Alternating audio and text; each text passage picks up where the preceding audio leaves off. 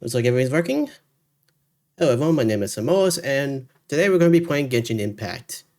The event we're going to be doing is some type of film one, where the Hydro Archon and a couple of other characters are involved. Now, I can't remember the characters' names off the top of my head, because I've never been good at that. I think one of them was Ayaka, and the other one's the Fireworks Girl. Her name I can't remember. Now, last time I tried to live stream, it seems like anytime I try to live stream, chances are the new viewer who shows up is going to be someone trying to sell me an overlay. Now, I'm just going to state this here. I got a low tolerance for that. I'm not looking for a new overlay. In fact, I'm not even looking for any new thing to put on my live stream. It's okay as it is. But they seem to show up, try to make small talk, then say, oh, by the way, I can sell you an overlay. Well, I'm just going to state this right now. You can kindly fuck off. I am not going to mess around with that. Chances are you're going to be a bot who's trying to fish me anyways. So, I'll just ban you right away. If anyone tries to sell me an overlay, you are banned right away. Now, I probably shouldn't have said the F word. But it was really getting on my nerves that the last few streams has been nothing but bots trying to sell me shit.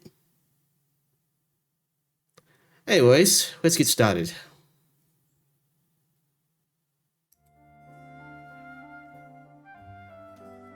Now, on today's agenda, we're going to be doing the film event. Actually, let me restart my intro.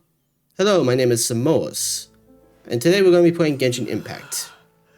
Today's agenda will be Roses and Muskets, the film event. And yeah, apparently it's somewhere around here. Or not. Weird, I thought it was. Oh no, it's over there. When it said Court of Fontaine, I thought it meant the actual court where the fountain is. Then again, I guess there is a fountain here too. Well, not much of one. Oh, there it is.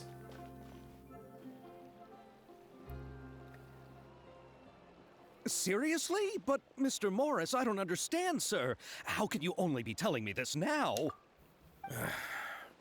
I'm afraid that there's nothing really I can do. I'm really facing a crisis. My hands are tied. But what about my film? Well, I'm afraid you'll have to come up with something on your own. Take it from me. Sometimes you just have to let things go. Same goes for this film festival.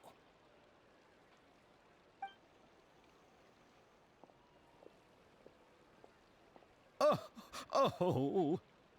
Hey, isn't that Xavier? So he's back in Fontaine now. Who? I think I'm supposed to know, but Xavier! they dress the same all the time. Hard to tell. Oh, why, if it isn't the dear Traveler and Paimon. I really didn't expect to bump into you here at this time. Yeah, who are you again? It's been a while. How have you been? Why is it one of the options isn't who are you again? Because sometimes they actually give you the option. Who are you again? It's been a while, I think. Well, I was doing just fine until I received some terrible news just now. The investor I was working with for my upcoming film has fallen upon some hard times and is no longer able to provide the promised amount of funds. Oh, hey, over there. Did you just find a different investor?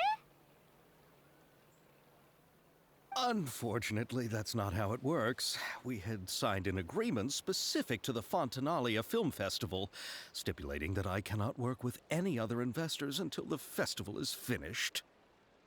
The Fontanalia Film Festival? What's that? Oh, is this your first time participating in Fontaine's Fontanalia Film Festival? Then allow me to fill you in. The Fontanalia Festival was established to commemorate the legendary Loch Knights, who went on a quest to search for the Oceanids, and eventually welcomed the Hydro Archonigeria. The holiday is deeply connected to the founding of Fontaine, as well as its unique laws and trials. It's one of the most important festivals for this nation. But what's with that weird expression on your face. It's like you're trying really hard to remember something.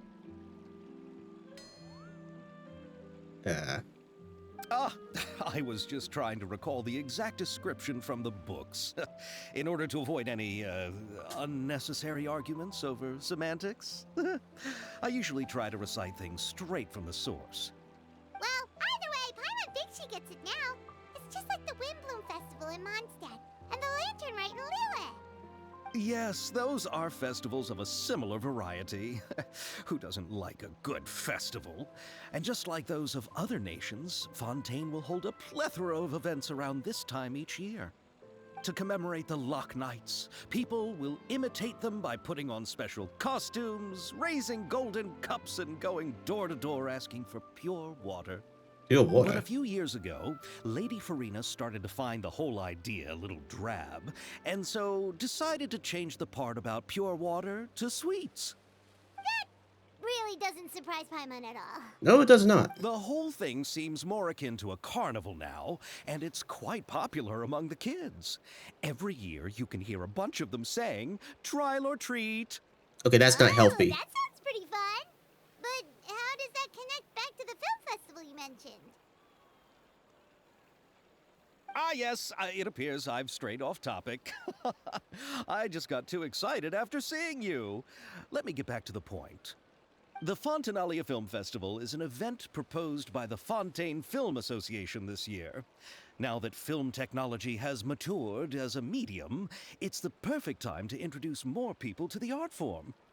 During this time, people may submit films to be evaluated, and the entry with the highest score will be given the Farina Award by the association. The what award? Is it a cake? The Farina Award. You know, after the Hydro Archon. They coined it while Lady Farina was still in power, but even though things have changed, no one has made any motion to update the name. Perhaps everyone still thinks of it as a pretty appropriate name. Even though she isn't the Hydro Archon any longer, Lady Farina is still Fontaine's superstar. Anyone with eyes can see the way she shines on the stage. Dude, spoilers. But yeah, chances are this will mention spoilers, but I don't have time to do the main story when I have to do this. Plus, Twitter X doesn't handle spoilers very well. In fact, everyone just raps about stuff all the time. Alright. Guess the name does work pretty well when you put it that way. Oh, but who would have guessed there'd be an issue with the funding? How will I ever explain this to Miss Chiori? Not to say all the other actors who traveled all the way here from Inazuma. Chiori? Sounds familiar. Where have we heard that name before? She runs a clothing store in the court of Fontaine, Choroi Boutique.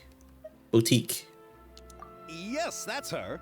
I asked her to oversee the event's art direction, including the design of the actors' costumes and appearances. Oh, Paimon remembers now! Navia said that her clothes were designed by Chiori, and Kirara's outfit too! How to describe her? Well, she tends to be pretty direct and can be very forceful when it comes to dealing with people. The fashion world in Fontaine has dubbed her the Thundering Seamstress. Her remarkable designs have led many Fontainians to become very interested in Inazuma. Anyway, Chiori is acquainted with all the actors I've invited from Inazuma. Without her help, I don't think I would have been able to get such an international cast for the film. She really is a kind soul. Who are the actors from Inazuma? Do we know them? Why don't the two of you accompany me to the Aquabus station to welcome them? Judging from the time, the Aquabus should be arriving shortly. Chiori will be waiting to meet me there as well. Alright, cool. Let's go to the Aquabus.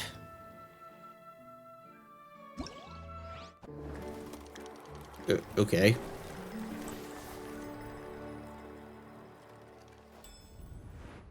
I see we're starting the games right away.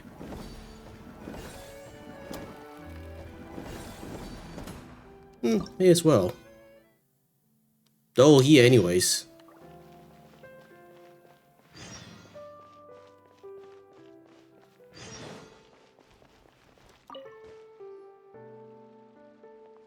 Take your positions. Form ranks. Muskets up. Take aim and fire. Repel the enemy advance. Come take part in the Special Security and Surveillance Patrol special event and experience the joy of being a musket sharpshooter. Not a concept we're too familiar with. Looking at the stall this god set up, Paimon can't help but wonder what the event she mentioned could possibly have to do with the Fontanian Film Festival. Ah, it's a Super Center boss level forces. What in the blazes are you doing here? Oh god. She is a slime game lover. If you do help me promote my booth, I'll be able to hit my quota for sure. Who in the what now? Blah blah blah blah blah forces thing isn't another weird nickname for Paimon and Xanmoas, is it? That's right, it's a title for you two for becoming popular among some members of the gods. You might not remember, but we actually met before, but considering how ordinary looking I am, and the fact that I'm just a mediocre sharpshooter, I'm not surprised I didn't leave much of an impression. Anyway, let's just pretend that this is our first meeting. I'm Trina, a Special Security and Surveillance Patrol trainee, and I'm in charge of handling all sorts of odd jobs for the patrol. Given how popular the film festival is, the Special Patrol is hoping to ride on its coattails by running a publicity campaign with the aim of spotting hidden talent among the citizenry. So ta-da! Behold, the shooting simulator on the table in front of you, known as the 1000-pace interdiction arc-minute sharpshooting zone. This thing looks like a little model of the Court of Fontaine.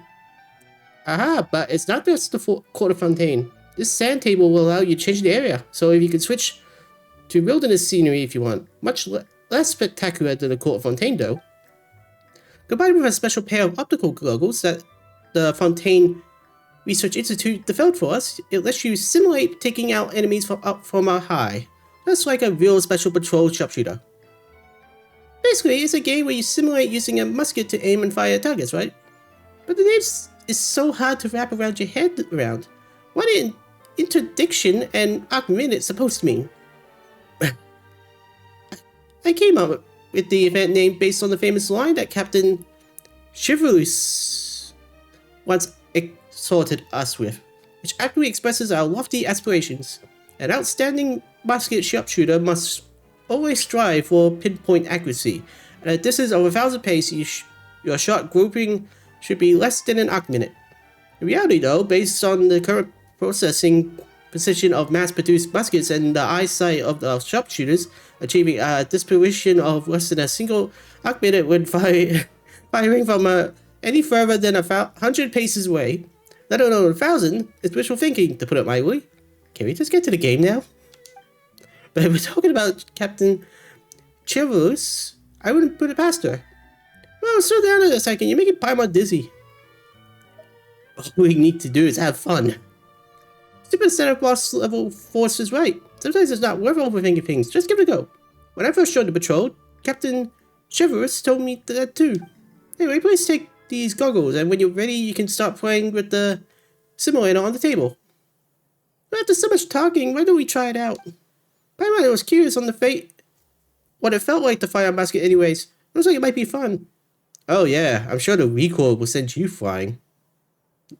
I mean, not that you're already flying, but I mean like a cannonball straight into that pillar. Just saying. Let's give it a try.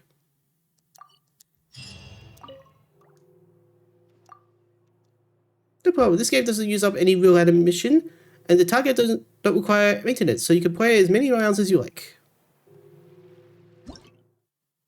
Oh, you could just set up a shooting gallery, but I guess that's too cheap.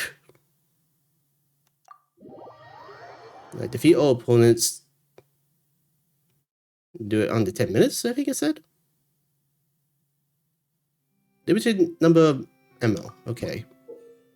1000 pace. Yeah, I'm not going to say all that. You will use a special optical lens to aim and shoot opponents.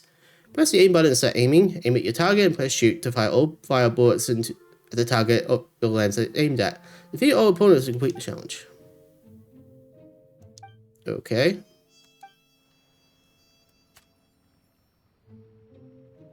Let's see here. How many bullets do I have? Oh, I got 50.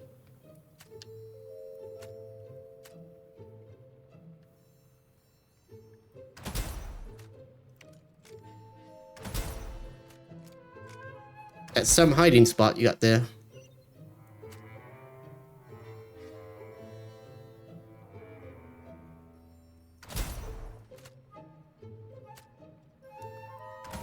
You saw nothing.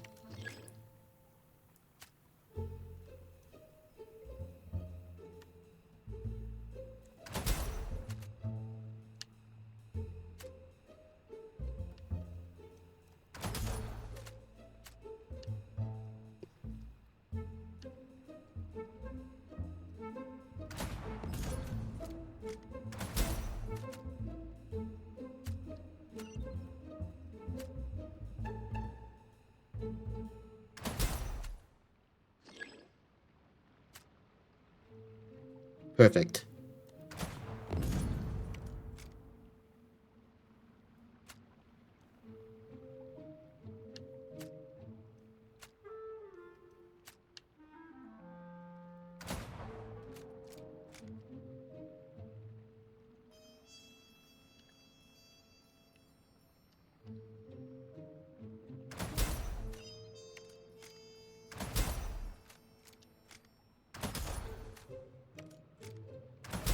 There we go. Wasn't so hard. Let's try this.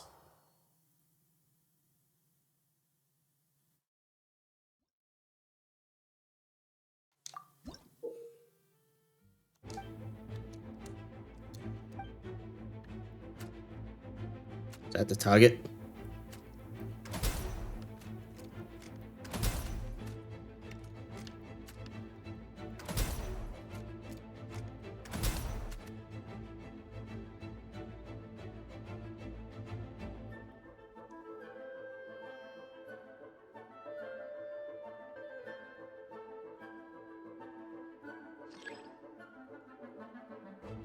Oh.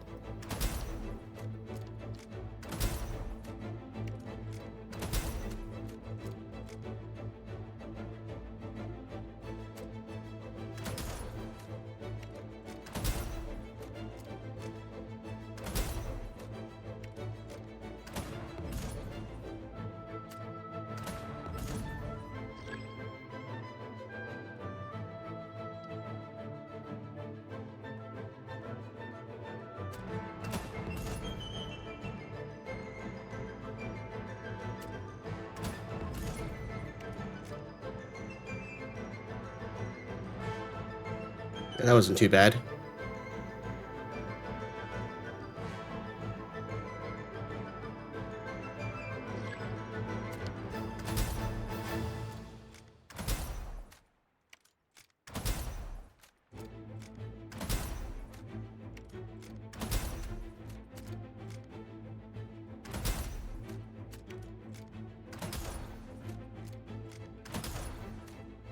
Come on, get away from it.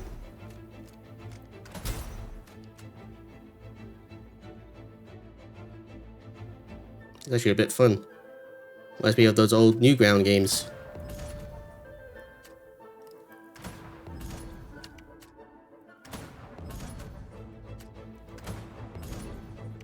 Ah, I missed one.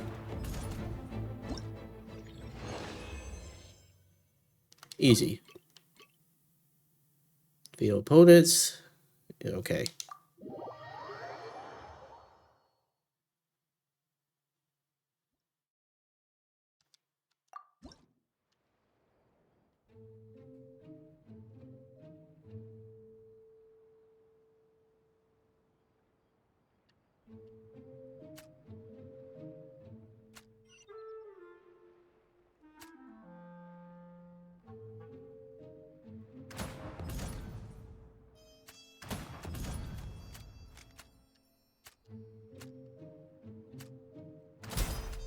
Yeah. You guys are terrible at this.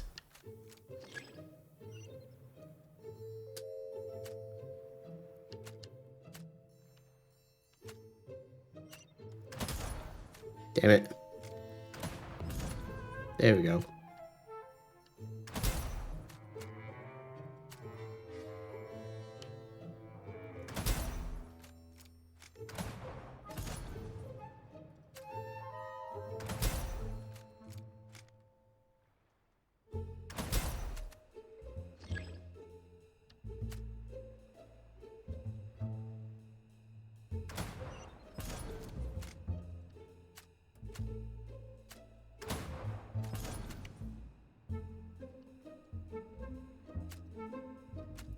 Hmm.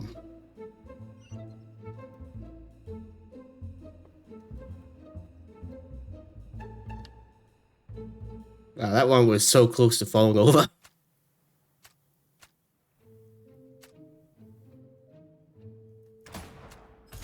Ah.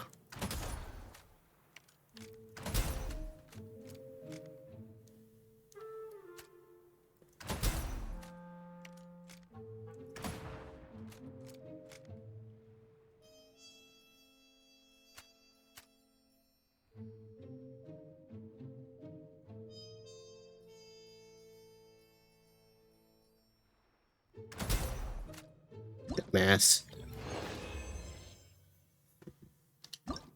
Had the right idea, but failed at the last minute.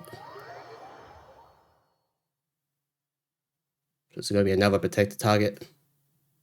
Yep.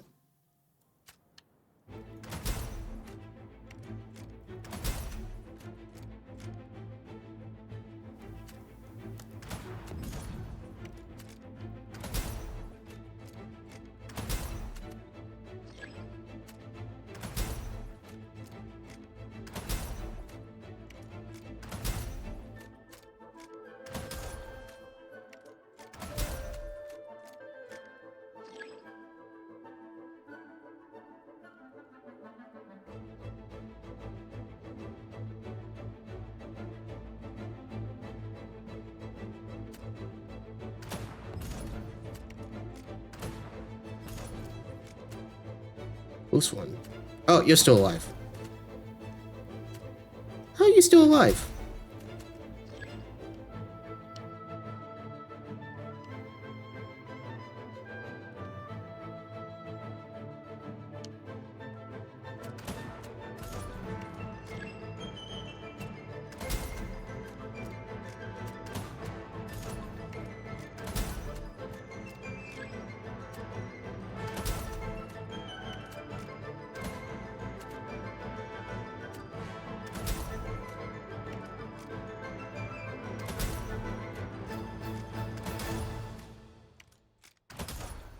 Leave the target alone.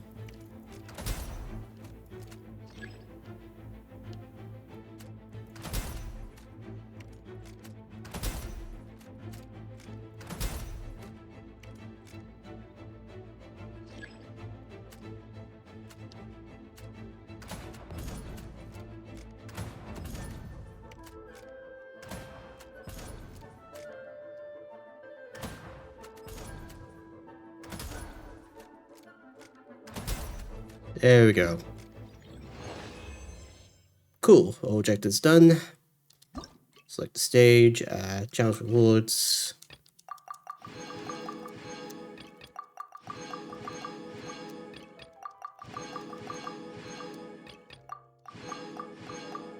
Cool. Yep, abandon it.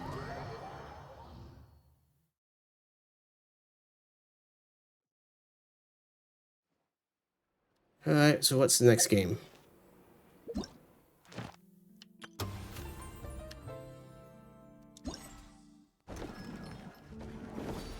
Trick shots, tricky lights.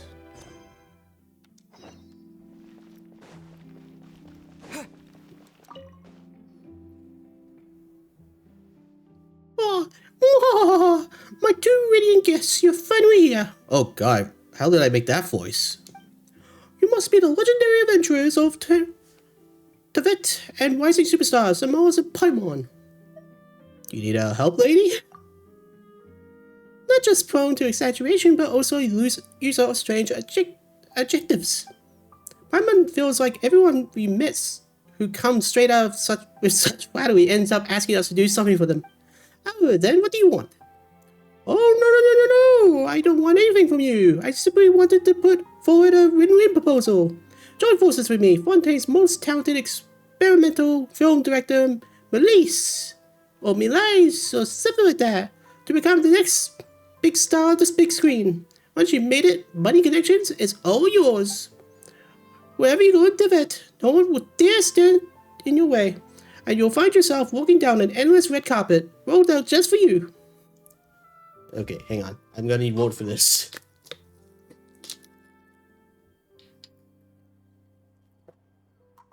I'd rather not attract even more unwanted attention, but I like it when people stand in my way. But we don't have much experience acting on camera. If it were true that we could get famous just by collaborating with you, then why aren't you already a super famous director, huh? And where are all the other stars that you worked with? You saw right through me. If only someone would set up a special training school for actors. I need someone who not only knows how to fight, but also how to control their expressions and inject emotion into their lines. In short, I need someone who could do it all. But such genius doesn't exist. Simply doesn't exist. So far, I've only finished planning the regular acting parts of my avant-garde production. I haven't even started on the action scenes, yet alone finished my first film. I'm worried that I have to resort to employing stunt doubles, so that's why you two are such perfect candidates.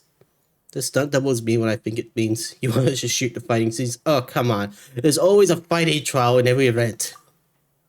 You hit the nail on the head. It's the perfect solution to having actors who can't fight. We're pretty good at fighting, but won't people be able to tell that we're not the same people just by looking at our faces? Really, yes, but the action scenes are absolutely central to my experimental production. If you do a good job, I'll make the regular acting scenes into silhouette shots. There weren't even many lines to begin with. I'll make the other actors cake themselves in makeup and adjust their silhouettes so they fit your profile. With a bit of lighting magic, no one will be able to tell the difference. In a way, the regular actors would actually be your doubles. Anyway, they aren't as well known as you two. I'll pay you royalties. So basically, if we help you, we'll be handed the starring roles on a plate, just like that. You also receive a large payment, and it'll do wonders for your reputation. And it really does sound like it'll pay off. What do you say, Xanmoas? I pass up such a juicy opportunity. Time to put our acting skills to the test. Thank you so much for lending a hand. What a dream come true. Then without further ado, please head to my experimental studio right away. There will be 4 fighting scenes in the film, each with a completely different ambience. Each scene will also have its very own special lighting.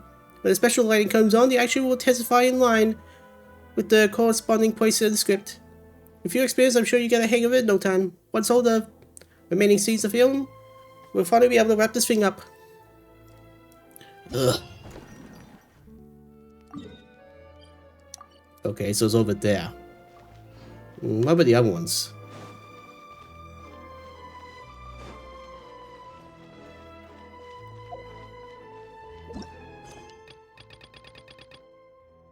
There's 2 nearby. And who are you, little Timmy? Or Pivot Lemuel? Great day, isn't it? Someone as famous as you, I bet people are always handing you the business cards. You know us? This kid is pretty sophisticated.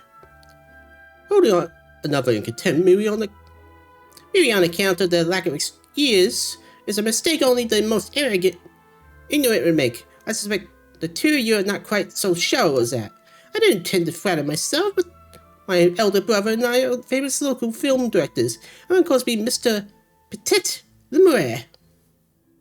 Do you plan on giving us your business card as well? Correct. I'm quite keen on learning more about your adventuring experiences.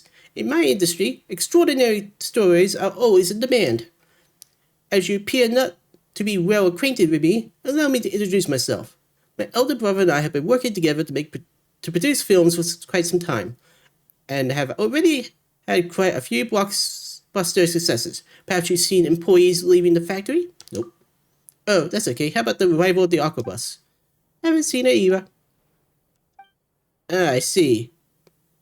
You guys are idiots.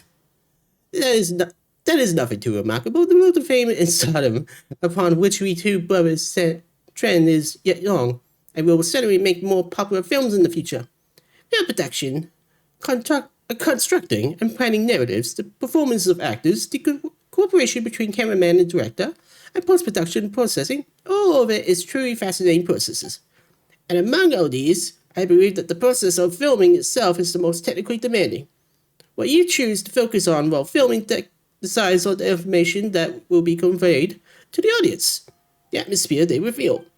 Of course, the narration is very important, but you cannot expect the story to rely on narration alone. 4 shots. I've always believed that you need 4 shots to construct the smallest visible unit of the story. Within just these 4 shots, a genius can work miracles. Would the two of you like to try? Seize this opportunity to reveal in the grammar and charm of filmmaking. So what should we do? It is simple. I will provide you with a few simple themes that have already been formulated into short scenes. The important thing is to try out different ways of handling both the narration and the camera, and combining them to film a few short scenes. Are the two of you interested? Our interest has been piqued, and my throat is killing me. It's only the start of the stream. Marvelous. Then once the two of you are ready, you may go to the filming locations I've already prepared. I will give you feedback on your finished products. Alright, so what's this? It's a camera shoot. Alright. Time for the last one then.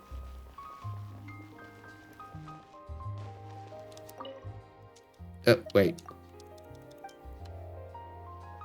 I missed it. Fontanian Film Festival. Great job. You really outdid yourself this time. As things stand, finishing the product before the deadline is nothing but a pipe dream. I'm not just in for a scolding. The boss is literally gonna kill me. Why's that young lady over there crying? Do you think she needs a doctor? I wonder if there's any professional therapists in Fontaine. Where did you get here? Thanks for your sir, but right now what I need is a doctor that can resurrect my dying career. I was pretty sure that that isn't something a doctor can fix. It's only a job. Worst case scenario, you can always get another one. Getting a new job is worse than dying. Everything you learn goes out the window and you have to start over from scratch. Just talking about it like this won't solve anything though. Why don't you tell us more about your problem? That might be a bit high considering it's a technical issue. Now, just how do I explain it? Well, first things first, my name is Helene, and I'm an engineer working for the Fontanian Film Festival's equipment supplier. I'm mainly responsible for developing audiovisual equipment. To achieve a certain effect while filming, our client requests us to develop a kind of stabilization platform that can carry film cameras while moving at high speeds. These stabilization platforms also need to be able to carry puppets that look like actors or model animals, playing the part of groups in the background. That way, they'll be able to keep the cameras fixed on the actors while moving at high speeds, or save them for having to splash out the cash to hire hordes of extras. On top of that, they insisted that each platform had to be less than a third of the cost of the camera, and that the lifespan had to be at least 30 years. How is anyone that picky, even for a master craftsman? Producing something cheap but doable that works well on hot is nigh on impossible. But I managed it. After all, the customer is always right. We even had fussier clients before, and I nearly run myself into the ground trying to satisfy them. And what's got you in the huff? The problem is I don't have anyone to test it.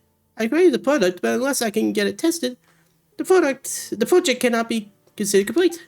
All the testers who have a basic grasp of mechanics or physically fit enough have already been employed by the Fontanian Film Festival for more important work. If the client receives a product that has undergone proper testing and it turns out there's something wrong with it, I have to cop up 10 times the original payment amount in what?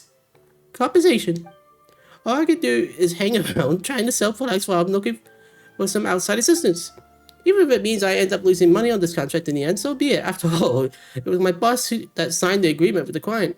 But I'll be the one on the hook if we have to compensate them 10 times the value of a contract. How do you even get a contract like that? We come this far, might as well tell us what testing involves. That's right, as long as it's nothing too complex, perhaps we can handle some of the simple stuff. But please, make this short, because my throat is killing me. It might not sound difficult, but it's harder than you think. To confirm how the stabilization platforms perform while running at extremely high speeds, I set them to avoid anyone who gets too close mode. The test has to run after stabilization platforms within a specific area and chase as many platforms as possible into the target area as quickly as possible. For someone with poor stamina like me, chasing a stabilization platform more than a few steps is enough to make me collapse from exhaustion. It's just a bit of running around. No need to describe it. Pyron's positive this will be a piece of cake. It's just a few machines, just you wait. We'll be on hot on their tails in no time. We might even end up overtaking them if you're lucky. Testing limits and that sort of thing is a walk in the park. For real? What, genuinely? You're actually serious? Then, I'll pay you, please. The commission. We won't say no to that, but under the circumstances, if we accept too much of your money, our consciences would forgive us. Just pay us however you would usually pay your testers. Miracle workers, that's what you are. Not just doctors, but miracle workers. Here to resurrect my dying career. The tested site is an empty domain near the city. Well, I'll leave you to then. You have my undying gratitude. After this many years in the business, finding a bit of luck, the boss will be killing me tomorrow after all. After you finish this job, perhaps you should consider switching bosses. Ugh. I don't know why this game allows random advice as a standard. What they really should be doing is make it, unless you have co-op mode on, do not send invites. Let me just fix this real quick. Because I always set this to reject join requests, but it never works. Because it always changes. Plus, it's always random people, so I'm not gonna trust random people. Alright, where's this one?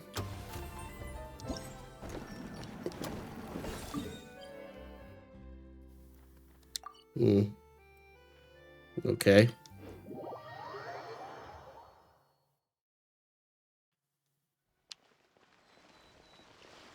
Wait, what? Is a domain?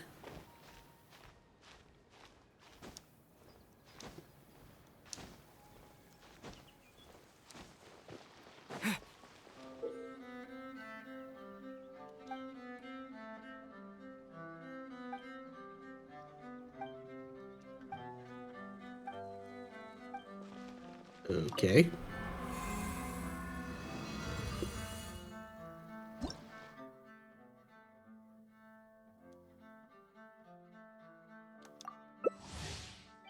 Wait, this is co-op?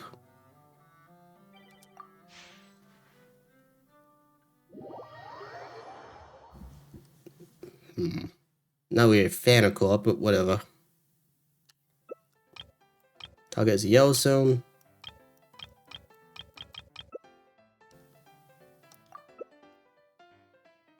Guess I'll just learn as we go.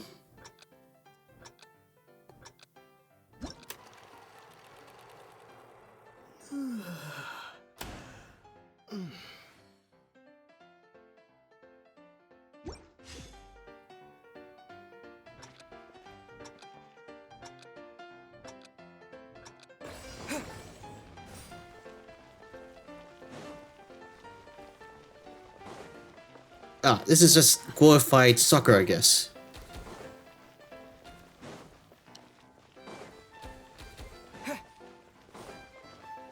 A weird kind of soccer.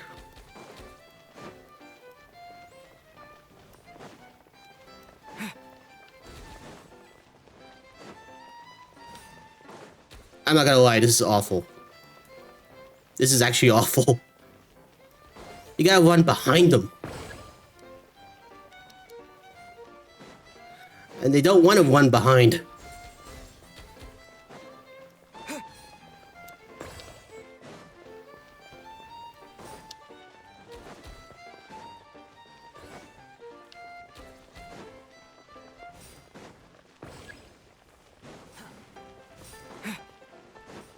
Quit following me.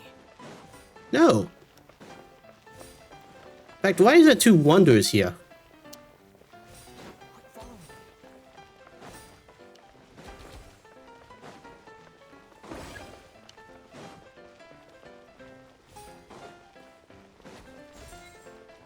So even everyone else here is confused. They can't control the balls. Or these, like, seal balloons.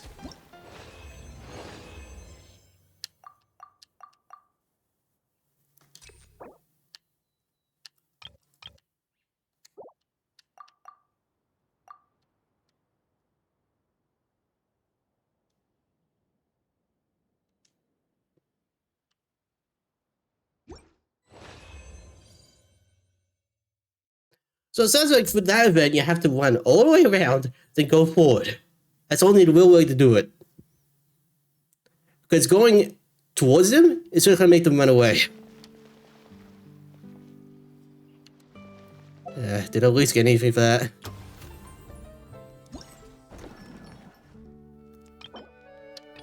What?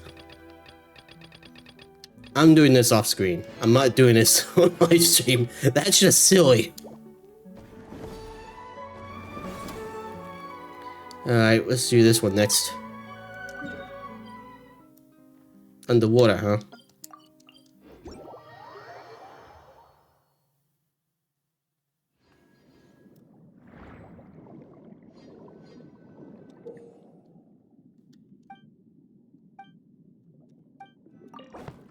Not just played by the net is lost amidst the underwater seagrass and cannot find her way. When she looks up, the sunlight illuminates her face with the water surface showing her the way forward. Ah, so it's Lynette playing this. Control the environment that the actress played by Lynette is lost in. That sounds about right. Film how the actress played by Lynette looks as she swims through the seagrass. Highlight the bewildered expression by the actress played by Lynette.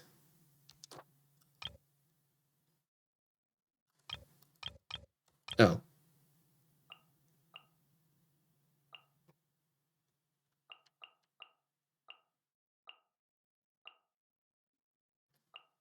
Time for afternoon tea. It's probably this one.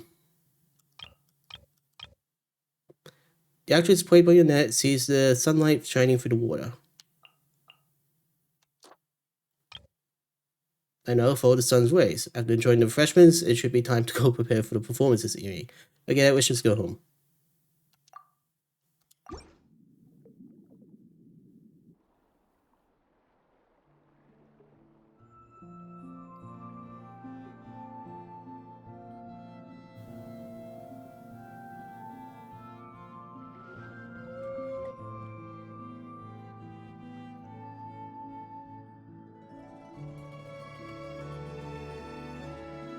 Alright, did I already fail the first one? How? What did I do wrong?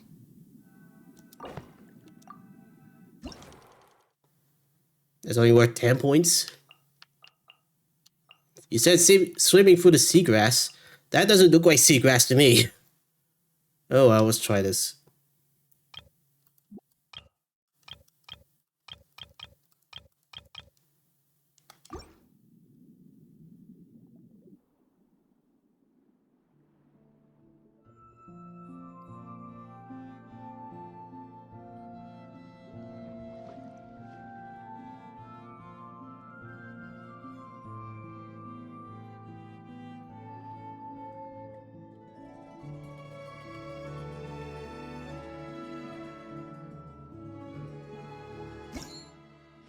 Good thing they can breathe underwater. What? Still 2-star? Oh god. Alright, let's see. That seems like the right one. White one, white one, white one. Is it this? Doesn't seem right.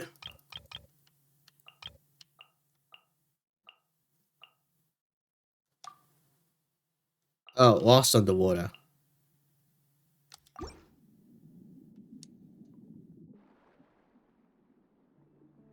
Okay, now it should be 3-star.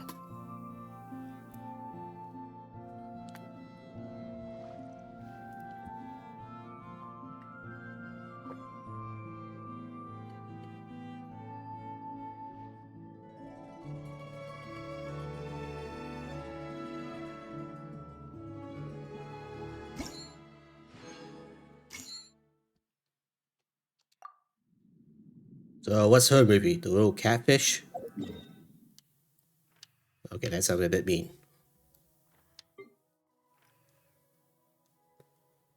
What's the other one?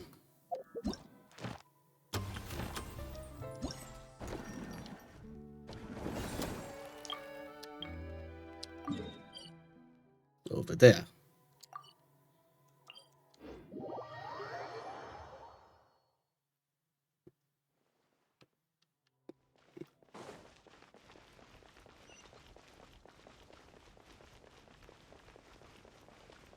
Actually, it probably sounds better as a little cat maid.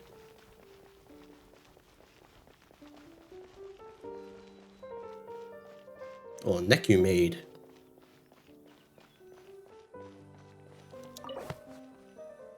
Under the Salted Sun, the protagonist, played by Navia, is waiting to meet her friend, played by Paimon. The latter cannot endure the merciless sun and appears listless and downcast before the protagonist's eyes. The protagonist takes out the umbrella and sunglasses she prepared, indicating to her friend to take shelter from the sun together. No, you cannot make Paimon cool. That will destroy the universe. I like the impressively sunny weather. Film the actress played by Navia. Rating and show the actress played by Navia's expression. So that one. Film the scene of the two actors meeting. Show the expression played by the actress played by Paimon as she rivers in the sun. Okay, so there's kind of different ones. Probably this. That sounds like her. Film the actress played by Navia as she holds the umbrella and sunglasses.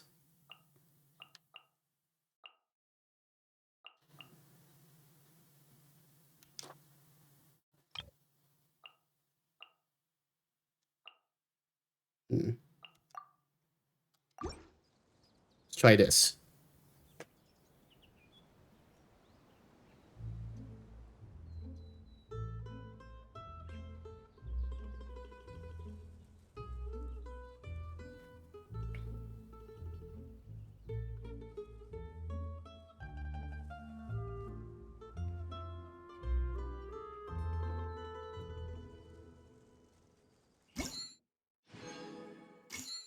Cool.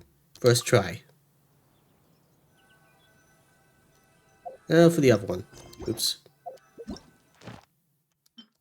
That one.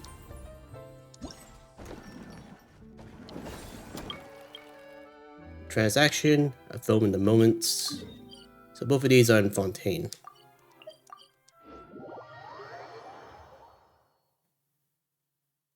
Yeah, I get it, Paimon. We'll deal with it another day.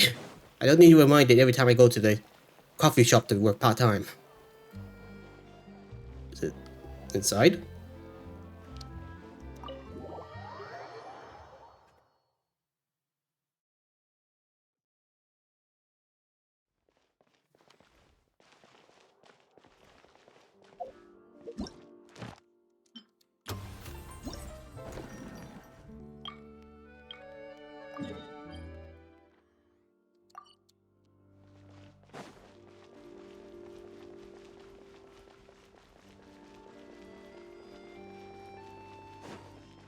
There it is.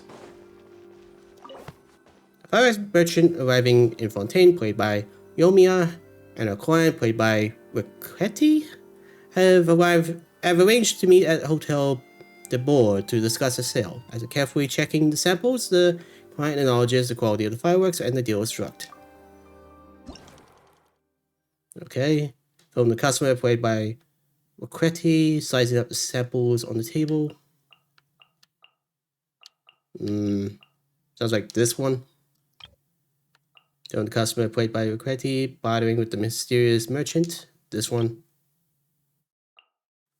Was you not meet the requirements of the Merchants Association? Radar. Hey, can you guarantee the effectiveness of this product? Reveal the identity of the mysterious merchant. The Yomiya. The seller, played by Yomiya, displays the branded products to the customers.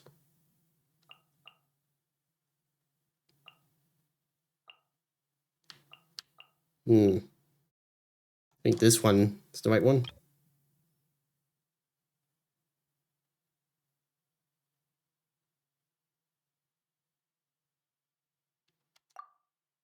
This one.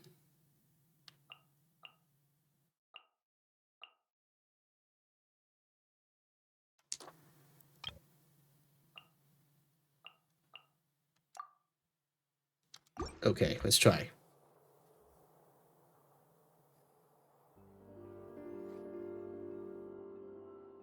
The Palais Ammonia's idea of crisis awareness defies words. Hey, shut up, whoever's talking.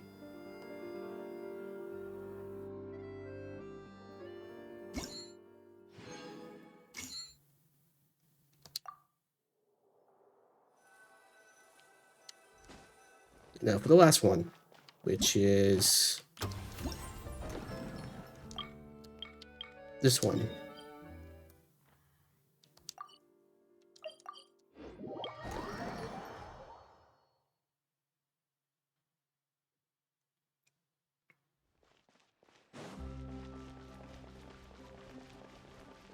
Somewhere around here. There it is.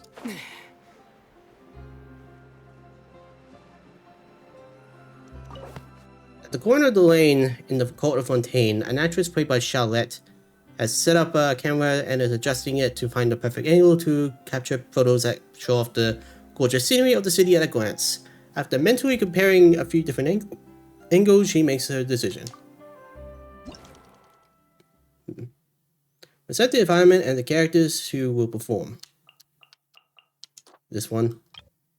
I like the actress played by Charlotte demeanor as she ponders.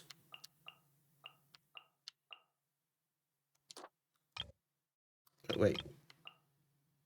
Explain the reason why the actress played by Charlotte has set up the camera at the lane corner. Okay.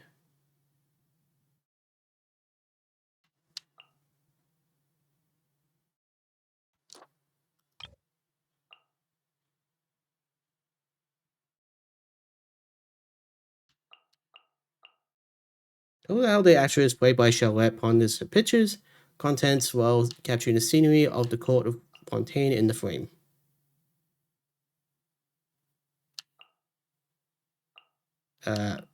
These two seem right, but boy, this one. Oh wait.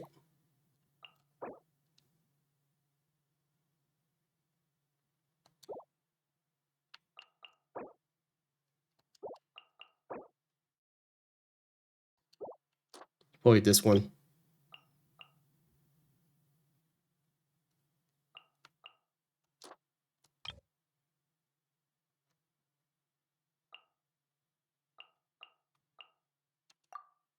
Okay, let's try.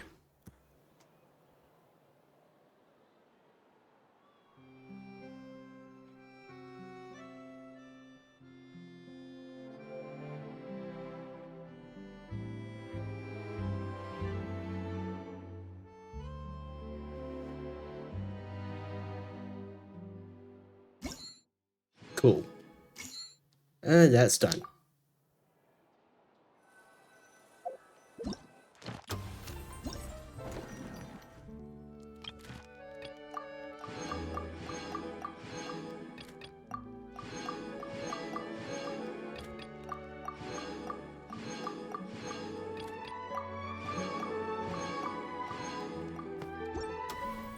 Alright, now for the last one, which is the, sounds like a battle trial.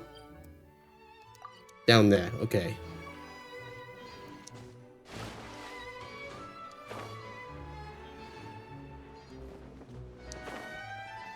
Oh, that was actually decent landing.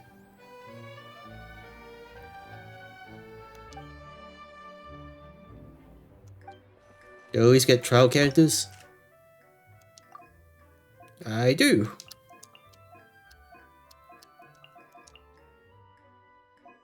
Hydro shockwave centered around your active character every 4 seconds. All quiet damage dealt by party members will increase by 60%. Okay.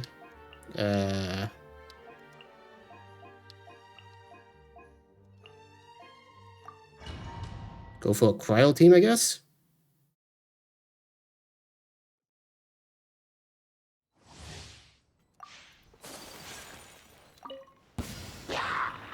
Whirling snow. Kamisato art. Sumetsu. Yeah. Come on, we can do it. Lights out. Did I forget to set the rank or the difficulty? The rock, stay on us special. Take flight.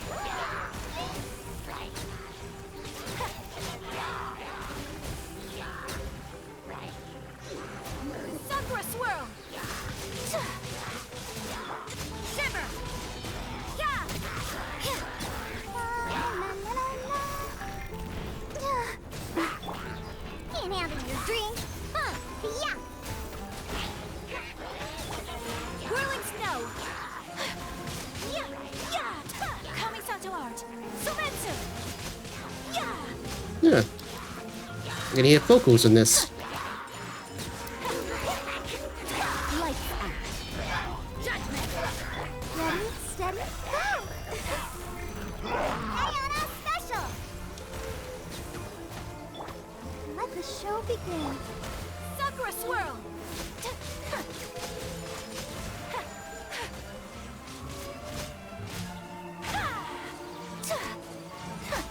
Oh no, they turned into some Meru monsters.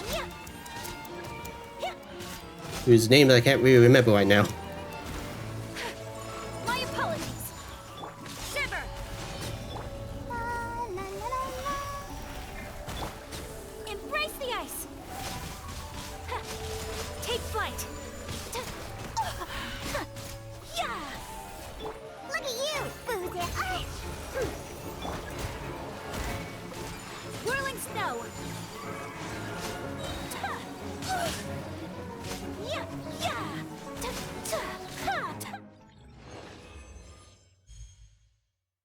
Okay, maybe I should do that again, but with the score multiplier of 2.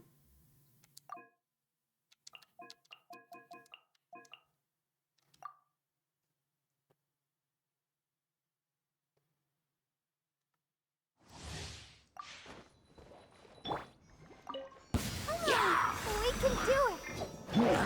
Sakura swirl. Take flight. On the rise! Diana Special! Punishment. I'll protect us.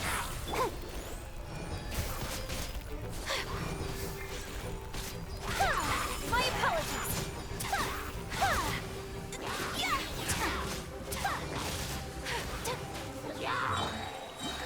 Ready, steady, go! Kamisato art. Sumetsu. Whirling snow. Shiver. Can't handle your drink. Take flight. Unthinkable.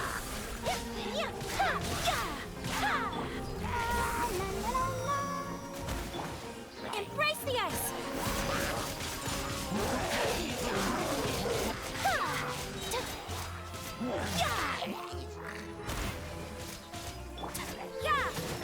Punishment.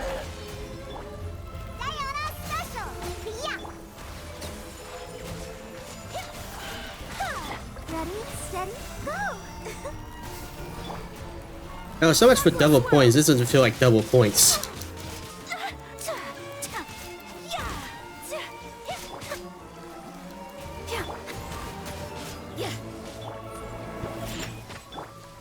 My apologies. Shiver.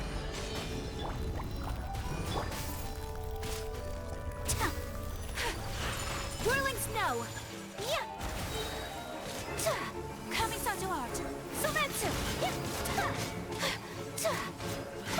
Look at you, Boozer! On the rise! La, la, la, la, la. Let's dance! Yeah, that was definitely not double points.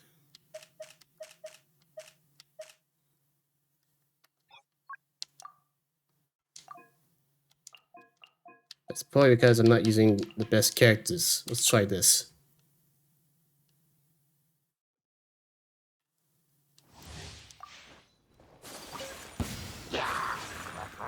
Sakura swirl. Come on, we can do it! Power that ended high shot.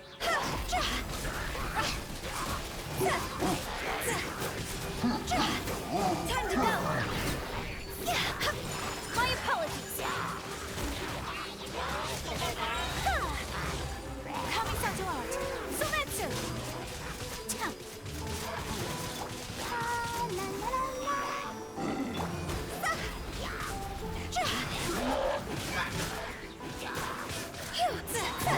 Cross over.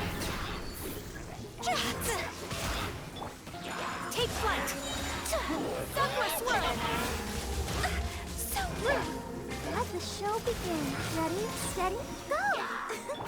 To ashes.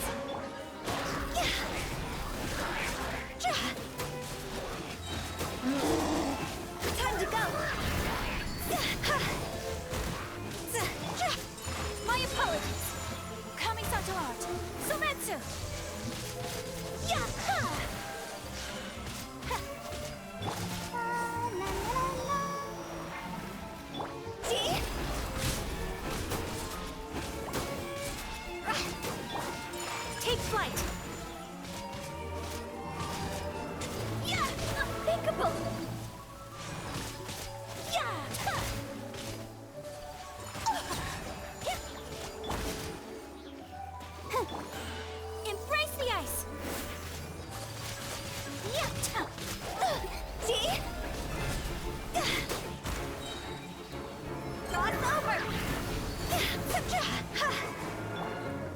My apologies.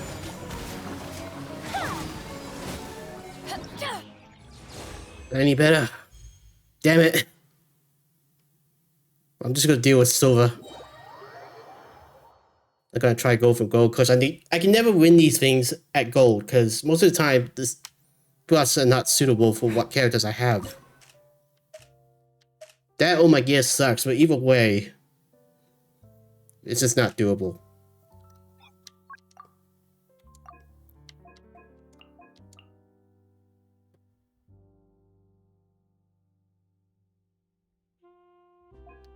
Okay,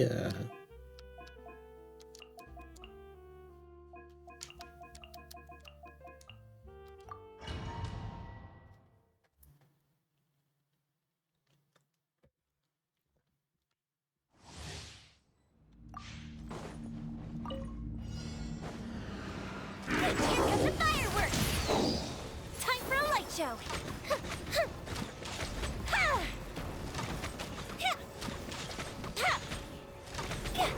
be slow. Grand finale and step. Power that isn't Python!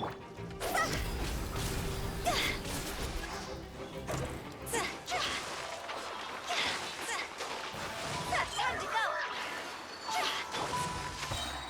Break a leg. Coefficient down!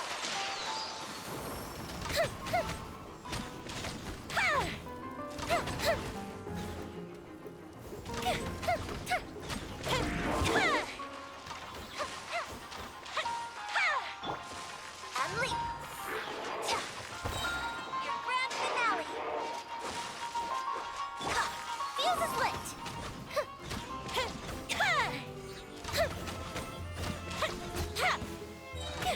Here come the fireworks!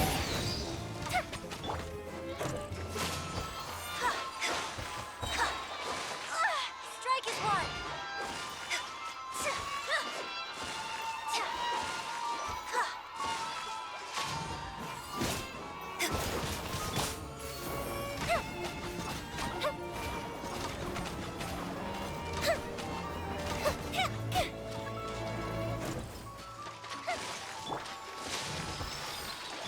Higher, higher, hands on fire! Fire hazard!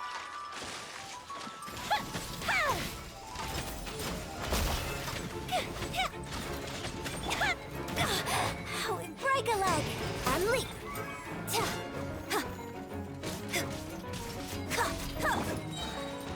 Let's dip retreat!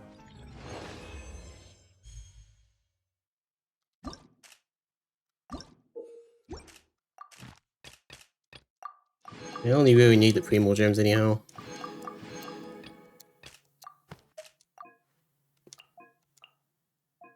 When characters have less than 70% elemental energy, their energy recharge is increased by 50%. Okay, not too bad.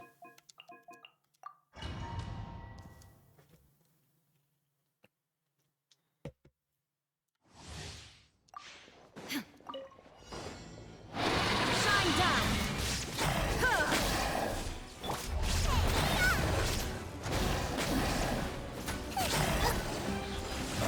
To ashes! See?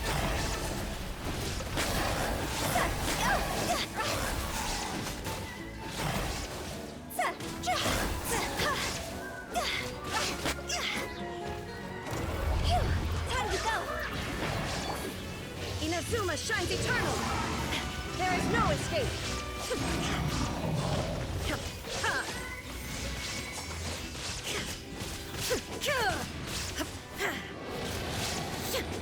Lady, how are you bringing these monsters in here? Boba, get them. Torn to oblivion! Illusion shattered! Power that isn't hot!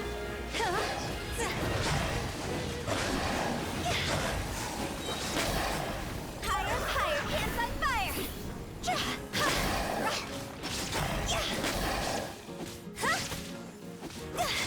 Shine down!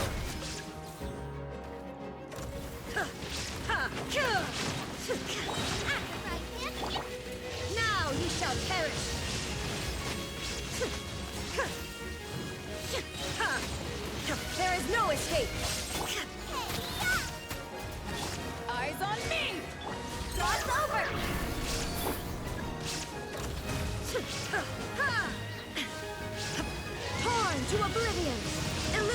shattered. You're toast! Higher, higher, hands on fire! To ashes! Shine down! Inazuma shines... Damn. Still gold? Come on.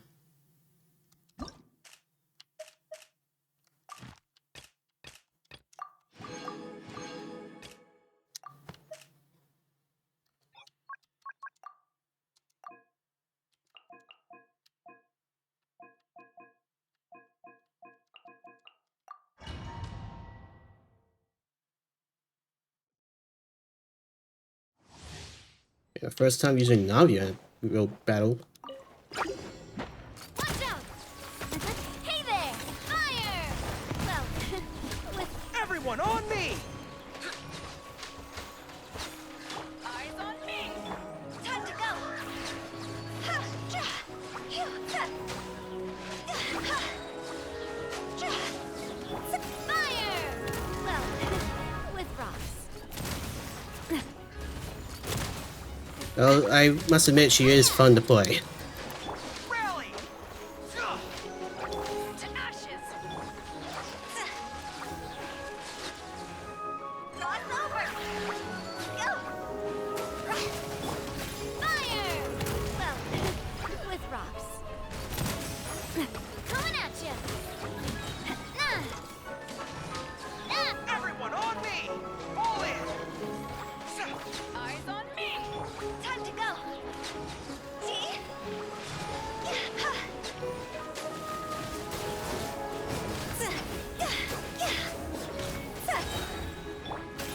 A proper send-off from the speeder with love. Hey there! Hey there! Rally! Power that ended high thought! Cross over!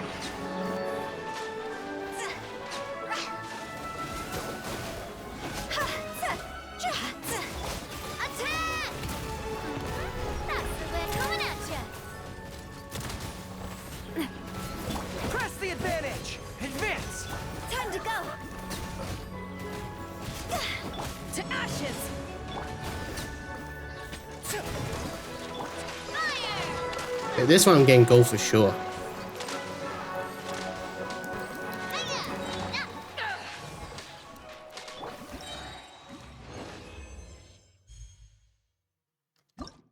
And that's all the events. Now we can get on with the story for the event.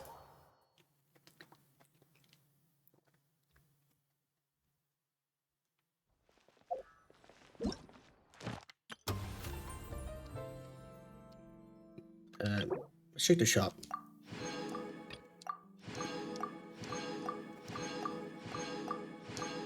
Cool.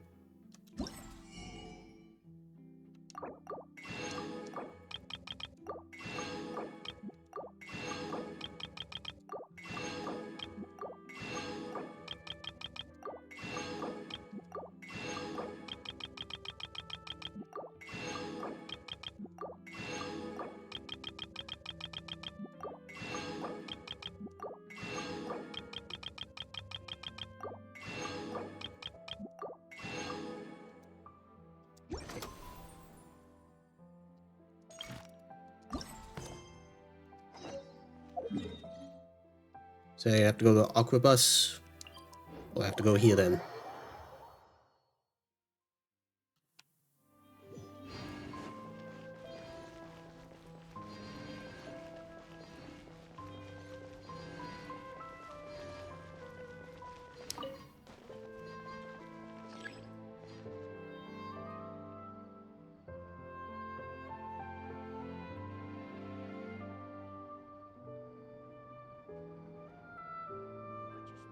Do do do do do do do do do.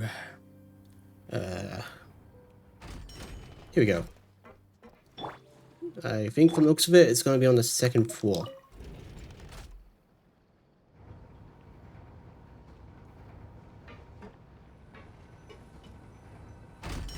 I was correct. Hello, new lady.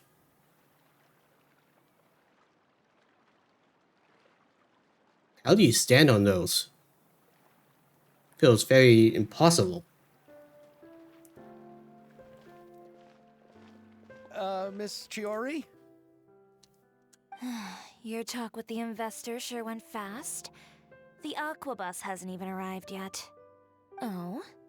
And who are they? Allow me to introduce you. This is the Traveler and Paimon. Pleased to meet you. Likewise!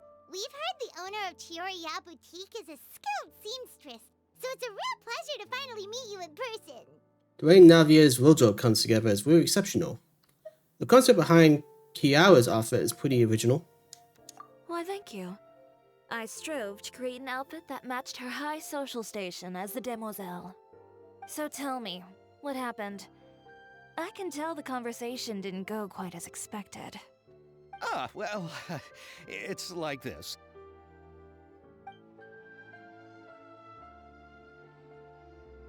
He said no. The end. I know, Chiori, you don't have to say it. You did remind me that this investor was a little bit sketchy. Yes, there's no doubt about that. But how could I pass it up? He offered me twice as much as the others. And therein lies the problem. Yes, but just put yourself in my shoes. After obtaining such an excellent script, it's only natural that I would want to make the most of the film. The budgets that the others had proposed were nowhere near enough. It's difficult to find someone willing to front such a large amount of mora, so... Don't be sad, Xavier. We might be able to help scrounge up some more together for you. Wait, why? Thank you, Paimon. That means a lot to me. But the cost of the film is staggering. I'm afraid that any mora we can scrounge together in a short amount of time won't even be able to cover the actors' fees. We need to move on. What's happened has already happened, and there's no changing it. But now's not the time to give up. What? You're saying that you have a plan? No, that's not what I mean. I'm simply saying I wouldn't give up just yet. The actors I recommended aren't just after Mora after all. How the hell did you do that?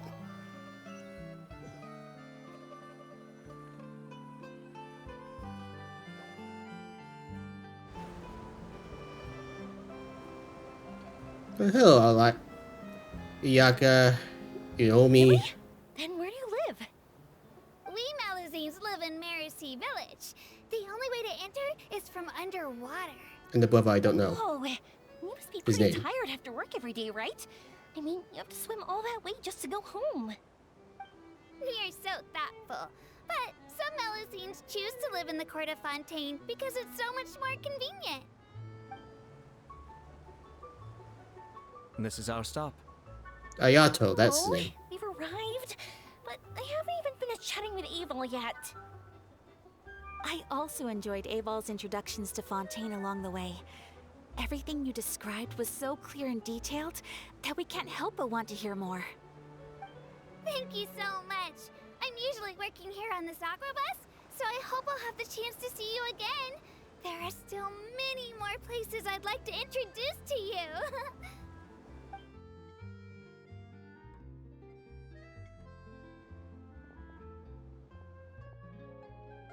Welcome to the Court of Fontaine. Chiori, you sure have changed a lot. This is the first time we've seen you since you left Inazuma. I haven't realized it's been so long. I was in such a rush when I left that I didn't even get to say goodbye. Thank you for extending the invitation, Mr. Xavier. I'm looking forward to a fruitful trip here in Fontaine. It's an honor to have the head of the Kamisato clan visit us.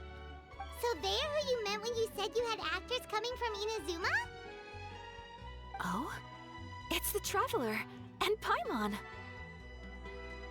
Wow, what a coincidence! Ayaka and I were just talking about you on the way here. Are you also here for the film? We just ran into Xavier earlier and came over with him.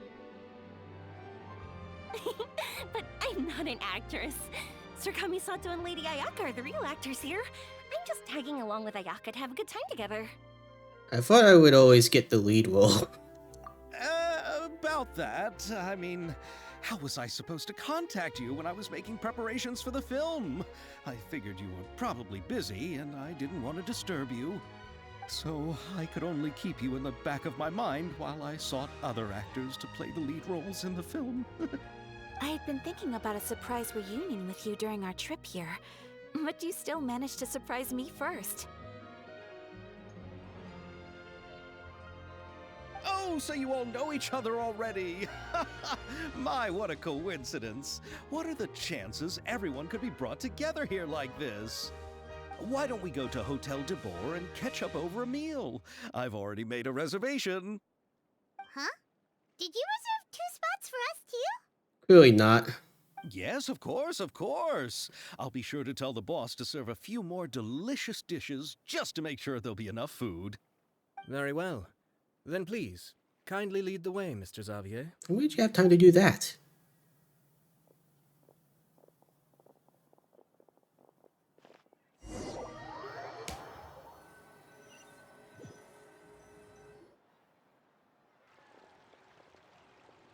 Wow, the buildings in Fontaine are so tall. Just look at how big they are. And Not there's really. the fountain that Aval mentioned earlier. It really is a magnificent sight. And look at that huge spinning sphere. Where does it get its power? Wait a sec. Could it be one of those clockwork mecha we've heard so much about? Okay, to the hotel then. Let's say here somewhere. Nope.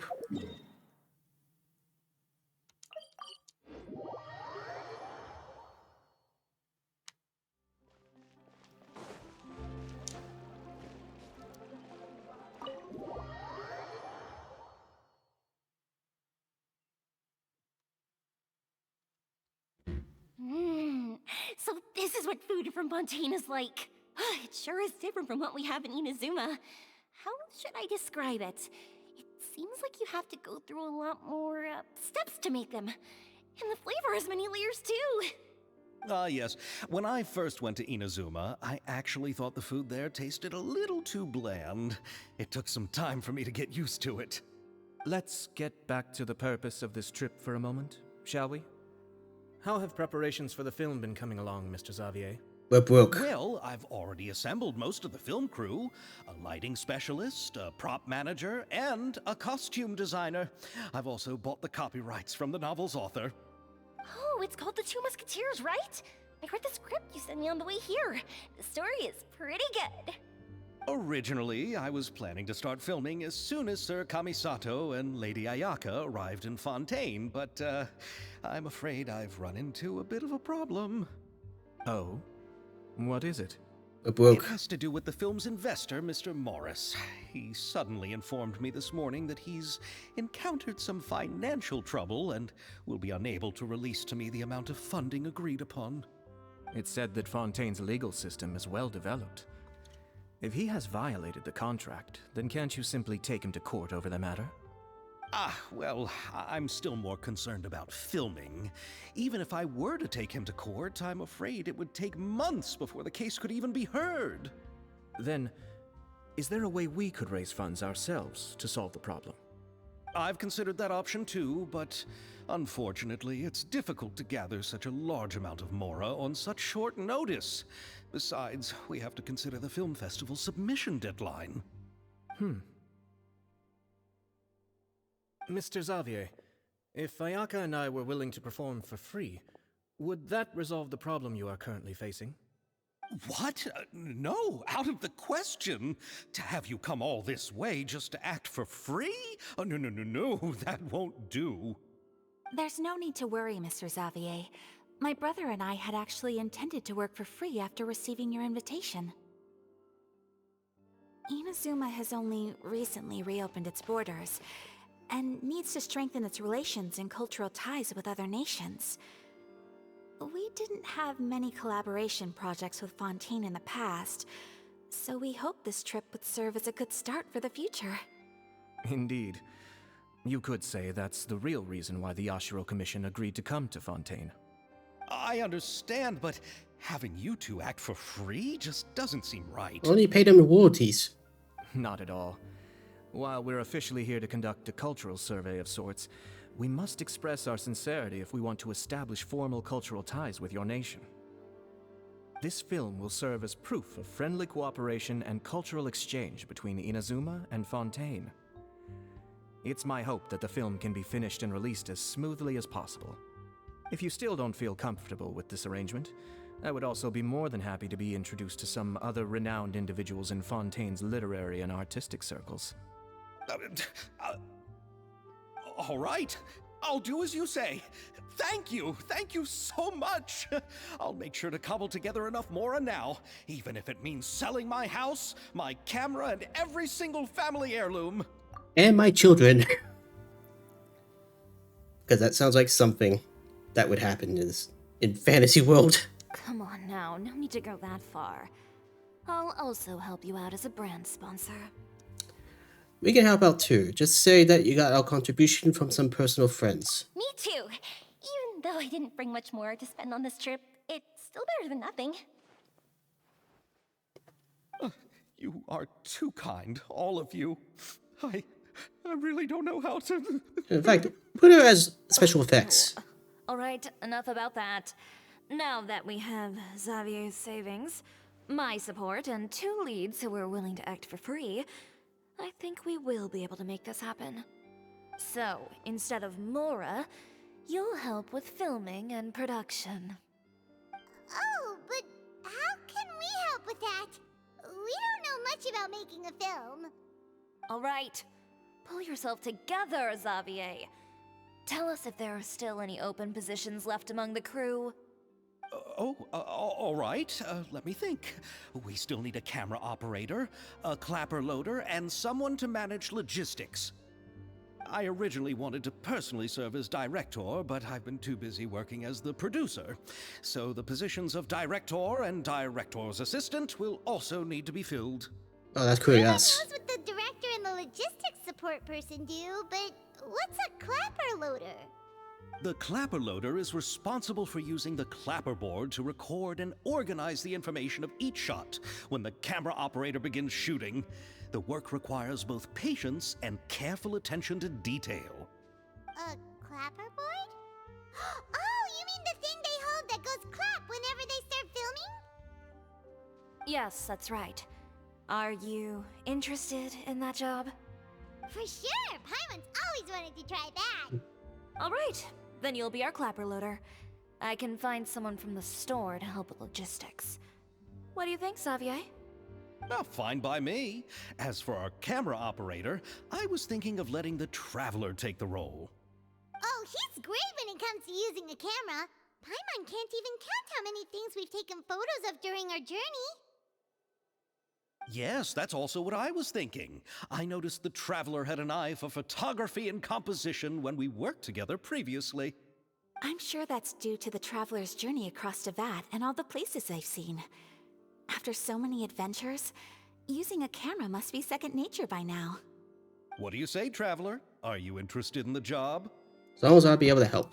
Lights, camera, action. Thank you. It really means a lot to me. Come on, friend.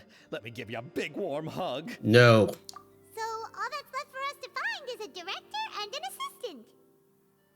Oh, me! I want to be the director's assistant. All we need to do is help the director, right? I can handle that. All right, then all we need is a director. Oh, all the well-known directors in Fontaine are probably also busy working on their own films these days. I'm not sure who will have time to help. Oh, Farina helped out a theater troupe recently by serving as an artistic consultant. She could be a good director, right? Besides, it's not like she has anything else to do right now. Ow. Farina? Do you really think Lady Farina would be willing to help us with our humble project? Isn't that the name of Fontaine's Hydro Archon? My brother has already informed me about what happened here in Fontaine. Yeah, she owes us one. That's her. She helped out a theater troupe Oh, not too Will. long ago, and now she's taking up work as a director. When I do the story. Well, I saw that musical. Her performance was perfect, and the storyboards were also excellent. don't let her former identity intimidate you. She's the best candidate we can think of right now. You'll never know until you give her a shot.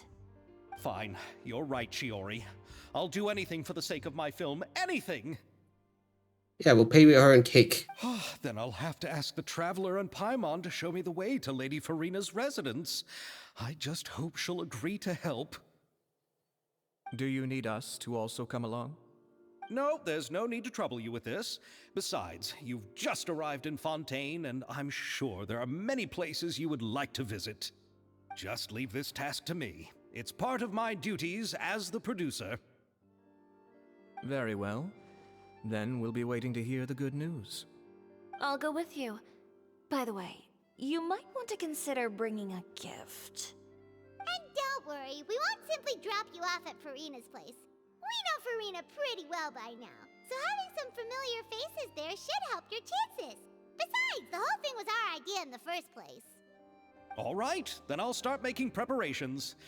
As for the gift... Cake. Cake. A gift for someone who was once seen as the Hydra Archon. I wonder what she would like. Cake. I recall that Lady Farina once fancied a clockwork ring, so perhaps I should get another exquisite clockwork contraption for her. Wait, really? Huh? Can't we just bring some desserts, like the Fontanalia mousse? But wouldn't that be a little too cheap? She does like desserts, though. Isn't the Fontanalia Festival happening right now? I heard Evil tell us on the Aquabus that Farina introduced the tradition of going door to door and asking for sweets. To do something like that, she must have a real sweet tooth. I agree with Yoimiya. If the gift is too fancy, it might actually make her feel more uncomfortable. Alright then, let's go buy some Fontanalia mousse. Where do we get that? Oh. But will that really be enough? We'll be asking her to do a lot of work, you know. She'll be overjoyed. You're right. We need to further sweeten the deal. Huh? You want something even sweeter than Fontanalia mousse? Yes, we'll need a gift that's sweeter than any dessert in the world. Cupcakes. Well, what could that be? Your words of praise. No. Last thing we need is her ego growing up. By the way, Paimon. You want to be a crapper loader. Well, it suits you fine for being a freeloader. You go ahead. No need to worry about us. Oh, I hope Farina will like the gifts we prepared. Oh, and if you still think we should get something else for her, just let me know. I should be able to make some fireworks.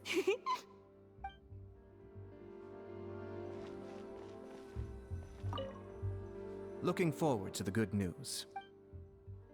Man of few words, I can respect that. Is anyone else still here?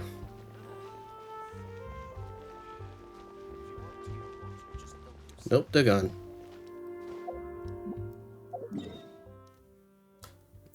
Wait, her house is there? Huh, I'm expecting it to be in the court.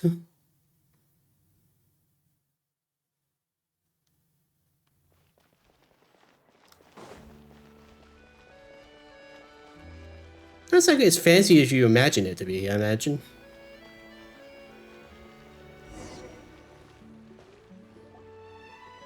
We're here! This is where Farina lives.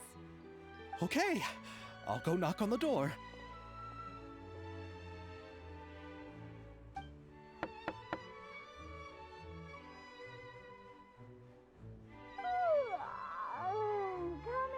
Coming.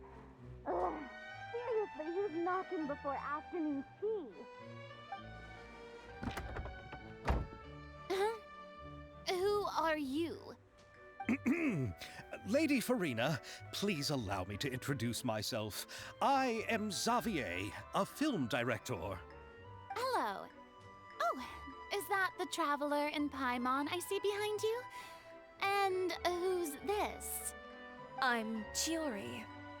Ah, the one everyone from Chioria Boutique. Hello, hello. So, what are you all doing here? Do you need something?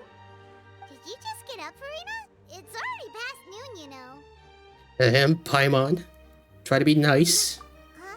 Oh, Paimon means the weather is so nice in the afternoon and the sun is so warm. Just like how you make us feel. Sleeping in late is a really smart idea. Okay. No. I was just up late last night reading some novels. What does sleeping in have to do with the weather? This is a small gift we've prepared for you, Lady Farina. We hope you like it.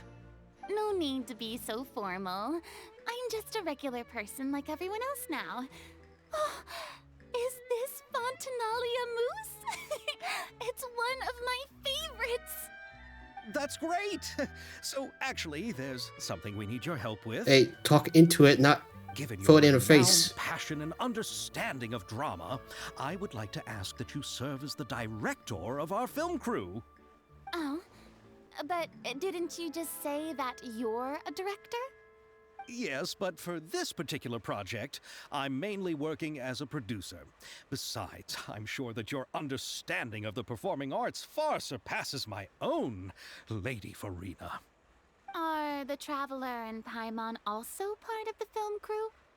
Yep, we sure are. Paimon's the clapper loader and he's the camera operator.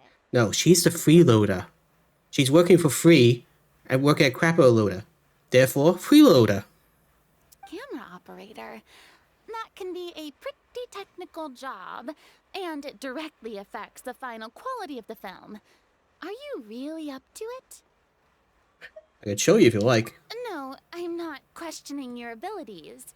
It's just that I've never really seen you use a camera before. No, but the game certainly makes me do it. Maybe you can come up with a test for the Traveler and see for yourself.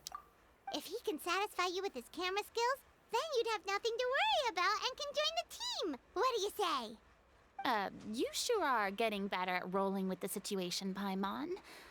Oh, I do wish to see how skilled the Traveler really is with a camera. Alright, how about this? We'll work with what we have. I'll give you some scenarios and see if your work is up to my standards. Whatever you say, Director Farina. Very good. It's essential for the camera operator to understand the director's vision. I'll make my decision after seeing your work. Are you ready? I have high standards, you know. Sure you do. Yep, I'm ready. Okay, grab the camera and I'll give you a scenario. Doing more of this. Estelle is the boss of Bellamont Workshop and has always been proud of her forging machine. As it can only precisely control strength or temperature, it can also take no effort from the blacksmith. Let us film a promotional video for a workshop. Remember to emphasize the superiority of a forging machine. Yep, we're doing this again. With more dialogue.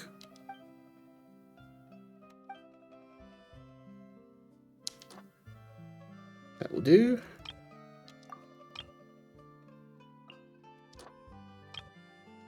At least I don't have to worry about dialogue.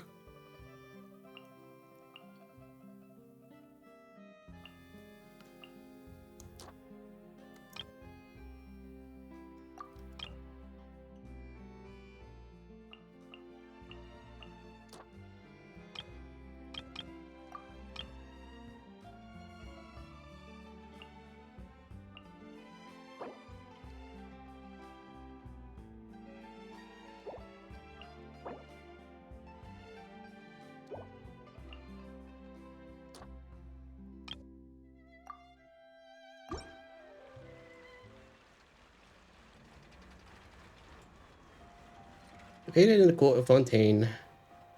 Workshop is for weapons. Machine can do da da da. Look at that machine pound that rock.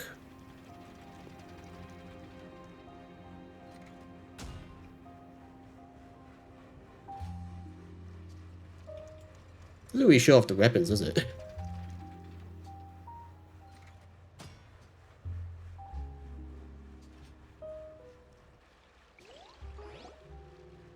Oh, it appears that you have more skill skill than I thought. Thank you. All the shots had a great composition, and I could really feel a connection to the characters and their lines. So what's the verdict? Yeah! Does that mean you agree to be our director, Farina? Nope. Did you think I would agree just like that? After our performance of the Little Oceanid, I've begun to make a name for myself again, you know. In fact, I've already had several troops approach me for the Fontanalia Film Festival. Unfortunately, the scripts were all pretty boring and didn't pique my interest. You know, Farina, you know you want to be friends with us. No need to be uptight about it. If others were to find out I agreed to work with you so easily, then, well... Hey, but didn't we have a deal? What else do we need to do to convince you, Farina?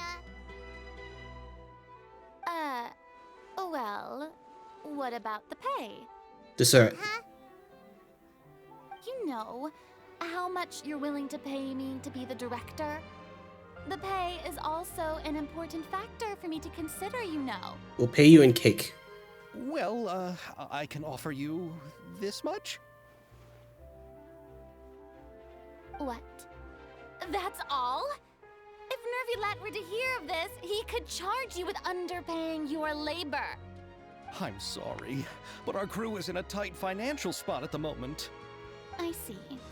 Well, even though it's highly unlikely now that I'll join your crew, there's still something I'd like to ask. Exactly what film are you planning to make? Oh, our script is an adaptation of The Two Musketeers. Huh? Wait, you mean the suspense thriller novel that was a #1 bestseller? Oh, so Farina's read it too.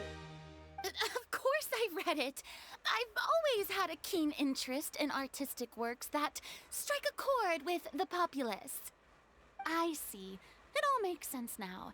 You must have used most of the budget to pay for the copyright. Wait, you did? Not really. The novel's author transferred the copyright to me practically for free once he heard that I wanted to make a film adaptation of the story.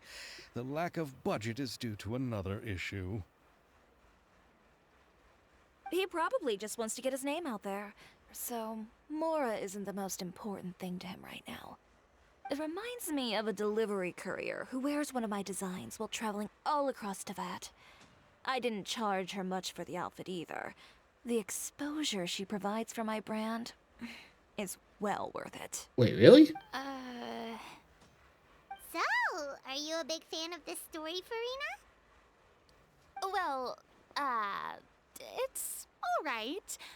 The pacing of the story is good, but the character relationships could use some work. When I was reading it before, I always felt like some things were left on a rather unsatisfactory note. I have high standards, you know. Ahem, Mr. Xavier, if, hypothetically speaking, I agree to be the director, how much freedom would I have in terms of script revisions and creative interpretation? Say all of it. Say all of it. Oh, as much freedom as you would need. I wouldn't dare doubt the tastes of Fontaine's greatest star. Good. Then I'm free to alter the script as I see fit. Absolutely, no problem. We're counting on you, Director Farina. Now's your chance to make a film that you love. All right.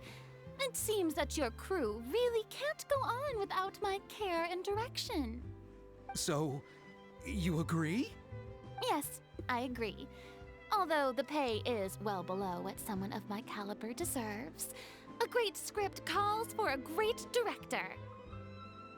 I mustn't let a perfectly good story be ruined due to lack of funds. If you have fine cheese and bread, you wouldn't just let it sit on the counter and get moldy just because you lack an oven, right? Thank you, Farina. Oh, Hydro Archon above! I'm not dreaming, am I? Somebody pinch me. There's no more Hydro Archon, you know. And it's still a little early to celebrate. There's a lot that goes into shooting a film. Although the trickiest tasks of finalizing the script and casting the actors have already been taken care of, we'll still need to reserve filming locations. Not to say set up lighting and props. And by the way, since we'll be filming the two Musketeers, we'll need to find an action choreographer. Ideally, a professional who has actual experience with muskets. Yes, I've thought about this as well. I was hoping that you might know someone who could handle the job. Wait, really? Me? If this was before, I could have simply asked Glorand. But it's already been some time since I last talked to her. Navia can also use firearms, but unfortunately, her style is quite different from that of the characters in the story. Could we ask the Special Security and Surveillance Patrol? Oh, you mean the Special Patrol's Musketeers? Yes, that's right. They work with muskets every day. I can't think of anyone more qualified than them. They would be under Nervilette's jurisdiction. Unfortunately, I, don't have any connection with them at all. So, in the end, we still have to start by talking to Nervilette. No need to go to all that trouble. I know their Captain Chevres. Oh, you do? Wait, Chiori, how do you know the captain of the Special Patrol's Musketeers? No particular reason. Running a business means dealing with some trouble from time to time, and she's helped me out on a few occasions. In return, I've helped her handle a few situations in which the Special Patrol couldn't get involved directly. So, we've gotten to know each other over time. So you're saying there's been times when the Special Patrol needed a fashion designer to handle a situation? Your work is becoming more and more mysterious. Sounds like it. It'd be best to keep it that way. Anyway, enough about that. What do you all think about asking the captain to be our musket action choreographer? She sounds professional enough. She is a captain after all. I have no objections. But I imagine the Special Security and Surveillance Patrol must be busy with their duties. Do you think she'd really have time to help with shooting a film? And then there's the issue of pay. Well, it just so happens that she's also not the kind of person that's just after Mora. As for whether she has time, I'll have to go and ask her first. Then I'll leave that to you. Macaroni's on sale today, so I've got to go. You can just tell me how things went when we discuss tomorrow's plan later. No problem. Having Farina join feels like a big boost to our team. Of course. Just wait until the day of our premiere. You'll witness the true power of my name in these lands. You'll be so glad I agreed to help. I can guarantee that even the standing tickets will be sold out. I'll be sure to ask some people I know to see if they'd be willing to act as extras.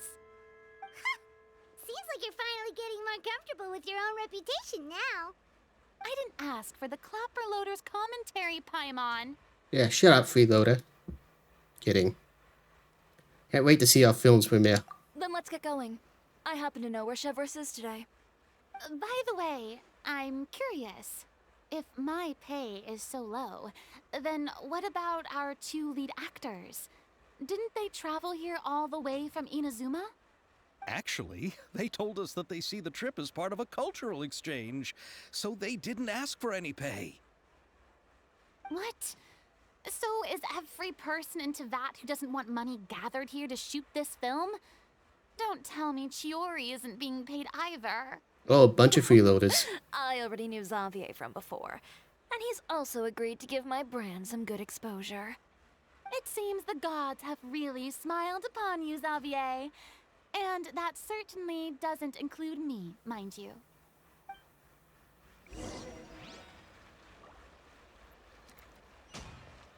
Okay. How do I get over there?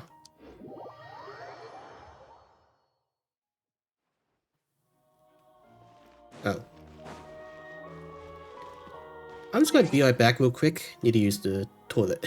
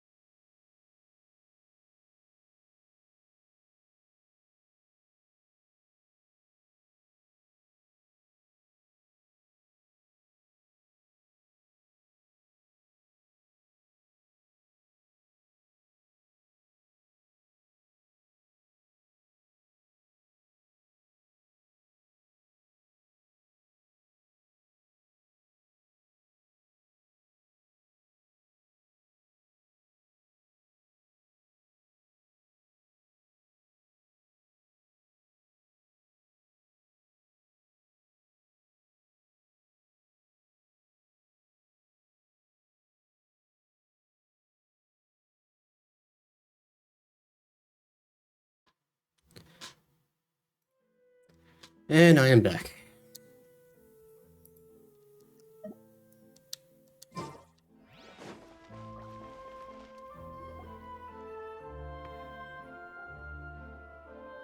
All right, this is the place. But where's the captain? There's hardly anyone around here. She's clear over there. She's over there. The one with an eye patch reading in front of the newsstand. Oh, her! Paimon could tell there was something different about her. She seems kinda intimidating. Please wait here for a moment. I'll go fetch her. She's working now, so you might not want to get in her way. Working? But isn't she just standing there and reading a novel? Just trust me. Oh, alright, let's see what happens then. Shiori sure is a mysterious person. She claims just to be a fashion designer, but she knows all these powerful people. The court of Fontaine isn't particularly tolerant of visitors from overseas, so it isn't easy for a foreigner to promote their brand here. Even more so in the competitive world of fashion. Even a local like me just trying to make a film has to face all kinds of challenges. So I can only imagine what Shiori has been through to get where she is today. I'm sure that having more connections has definitely worked in her favor. Reading on the job? Detective novel. One main character? No. Multiple. Branching storylines. I see. How's the plot coming along? One of the main characters is about to make a choice that will affect the rest of his life. I'd wager he's going to make the wrong choice. Any way to speed things up? There's something I need your help with. You know that doesn't depend on me. It all comes down to what the character chooses. Which is exactly why I'm here to help.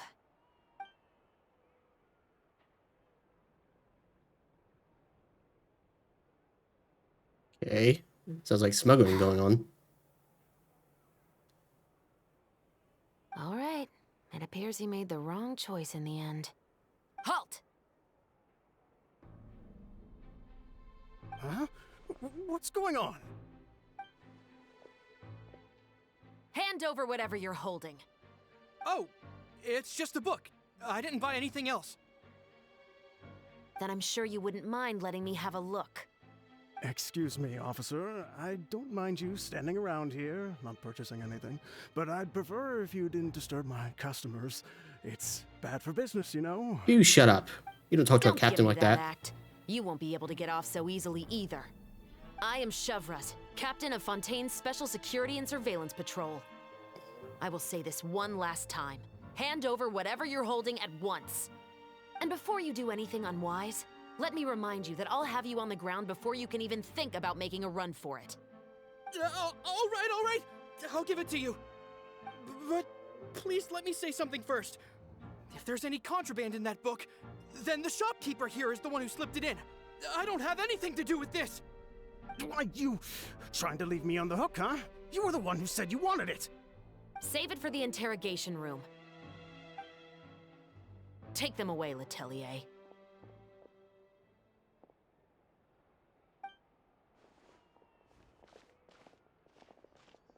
What's going on here? One second you're reading a book and the next you're escorting people away. And who are... Oh! Aren't you the traveler who's been all over the papers recently? Shiori, I'm assuming what you wanted to ask me about has to do with them, right? Maybe I can let you in on what's happening then. Now that Vache has been brought to justice, no new shipments of synth will be made and distributed to sellers. The Fontaine guards have been busy collecting the remaining synths still circulating on the market. Thanks to a tip from our reliable source here, this should be the very last batch. Oh, so you were pretending to read a book in order to catch the bad guys. Oh, Paimon almost forgot to introduce ourselves. Paimon is Paimon, and this is the Traveler and Xavier. Hey, I'm Shavraz. You probably already heard me introduce myself, so I won't bother repeating it. Why didn't you just arrest them immediately? Yeah, Why didn't you make a move as soon as you had the chance? Were you worried that my intel wasn't accurate? No, I wanted to see if the shopkeeper would turn himself in first. All he had to do was come up to me and say that he didn't know where the synth had come from. If he did that, then I wouldn't have had to press charges on him.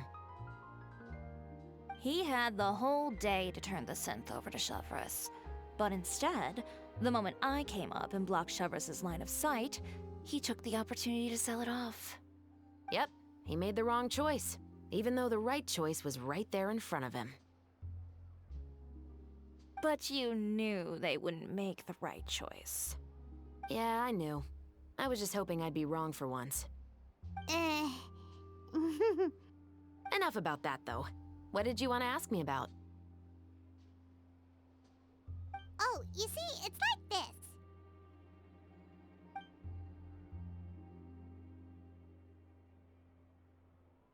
The Two Musketeers. You certainly have a good eye for a story. So what do you need me to do? Just be the action choreographer for the actors? No, you could be the lead Yes, actress. that's right. I want to make sure we get all the details right. I want the actor's posture and understanding of firearms to be as realistic as possible. However, I'm afraid this work will require a bit of your time, since you'll have to be present whenever we're filming. Also, as for the pay... No need to say any more. I'll join. Huh? Just like that.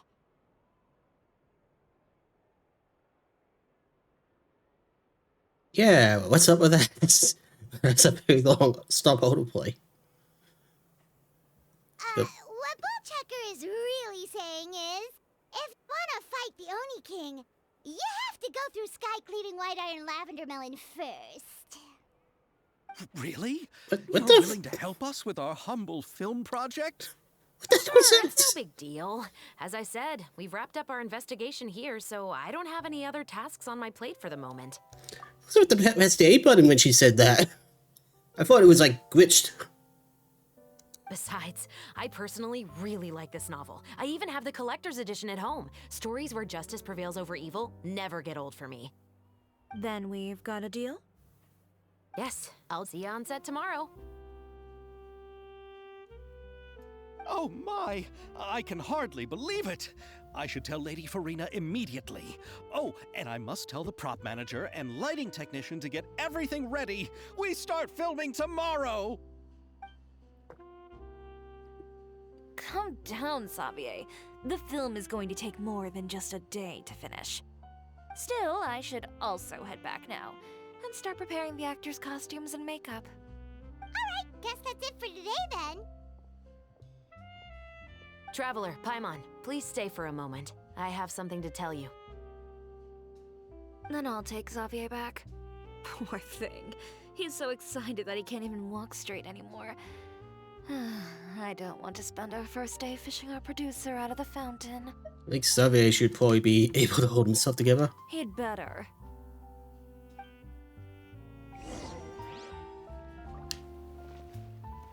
Okay then.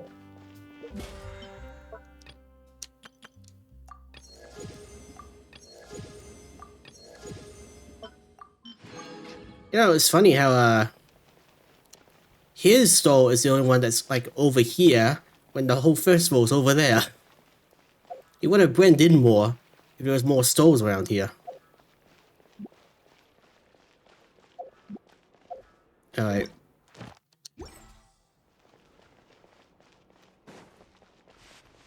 So down here then.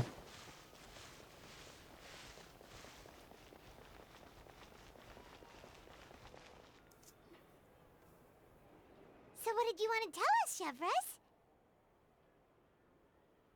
Have you read The Two Musketeers? Heard a bit about it. I haven't read it yet. The story is about a pair of children born into the household of a baron, and their struggle to survive together and take revenge for their mother. They were raised at the baron's estate, where their mother worked as a maid. The two were illegitimate children that the baron had with the maid, so they were never treated well by anyone. One day, upon returning home, they found their mother had been murdered and left dead on the floor. It was quite evident that the culprits were the other members of the baron's household, who never had any kind words to say to them. However, the Baron was able to exert his influence and keep the whole thing under wraps. The mother's death was eventually deemed as a suicide, and there was no chance of bringing her murderers to justice. The two siblings decided to flee and someday avenge their mother. Spoilers. Many years later, members of the Baron's family suddenly started turning up dead one after the other, all killed by gunshot. A rainbow rose was found on each of the victims' bodies, being the flower that the kid's mother liked best. The Baron believed that the mother's soul had come to take vengeance on him, so he lived in fear each day. But it was actually those two siblings who had fled all those years ago. They relied on each other to survive and trained day and night, eventually becoming adept musketeers. They used all of their abilities to collect evidence and clues before executing their plan and exacting revenge on the Baron. Their actions let the truth behind their mother's death be known to all.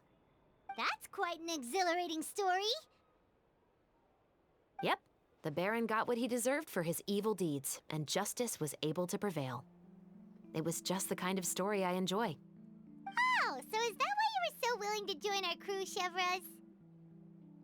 You could say it was one of the reasons. Oh, you mean there were other reasons too? I've read the reports about you. Whether it was at the trials or when you lent your hand to resolve our nation's crisis, you've shown that you've got a strong sense of justice, as well as a great mind for deductions. Wait, so what you're implying is there's a case you need our help with. Yes, you're as sharp as I expected. It seems you've experienced many similar situations before. There's been a recent murder case involving muskets. The perpetrator's methods appear to be very similar to what is described in the novel. Huh? Really? But Paimon didn't see anything about that in today's papers. The Marechaussee Phantom hasn't yet released any information to the public because the investigation is currently at a standstill. The murderer is extremely cautious. A murder involving firearms? But not that many people use those in Fontaine, right? It'll be someone from your platoon? Impossible. We perform a routine inspection of our firearms and ammo reserves every day. If one of the weapons had been fired, it would stick out like a sore thumb. Besides, I trust the members of my platoon. However... Well, that's all I can disclose about the case today. Huh? What do you mean? I hope you all can go back and get some shut-eye. You can decide tomorrow whether or not you'd like to join the investigation with me. I'm aware this might not be the ideal time to add more to your plate, but the more capable people we have, the better the chances that justice will prevail. Can someone from the Special Patrol help you investigate? Carrying out investigations isn't actually supposed to be our responsibility. Our job is to apprehend the perpetrators. Finding them is really up to the Marechaussee Phantom.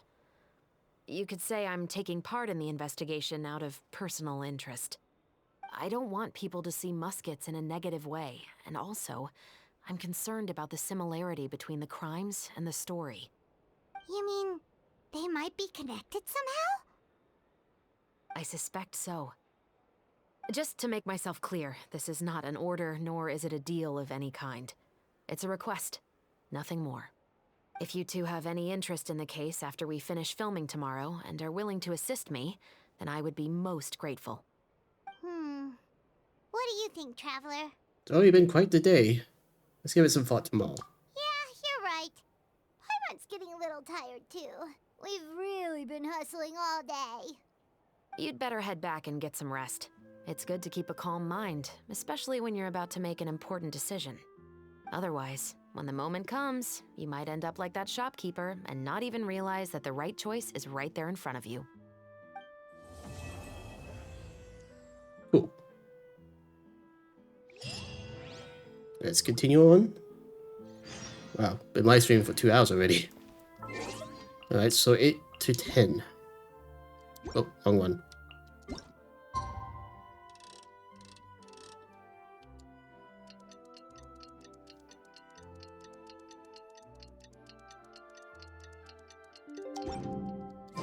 It's finally time to meet up with everyone.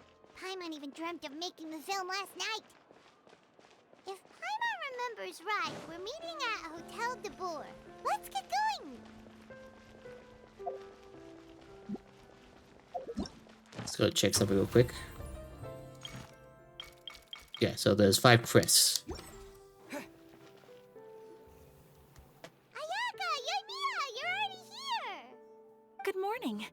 Xavier said yesterday afternoon went well.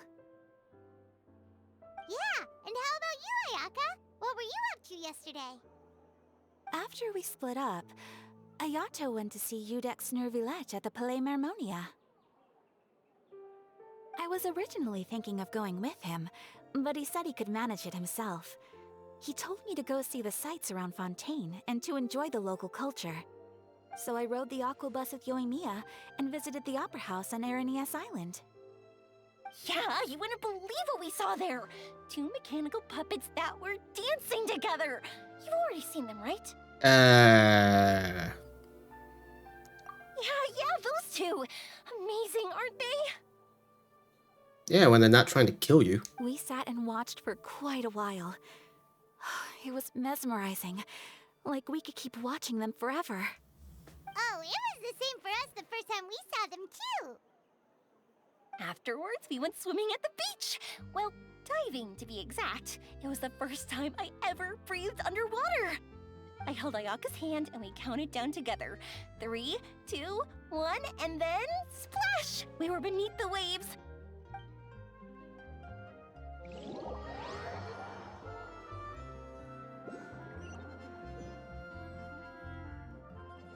At first, I didn't dare to open my mouth. But once I couldn't hold my breath any longer, I decided to take a big breath in.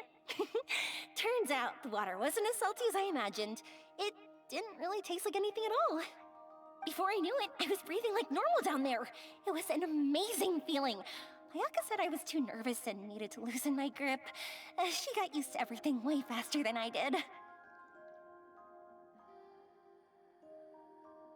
I knew that the Traveler could do it, so I had no doubt we could do it too. That helped me feel at ease as soon as we dove in. The underwater world in Fontaine truly is beautiful. I love seeing the Romaritime flowers blossoming underwater, like little candles lighting up the streets at night. Yeah, and there were so many creatures that we've never seen in Inazuma. Like those fish that shimmer like a sword blade. Whoosh! Oh, and those big fish that call when they see people. Ooh. Oh, you mean Hunter's Rays and Blubber Beasts. I just love the name Blubber Beast. Just wait till Pops and the others hear about this. They probably won't believe a word I say.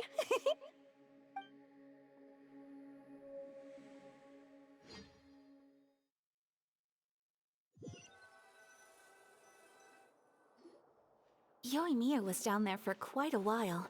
It was dark before we finally rode the aqua bus back to the city. I figured she'd want to sleep in today. Yeah, even I was worried that I wouldn't be able to get up. I still felt like I was drifting in the waves when I went to sleep last night. But as soon as I woke up today, I remembered that we'd all be shooting a film together, and I was ready to go. Speaking of the film, where's everybody else? My brother and Xavier were speaking to the restaurant owner about using the place as a filming location. They should be here soon. As for the others, we're here. Please excuse my tardiness. I just finished the Special Patrol's 6-mile morning jog. Wait, 6 miles? I'm so tired. I heard you all chatting, so I decided to come down. I sure could use some of that endless energy everyone else has. Good morning, everyone. Morning. Can someone fetch me a cup of coffee? More milk, hold the sugar. Sure, I'd be happy to do that for you. No, you can't go anywhere. Please, have a seat over here so I can get started on your makeup. The last thing I want is coffee stains on my costumes. I can get the coffee. It's the perfect job for an assistant.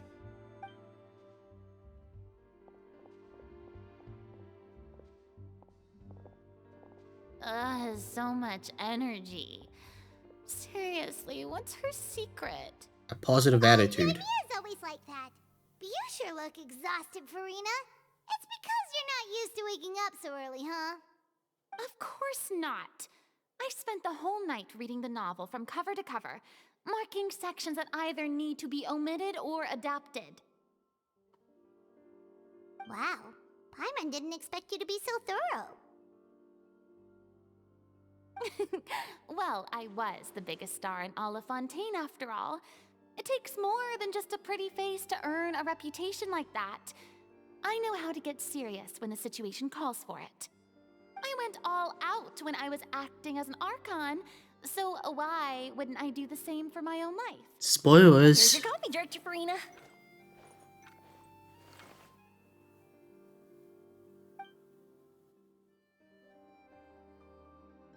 Oh, thank you. The sound of being called director and the aroma of coffee feels almost as refreshing as hearing the birds chirping in the morning. Ah, it seems everyone has managed to arrive on time. We've reached an agreement with the restaurant owner.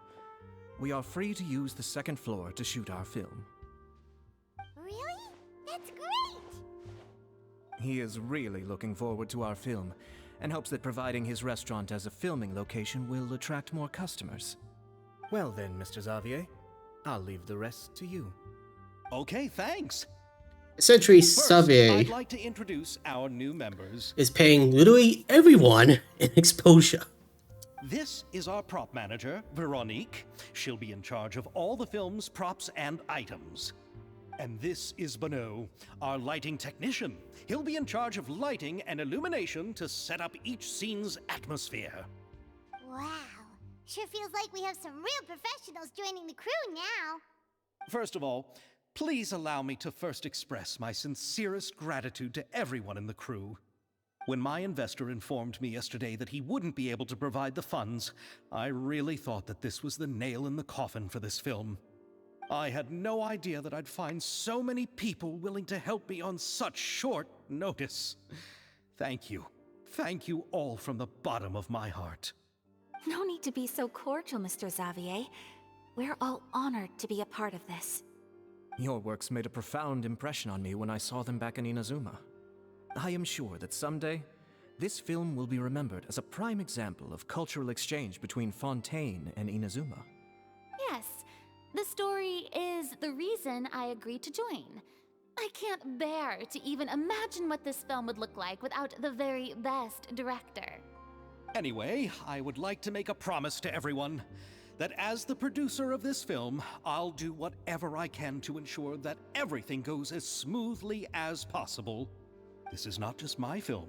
It also embodies the thoughts and feelings of every person here, as well as the endless effort we are about to pour into it.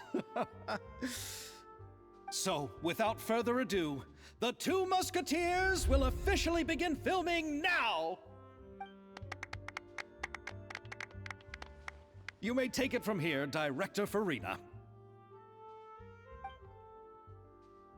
All right, listen up, everyone.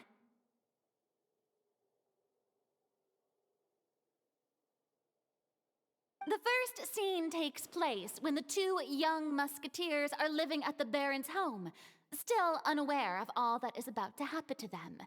We'll need props and lighting to set the scene. Our lead actors can go get their makeup done, and extras, please take this time to go over your positions. Whoa, seems Farina's really kicking things into gear as the director. Is everyone clear? I don't want anyone traipsing around the set like umbrella finches. All right, cameras will start rolling as soon as the set is ready. Let's make a film that'll make some serious waves in Fontaine. Not the kind of waves that drown people. I mean, the good kind of waves. Seems like she's still a bit traumatized by that. Anyway, let's go see if there's anything we can do to help. Maybe we should introduce her to that Fire Emblem song. You are the ocean's great waves, something like that. That would help her get my mind off. I don't need any help here. Why don't you try asking someone else? Okay. Damn. How about here? A little more to the left. You got it. Hey, Mia, do you need a hand? No, I'm fine. You know, doing the lighting is kind of like designing a fireworks show. It's interesting to imagine what kind of atmosphere the lights will create. I heard that the Traveler will be operating the camera and Paimon will be the clapper loader, right? Those roles are just perfect for the two of you. Really? Is that because it'll be easy for Paimon to hold the clapperboard while flying? No, it's because it brings out your inner character of being a freeloader. Well, sure, there's that, but that's not exactly what I meant. I just think that after all your journeys together, you two must have developed a super close bond and just naturally know how to work with each other.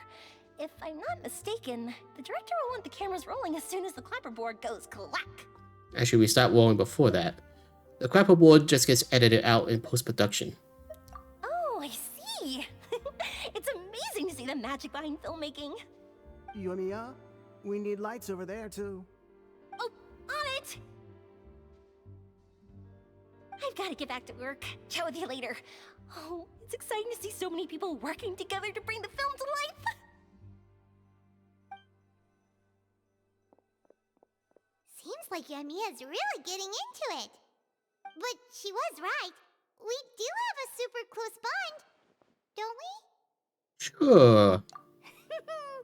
Paimon's really happy to hear that.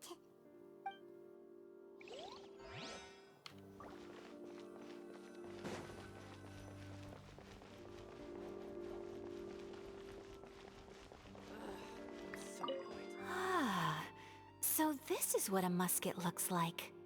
Not exactly. Yeah, those are flintlocks.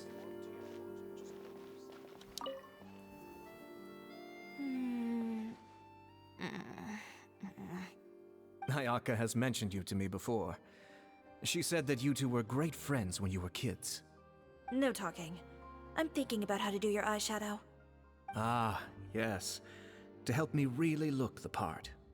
To achieve a more young and naive look for this scene. Are you saying the wrinkles around my eyes are too deep? You just have too much of a calculating look in your eyes. You sure don't mince your words. It seems you really haven't changed much. Quiet. Okay.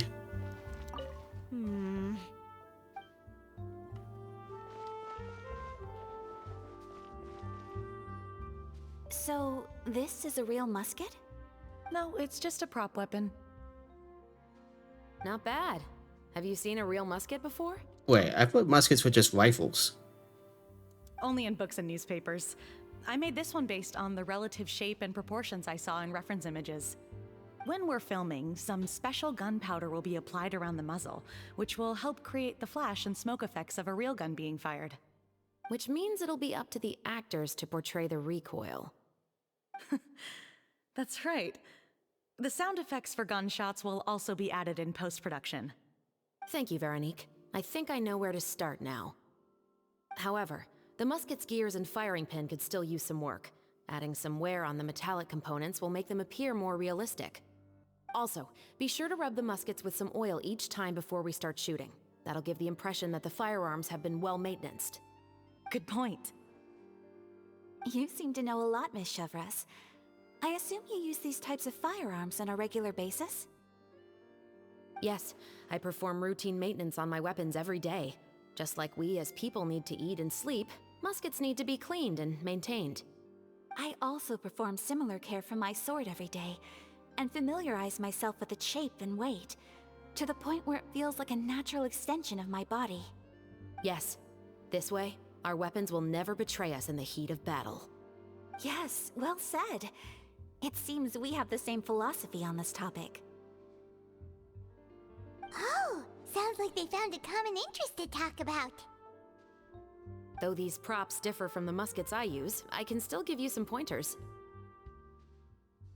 Good. I look forward to your instruction. First and foremost, never point the weapon at anyone, regardless of whether it's a real or prop weapon or whether you're holding it or it's on the table. This holds for any time when you're not actively engaging an enemy. Okay, understood. When aiming the musket, extend your arm so that it's level with your shoulder, and use your eye to look down the weapon's sights. Like this? Not bad. Now, try saying your lines. This is the end of the road for you. That's like the most Good. professional. Now turn your body a little. That way, you'll give your enemy less of a target to work with. And relax your shoulders. Here, allow me to demonstrate. This is the end of the road for you. Huh. Excuse me, Miss Chiori. Director Farina, there's something I wish to discuss with you. Oh? What is it? Like this? Yes, much better. What do you think? I do see your point. But are you sure you wish to do this? I believe it would be most fitting. Well, if you insist. All right, I understand. Miss Ayaka, Miss Chevres, could the two of you please come over here? Huh? What's going on? Are we gonna start filming now? Let's go see.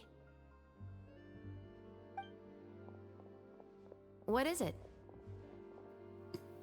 I have a question for you, Miss Chevres. Would you be willing to play the role of a musketeer? What? To clarify, I would like to turn over my role to Miss Chevres. But brother... Don't worry, Ayaka.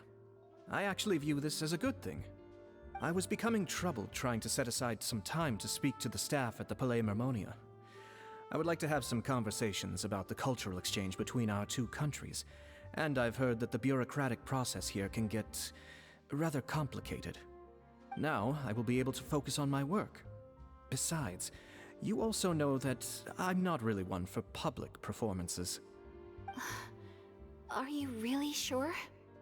From a director's point of view, I also felt like the relationship between the two musketeers in the original story could be improved. The older brother in the story plays the lead role with his overbearing character, but this causes his character to overshadow that of his sister, and the theme of the two supporting and relying on each other isn't conveyed very well. But if we were to change the siblings to two sisters of a similar age, then that aspect of the story might come through more clearly. Also, I've seen you instructing Ayaka. That cold and dignified personality is exactly what we need for the older musketeer. Of course, even with all these insights, the decision should still be made by Miss Chevres. Chevres mentioned that she really likes the story, right? Paimon bets that she'll take the role. She'll have to prioritize her work, but we still don't know she's a big fan of acting. All right, I'll take the role. Good. It's decided then. I'll get started on making edits to the script. We'll also need to make some immediate adjustments to the lighting, props, and costumes. I have a feeling that our adaptation will be even better than the original story. You're doing a great favor for me, Miss Chevres. You have my gratitude. Don't mention it. I like this character, so if anything, I should be the one thanking you. Well, since my brother is the one who brought up the idea, I suppose there's no need to worry. Let's go, Miss Chevres. I look forward to working with you. Please, just call me Chevres.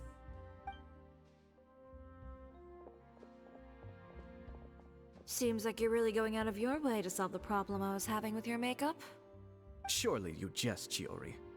I assure you that I was mostly motivated by a desire to spend more time on formal business. Oh, come on. You really think I'd buy that? According to what I've heard from Ayaka, her brother is someone who can juggle 10 different matters at the same time. I'm sure you have other reasons for backing out. Perhaps. Ayaka always said she wanted to go out and see more of the world, just like the Traveler. But I feel that she needs not only to see other nations, but also to make some different kinds of friends. I think it would be harder for her to make new connections with me constantly by her side. I would like to give her some space. Alright, go on. Spoil her some more. Heh. Ayato, it's too bad you're stepping down from the role. Paimon really wanted to see you act as a musketeer. This is the punishment you deserve. No need to poke fun at me. I'd wager that you also felt that I wasn't the best candidate for the role. It's a little hard for Paimon to imagine you saying those lines. So you're going back to work now? Yes. I've made an appointment to meet some people from the Palais Mermonia. Now, I will have some more time to prepare. Traveler, get the camera ready. Paimon, get the clapperboard. Actors, to your positions. We're about to start shooting the first scene. Go on now. And please take good care of Ayaka. Yep, don't worry. Good luck with your work. Thank you. I look forward to seeing the film when it's finished. And I'll take real good care of your sister. Now that we're all here, let me help set the scene for everyone.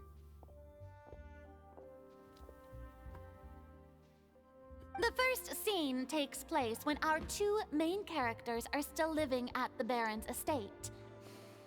They've been ostracized and verbally abused by others in the household, but they still have no idea why. We want to capture how naive and innocent they are, despite their pain. Chevres will be playing the role of the older sister, Tulip, and Ayaka will be the younger sister, Iris. Be sure to get close-ups of the main characters at the right moment. Yeah, for Silence on the set! Lights, camera, action! Let's go! Cut. Tulip, Mother's been out for quite a while now. Perhaps she went to pick some flowers on the way home. You know how she loves flowers. Iris, Tulip! I'm home! Mother! You were out for so long, we were beginning to worry about you. I'm sorry, but I'm back now, safe and sound. Here, I brought your favorite treat, apple turnovers. Mother, what are those bruises on your hand? Huh? What bruises? Oh, I must have bumped into something while I was working yesterday. But I didn't notice them this morning. Then perhaps they're from when I accidentally tripped when I was out just now. By the way, did you have fun playing at home? What's the matter, Iris? Well, we've realized that no one really wants to play with us. They even took Iris's doll and spat at us. And they even called us names. They said we were... Shh. It's all right. Don't worry. Girls, listen to me. It doesn't matter what anyone says. Don't listen to them. No one can define you with such words. You both have wonderful lives ahead of you. Just like your names. You will both blossom like beautiful flowers. Maybe your time to blossom hasn't quite come yet, but one day, you two will bloom more beautifully than anything else. Don't let the soil you're in now ruin your future beauty. Understand? My dear daughters. And cut! Not bad. The actors' emotions were all on point. Let's keep that take. Also, if our clapper loader could avoid shouting at the start of the scene next time. Oh, got it. Great. I was a little worried that my nerves would get the better of me. What about you, Chevres? I felt fine. The lines weren't too difficult at all. Seems like Farina must have adapted the role nicely. You two were great. I couldn't tell it was your first time acting in a film. You should have more confidence. Thank you for your encouragement. Positions, everyone! We'll move on to the next scene after we try a few more camera angles. Everybody proceeds at a great pace, but once Farina has adjusted some details to her satisfaction, you begin to film This scene is when our two characters return home, only to discover their mother has been murdered. Ready? Lights! Camera! Action! Mother, we're back! Mother?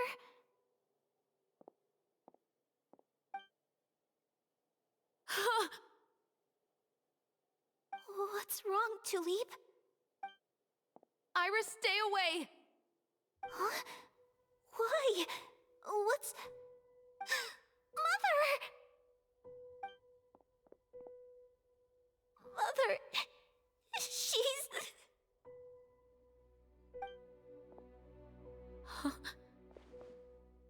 There's poison in this cup. Huh? I could have sworn I've seen this kind of cup before. Those aristocrats. They didn't even try to cover up their actions.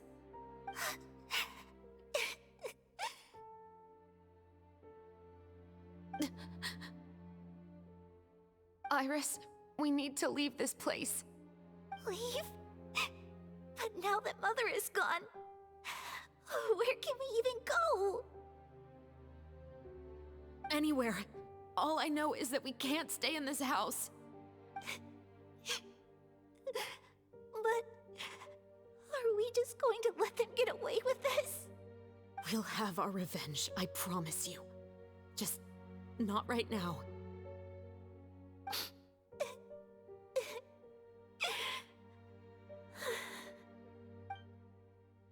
Come on, let's go. No, wait. We can't just leave Mother here like this. At least let me leave this rose with her. That's why we went out in the first place. To buy her this flower. All right. Goodbye, Mother. We'll avenge you. Someday. And cut! Beautiful! Great performance!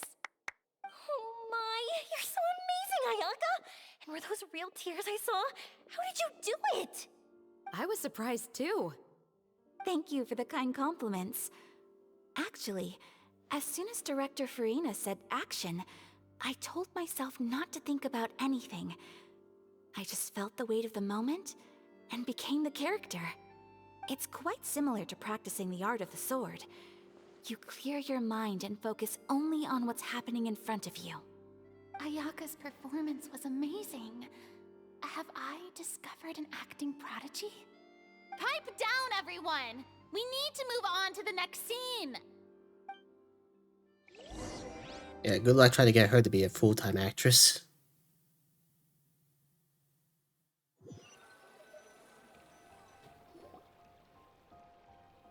A full day of filming on the set quickly passes.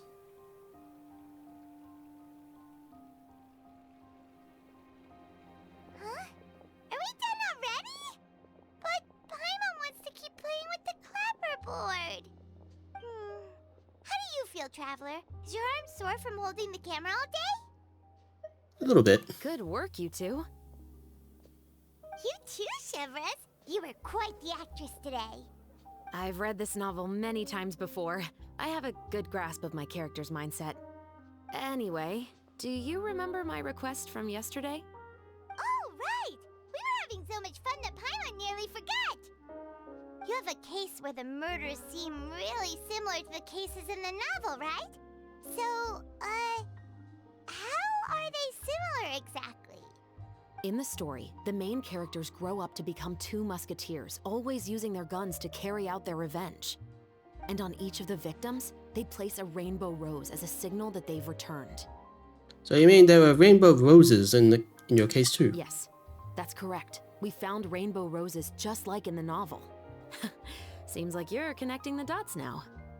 Oh, that does sound pretty concerning. Especially after seeing the script today. Oh, now Paimon can't stop wondering what kind of ulterior motive the murderer might have. What do you think, Traveler? You're smart. Paimon wants if we're only there to assist, then I think we can join the case. Good. On behalf of Fontaine's Special Security and Surveillance Patrol, thank you for your dedication to justice. There's no time to lose. We should start investigating right away. Follow me. Huh? Right now? But we just got done filming all day. Paimon's so tired. The most valuable intel always comes after nightfall. They are like small, remote islands in the middle of the sea.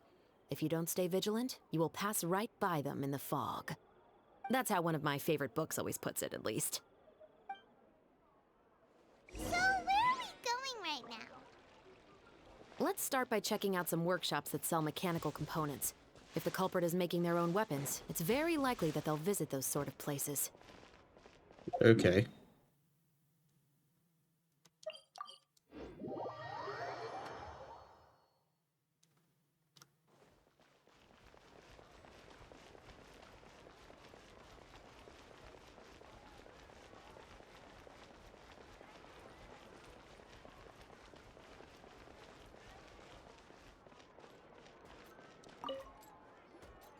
Welcome to Le Show's Clockwork Workshop. How can I help you? Hello. I'd like to know if anyone has purchased some special components lately. Special components? Sorry, could you be more specific? I mean the kind of components that aren't typically used for clockwork toys, but for firearms. Huh? For firearms? No, we don't sell those sort of things here. Liar. Don't misunderstand. I'm not here to cause any trouble. We are merely investigating a case, and we're hoping that you could cooperate. Well, to be completely honest, I'm not even sure what kind of components that would entail. Has anyone ever purchased components here as an individual rather than on behalf of an organization? We have a lot of customers who buy toys, but those who buy components are all regular customers who buy in bulk on behalf of their organization. Is that so? I understand. Thank you for your cooperation. You're welcome. It's the least I can do.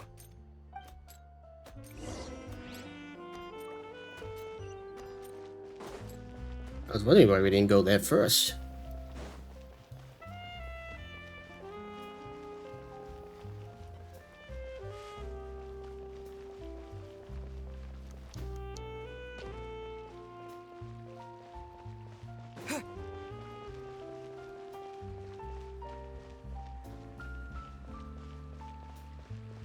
Okay, Farina, I'm going to steal your books.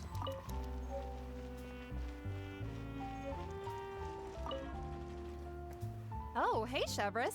Run out of oil for your musket again? Hello, Estelle. I want to know if anyone has come to your shop recently to order some firearm components. Oh, is this another case? Let me think. I don't think so. Some people have requested that I make some prop guns for the Fontanalia Film Festival, but I refused all of those requests. Oh? Why's that? Because there's no profit! I only make things here that can do some real heavy lifting. I don't have the energy to make some new molds just for the festival. Then has anybody come specifically looking for mechanical components? Well, I usually sell off my scrap to the Fleuve Cendre. I don't typically give them to one specific person. I understand. Thanks for your cooperation. Don't mention it. Always happy to have the Musketeers' patronage. Well, sounds... Seems like we haven't found any leads to go off yet. Yeah, unfortunately. All right, let's head to Fleuve Cendre next. Huh? Are you sure? People might not be so thrilled to see the captain of the special patrol there. You think so, huh? Then I guess you don't know. Huh? Know what? That I grew up in Fleuve Cendre. Okay. So now I gotta go to the sewers. I would imagine that the serial killer in this case is probably directly involved with the film crew. So either the prop maker or the lighting specialist, maybe? That's the only way you can get the parts if you're making prop guns. Oh, wait. 3 spots.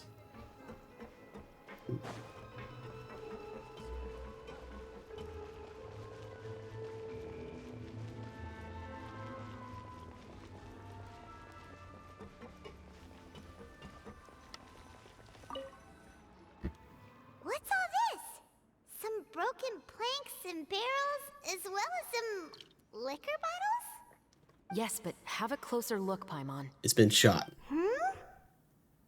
Even though somebody has purposefully tried to clean them up, these are obviously marks from musket bullets. In other words, someone was here trying to improve their shot. They were using the barrels and bottles for target practice. Doesn't that seem like the most serious idea ever?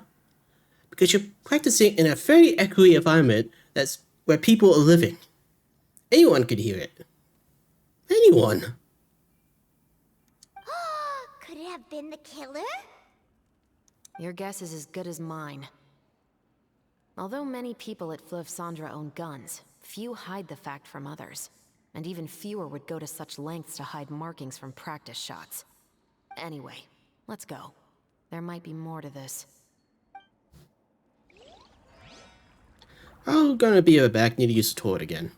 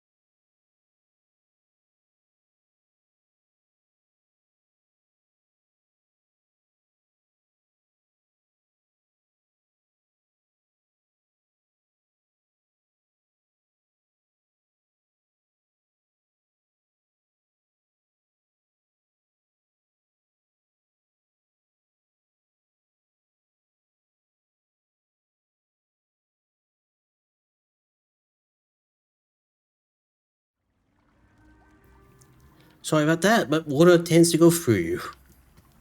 Let's continue.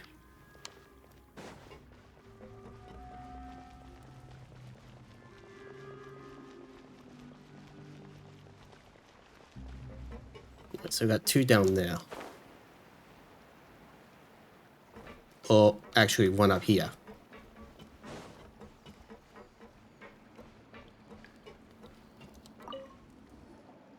Hello, I'd like to ask some questions. I don't know anything. Don't worry, I'm not here to arrest anybody. You say that now. It's the Talk or I'll truth. fool you over. Here, take this as my guarantee. Wait, did Paimon just see what she thinks she saw? Is the captain of the special patrol bribing a citizen? Oh, thanks a lot, Pyro. Now everyone knows. Shh, keep your lips sealed and no one will ever know. Besides, it's called buying info. Seems you're different from the other guards. What do you want to know? Have you heard anything related to muskets in Fleuve Cendres lately? Anything at all? Muskets, huh? All I know is that about 2 weeks ago, we started hearing some loud noises at night. So loud that it's been waking me up. Were they gunshots? Possibly. It's hard to tell around here. Someone's house collapsing, a pipe exploding somewhere, it's all the same. But the noises I'm talking about definitely happened after I fell asleep. Do you know where the noises were coming from? I don't remember clearly. Is it that you don't remember, or that you need to think about it some more? You tell me. Oh, Batman, fall over the ledge and tell her to give her answers or you drop her. Then please, think about it some more. She's giving her even more Mora. Maybe she's just giving out some pâté de flute. The noises came from the end of the Southern Waterway. I came out and had a look for myself when I wasn't sleeping well, but I didn't dare get too close. That's all I know. Good, now arrest All her. right, I'll take your word for it. Thanks for the pat de fruit. Arrest her. No need to be surprised. I grew up here, remember? I know how to get people around here to talk. I want some pat de flute too. My apologies, I'm all out of sweets. Though I do have some other tempting snacks in my custody. Fries, fried chicken, and even onion rings. But taking care of junk food is my responsibility. You're better off sticking to your normal, nutritious diet. She just Now then, spawned let's chips. keep going.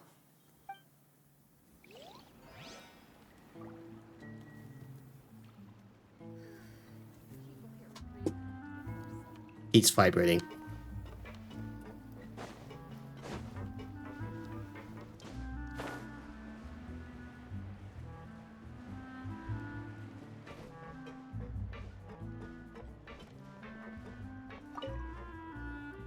It's been a while, Tetro. Please, just get on with your request. I want to know if you've heard anybody talking about muskets lately. Information isn't free, you know. I've heard that bandits have been extremely active in the countryside recently, and they've been affecting the delivery of goods to Poisson.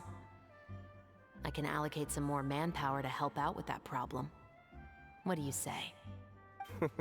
You're still as helpful as ever. One of our men got drunk at dinner about a month ago and lost his gun. 3 days later, it turned up in the corner here. What's weird about that? He just forgot where he put it, right? This is Fleuve Cendre, my friend. Anything of value left in the tavern won't ever make it to the next day. But that gun turned out to be an exception. It didn't get any new wear and tear on it, and didn't even appear to have been fired. We were quite mystified as to what could have happened. I suspect it came back because the weapon was already known to the guards. You mean, a criminal was afraid the Marechaussee Phantom would use the shot marks to track them down? Maybe. But if that's the case, the culprit really took great care to avoid getting caught. I didn't say anything about a criminal. In Fleuve Cendre, knowing who was killed is as easy as knowing what clothes you're wearing today. It's the guy living in the east side, isn't it? I've never liked him. Every time he's here, he just orders a drink and sits there with a nasty look in his eyes. So, who was the one who lost the gun in the first place? Don't bother. Even if you ask, he wouldn't admit to owning a gun to some strangers. Not to mention the captain of the Special Security and Surveillance Patrol. He's right. I know you grew up here, Chevres.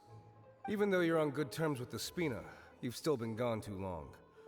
Not many people know you here now, and a lot of people don't like the Special Patrol. I know. So take my advice and don't show your face too much around here. It's for your own safety. I'll come and go as I please, and I'm afraid I'll be appearing more often due to my work. All right.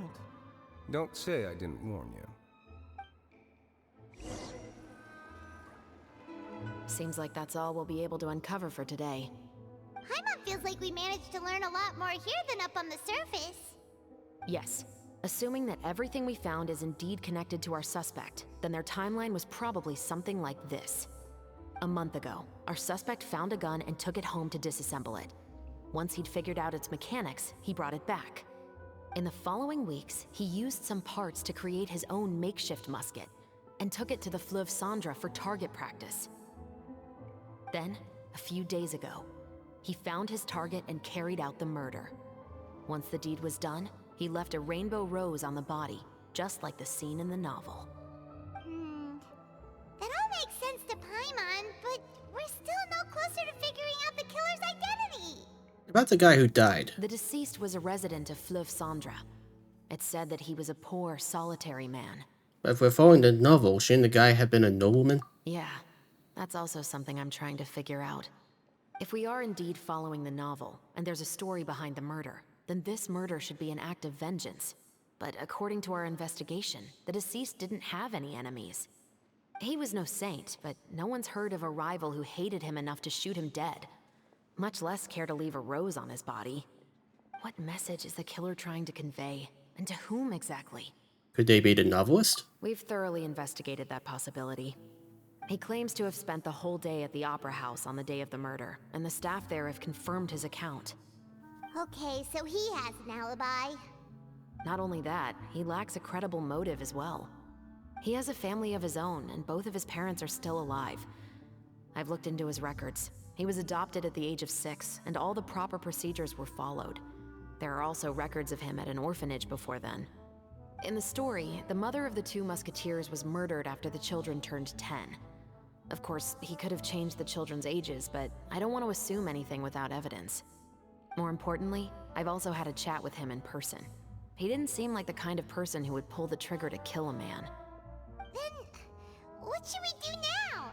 We have all this new information, but it doesn't help us move forward. Maybe he has a brother. Investigations take time. I didn't expect us to catch the culprit in just a single day. How about this? Let's spend the next few days filming with the crew.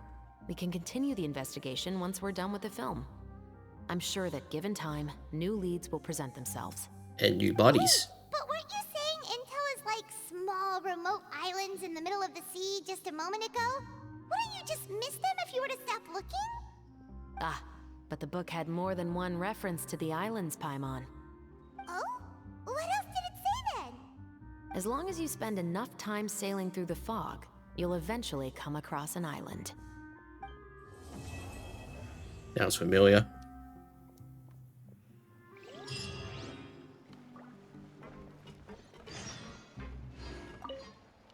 What? Never thought that the captain of the security and surveillance patrol could come from the Fleuve Cendra? I'm sure that wasn't easy. You mean rising through the ranks? It was a struggle, for sure. But as long as you can distinguish yourself through your accomplishments and skills, you'll eventually be recognized for your worth. If you look at it another way, my life at Fleuve Cendra has actually taught me a lot of valuable skills. Skills like how to barter with criminals or how to think in their shoes. Of course, I'd appreciate it if you could keep this a secret between us. Okay. Back to 8 o'clock.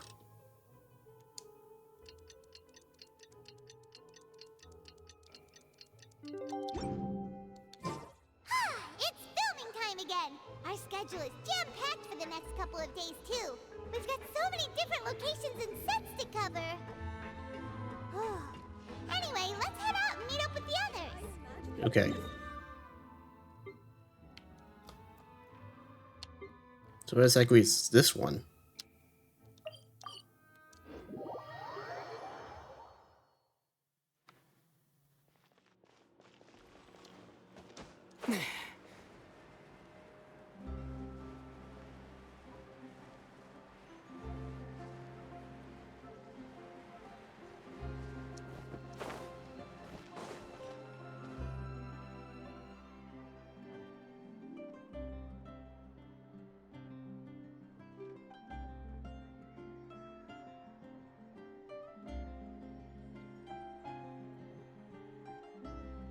We're just skipping time already.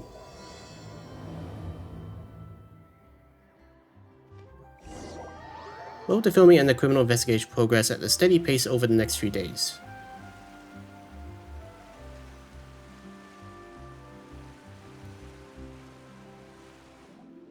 Good work, everyone! We're looking to wrap with our 2 main ladies today. I can already smell our success. What do you mean, looking to wrap? It means completing the filming of all of their scenes. It means finalizing everything we recorded for them so far. Oh, aren't you the expert now?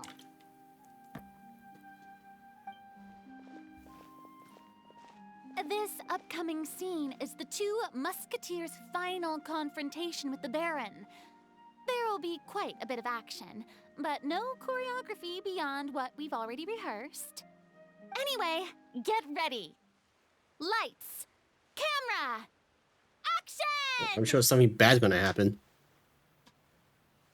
The view is beautiful tonight. It reminds me of that fateful night 10 years ago. And now that I've said it, I can even make out the faint fragrance of herbal tea in the air. Enough villain. It's time that you pay for the death of our mother. My dear Iris, have you forgotten your manners? How can you speak like this to your own father? I'd sooner swallow all of my teeth than call you father. What did I expect? Seems the daughters have turned out to be just as obstinate as their foolish mother. In this world, Mora and status is everything. She thought she could blackmail me using her children and force me to grant her recognition and concessions? Ah, how naive can a woman be? Mother never asked a single thing of you. All she wished was for us to live a peaceful life, just like the others. It was you who personally brewed the poison of prejudice and sent Mother to her death. Compared to that deadly poison, the 2 bullets that will soon pierce through your heart will be like sweet mercy. And that's exactly why I said you're just as naive as her. Did you really think 2 muskets would be enough to defeat me? So let's see. What is stronger, Mora and power, or the 2 muskets in your hands? Get them! Oh, well played. There are too many of them! It'll be okay. We'll cover each other, Iris. And Mother will be watching over us too. She seems cool. I'm sure we're gonna edit out the sword fight here. You've lost. To think I'd lose to my own 2 kids. We are no children of yours, and we'll never call that place our home. Then tell me, what did you do all this for? You lost your mother, and will soon kill your father as well. What will you gain in the end, other than sentences for your crimes? We will gain our long-awaited justice.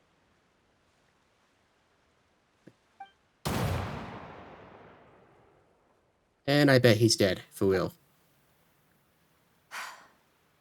It's over. Finally, it's over. You know, forcing yourself to cry must be very hard to do for actors.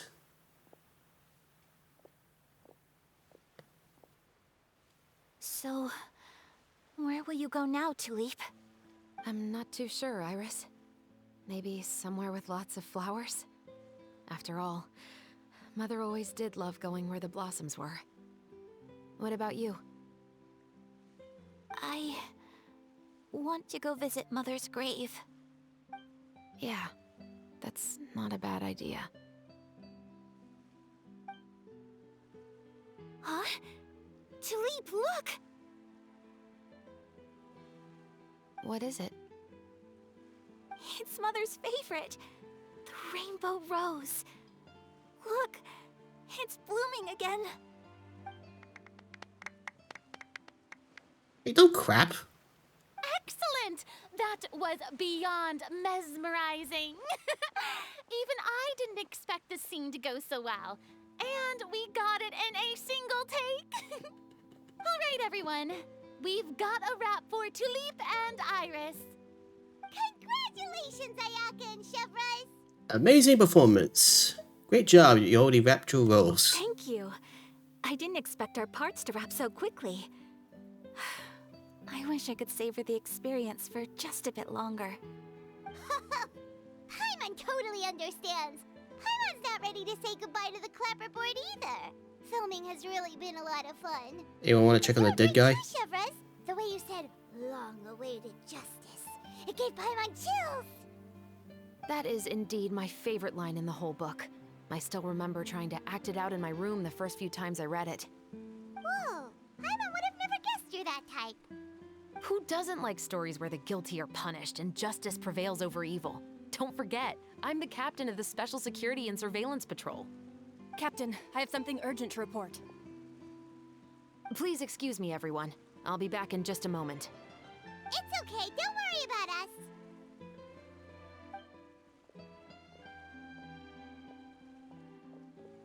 Yeah, I guess the guy's fine. already?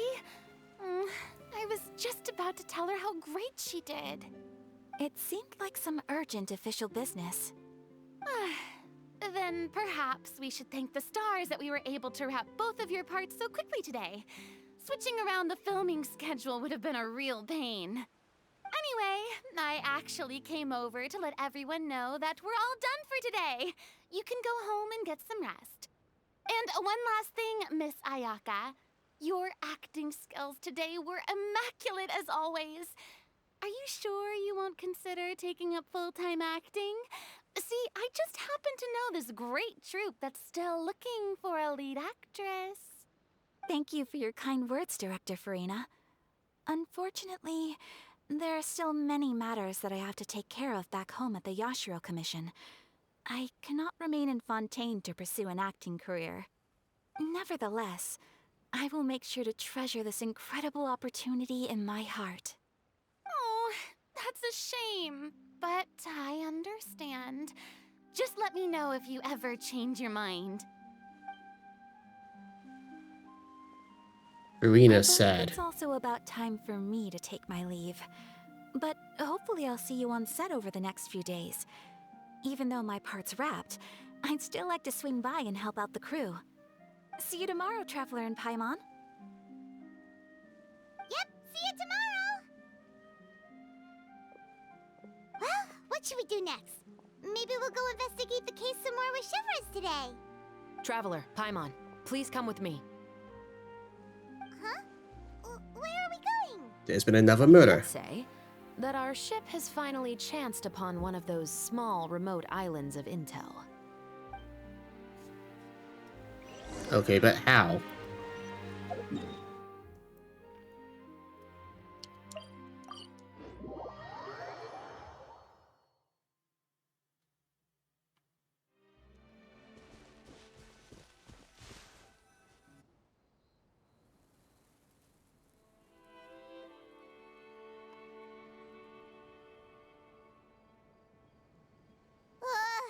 Paimon's exhausted. Paimon definitely didn't expect having to float this far after a full day of filming. So, Chevres, why did you take us here? Did you find a new crew? Affirmative. It wasn't anything conclusive, but it should show us a clear way forward. Have you ever heard of someone by the name of Emily? Oh, you mean that famous perfumer? She's a good friend of mine. She's lent me her aid several times in the past to resolve some difficult cases. After I discovered the rainbow rose at the scene of the murder, I sent it to her. After all, she's probably the foremost expert on flowers and scents in all of Fontaine. And then? There was nothing remarkable about the flower or the trace amounts of soil left on it. But according to Emily, the rainbow rose left by the killer was derived from a very rare cultivar. Huh. Paimon didn't know that there were different varieties of rainbow rose. Paimon just thought they grew everywhere in the wild. Flowers that are deliberately cultivated will always show some different features from those that bloom in the wild. We already knew that the rose left at the scene belonged to a special cultivar, but with Emily's expertise, we were able to pinpoint the place where it was first picked from. Oh, Paimon gets it now. So whoever first planted that rainbow rose was probably the killer. Precisely. And after we checked what we learned against some sales records from the past, we discovered that there's only one person in all of Fontaine who could grow and sell this specific cultivar. Really? And who is it? It's the novelist. But didn't you say he had an alibi? To be clear, I haven't changed my mind about him. I still don't think he was the one who pulled the trigger. However, that doesn't mean the true culprit never visited him at his home or never purchased a rainbow rose from his garden. Whatever the case, we will have to confirm a number of things with him. So you mean the next place we need to go is... Yes, we're going to pay him a visit at his home. I bet he's dead.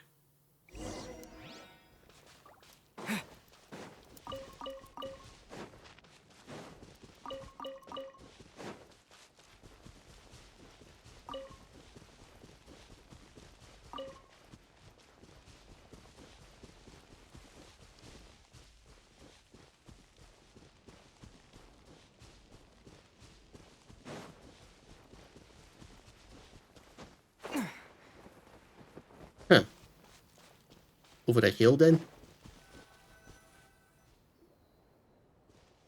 Is this place run by the Fatui? That should be his house. Or Godmex, whatever. There are so many Gardamex stationed around the place. That's pretty unusual, right?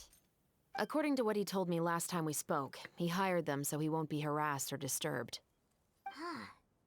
So there are a lot of flowers in his garden, but Paimon doesn't think we'll be able to pick one without alerting the Gardamex. Right. Which is exactly why I think there has to be a special connection between him and the killer. So, should we knock? Just wait here for now. I'd like to take care of a number of those Gardamex first. But they're so far away. How are you planning to do that? By sniping them. Don't forget, Paimon. I'm actually the real-life captain of the Musketeers.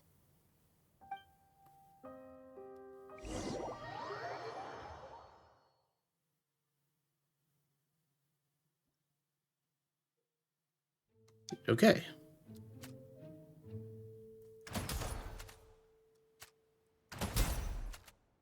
Yeah, it seems a little mean shooting down his guards. He probably paid a lot of money for them. And here we are breaking them.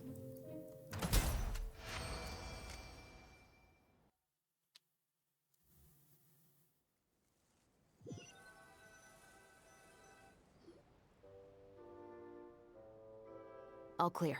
Let's go.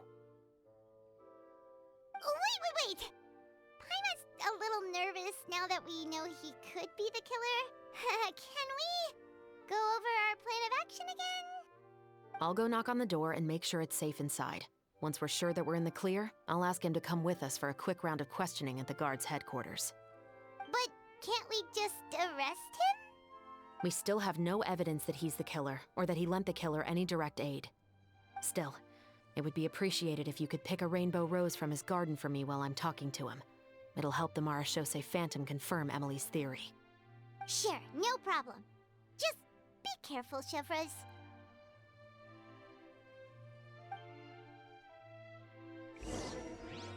Alright.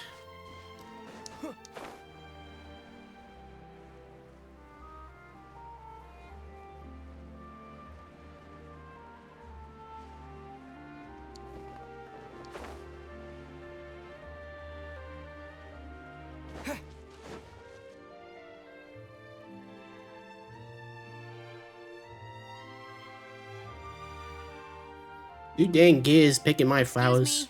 Mr. Baptiste, are you home? Who could it be at this hour? Oh, it's you, Officer Chevres. Would you mind accompanying me to the guard's headquarters, Mr. Baptiste? We would like to ask you some questions about a case. Oh, is it still regarding the murder case from before? I cannot confirm or deny that at this time. So it is then. Listen, I need you to come with me, Mr. Baptiste. Miss Chevres, I'll save you the trouble. Oh, and you two over there? There's no need for you to pick my flowers either. It's not time for them to bloom yet. Oh! Okay.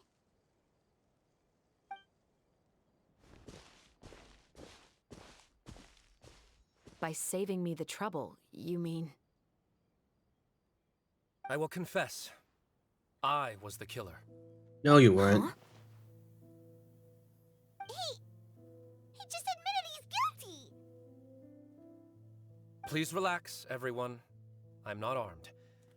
The musket you're looking for has been buried in my backyard. Then it's my responsibility to inform you, Mr. Baptiste, that everything you say right now will be used as evidence for the inevitable trial. Yes, I am perfectly aware of that. I must say, I hate this feeling. Oh? Is it because I confessed? Or because you've been proven wrong? Both, I suppose. Why did you kill him? For the same reason as the one I wrote out in my novel, of course. I did it to exact revenge. I know you haven't figured out the link between the two of us. Had you done so, I'd have been taken away to the headquarters a long time ago. But that won't stop me from always remembering his grotesque face. After all, he was the one who killed my mother. Your mother is still healthy and well. You know, I was adopted as a child. I was referring to my birth mother. That was never recorded in the orphanage's records. Please forgive a 6-year-old child for concocting some lies to protect himself after watching his mother die right in front of him. So, your novel, it was like a record of your life? No, of course not. It was a work of fiction with many embellished parts. But I am indeed the illegitimate son of a wealthy and influential man who abused his power to murder my mother. That part was 100% real. But the man you killed didn't have a Mora to his name. He was a hired assassin, an irredeemable beast who sank his fangs into a defenseless woman just for a few bags of Mora. But if that's really the truth, you wouldn't be telling us any of this now. You still haven't managed to take revenge against your father, the true mastermind behind it all. I never thought I'd hear that kind of thing from the captain of the Special Security and Surveillance Patrol. I'm simply skeptical about your motives. It's simple, really. I've grown tired of everything and don't want to shoulder this burden anymore. You may have considered me too soft to pull the trigger. Well, as it turns out, you are exactly right.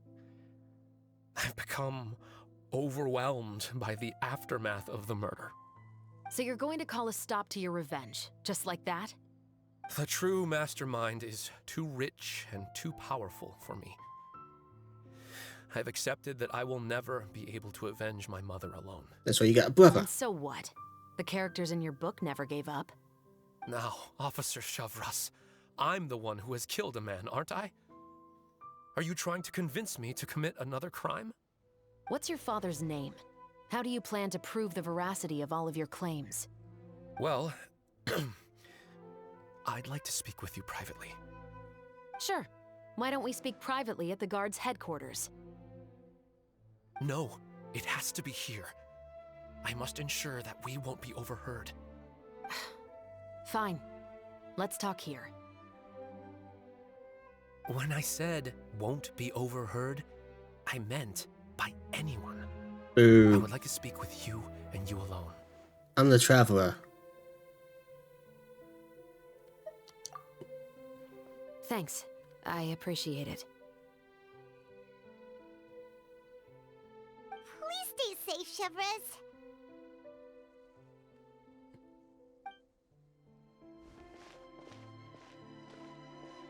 All right. Let's hear it. Will you really believe what I'm about to say?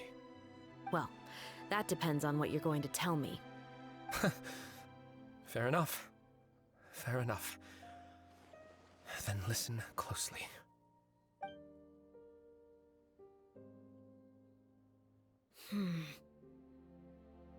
So that's how it's all connected.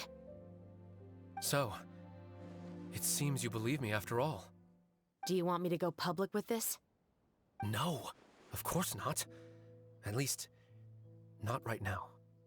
Then why did you bother telling me? You've read my work.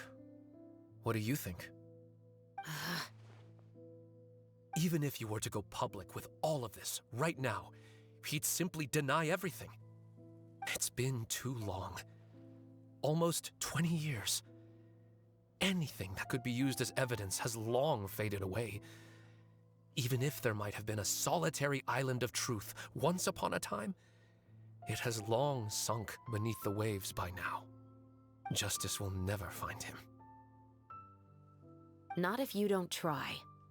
I know that as the captain of the Special Security and Surveillance Patrol, you will always stand on the side of justice.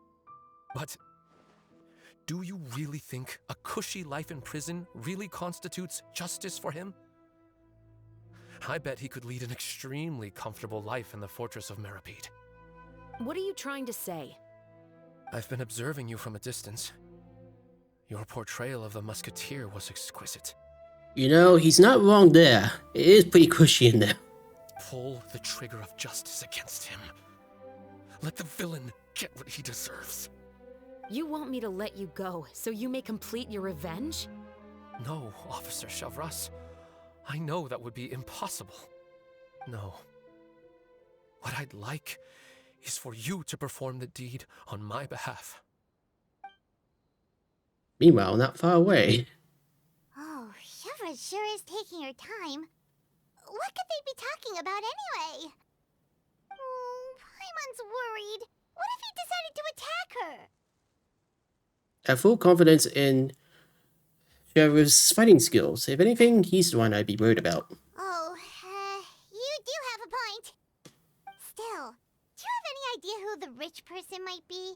And why the novelist doesn't want us to hear what he's saying to Chevreuse? Sorry to keep you waiting, you two. Hey, how did your talk go? Did you figure out who the rich person he mentioned was? I've already sent someone to escort Baptiste back to the headquarters for questioning. He wasn't lying about the musket. It was indeed buried in his backyard. But what about the name? Did he tell you the name of the rich guy? Yes, he did. But for now, I have to return to the Special Patrol. There are still a few loose ends I need to tie up. What's going on? I feel like she's keeping something from us. I'll probably be quite busy over the next few days, so apologies if you don't see me on set. All right, Paimon understands if you can't tell us everything you know. We'll just keep an eye on the Steambird then. Actually, there's still something else I need your help with. Oh my god, we're gonna supply her the gun. Alright. Let me guess, 8 o'clock again?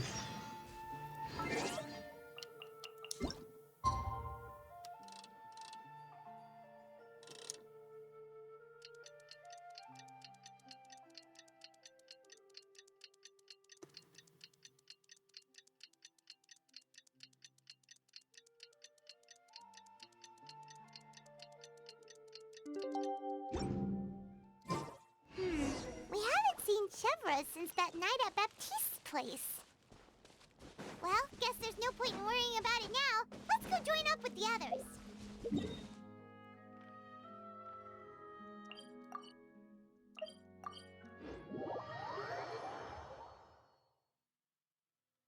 So what's left to film?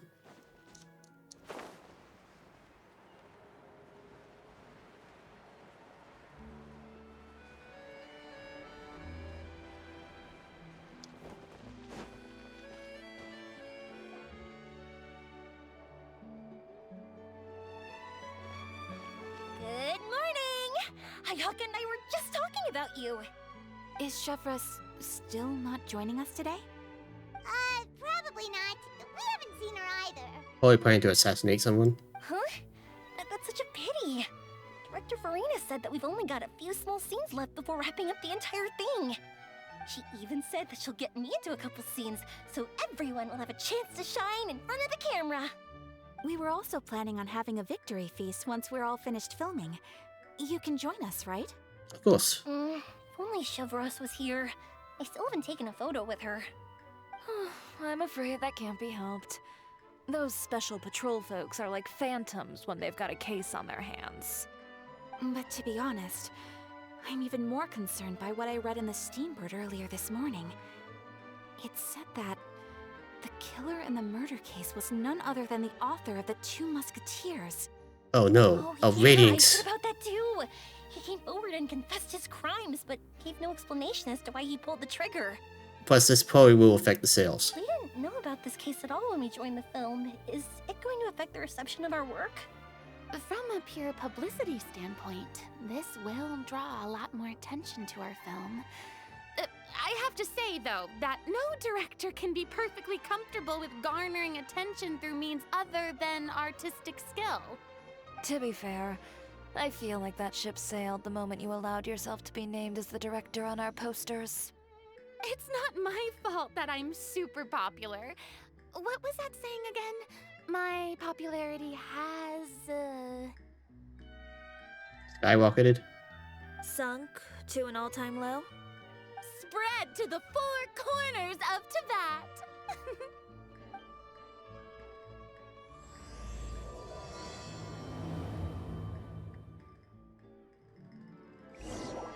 Alright, so what's left to do?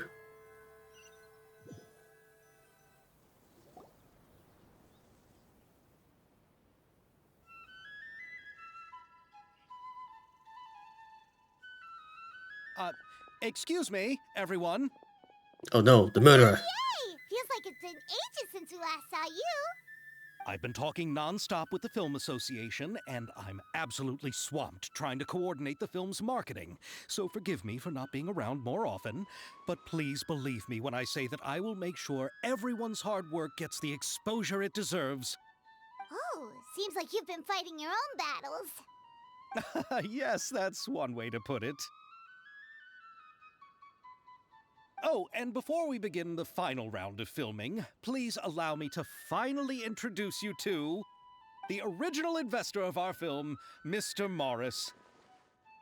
Ah, the coward. A pleasure to meet you all. Yes, glad to make your acquaintance, Mr. Morris. We've heard about the issues you've encountered with your financial situation, and genuinely hope that things have taken a turn for the better. Oh, well, the situation has indeed improved somewhat. Don't worry, Mr. Morris. Accidents and last-minute challenges happen all the time. There's no need to blame yourself over it. The good news is that we're almost done filming now, and I would even say that this is the best story I've ever seen. Is that so? I see, that's great news. All right, now that we've gotten all the pleasantries out of the way, let's get this show on the road. We'll mostly be filming typical people and scenery from the streets today to improve the sense of environmental ambiance in some parts of the film. Oh, and there'll be a cameo for Mr. Kamisato and Miss Yoimiya as well. They'll be used to show outsider perspectives on the fates of the two Musketeers. That's right. Ayato should be here any minute. Excellent! Then let's start with the scenery shots. Camera and clapper loader, you're up. Yep, we'll be ready. Also, ow. Remember, all we need are some wide zoom shots of the streets. If you happen to find some particularly lovely patches of flowers and grass, feel free to grab some close-ups of those as well. Ready? Lights! Camera! Action! Okay, now move the camera slowly.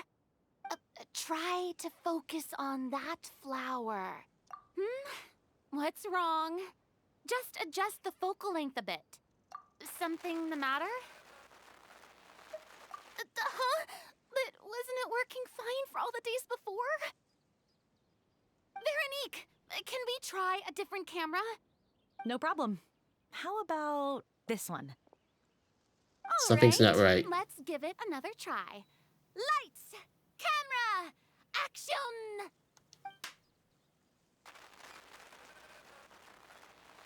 Don't tell me. This one is broken too? Sounds like a signal jammer. Veronique, do we have any other spare ones we can use? I'm afraid we only brought these two today. What? Then go find a workshop to get them repaired right away. Oh, and you too, Bono. Go find our spare camera in the warehouse and bring it back to the set. On it. Greetings, everyone. My apologies for the delay. Is something the matter, Ayaka? It seems like there are some issues with the filming equipment today. We're stuck for the moment. I see. Well, let's not just stand here twiddling our thumbs. Actors, to the makeup booth. We'll start on the next scene as soon as we get a working camera. The people at the workshop told me that the part which holds the lens in place seemed to have fallen off. That's super strange. It was perfectly fine just yesterday. Well, no time to dwell on that now. Let's get back to filming. Oh, so we're getting sabotaged. Quiet on set! Places, everyone! Lights! Camera! Action! By the way, have you heard about that recent murder case? Yes, I have. It seems that they've caused quite the commotion in the city. I heard that the chief of the guards is so mad about not catching the culprit that he's about to explode. Oh? I find that quite hard to imagine, considering how he already looks most days. Director, we have a problem. Oh, we're in the middle of a take! Couldn't you wait until we wrapped up this scene? No, Director, our film, all the finalized film that we've been keeping in the case has disappeared. Oh wait, what did you say? Mr. Bonneau, please take me to where the film was kept right away. I'm coming too. No, Yoimiya, you have to stay here. Oh. Okay, listen up. Everyone who's not working on this current scene can go with Bonneau to look for the film. Everyone else, stay put and wrap up the scene. Unbelievable. How could all these problems happen in just one day? Because we're being sabotaged. Boy, the rich investor. How did it go? Did you find the film? We found it in the sewers. Huh? In the sewers? Is the film still okay? We discovered it just in time, so we should still be able to salvage it. The others are checking now to see if we lost any specific scenes. Oh, you scared me for a moment there.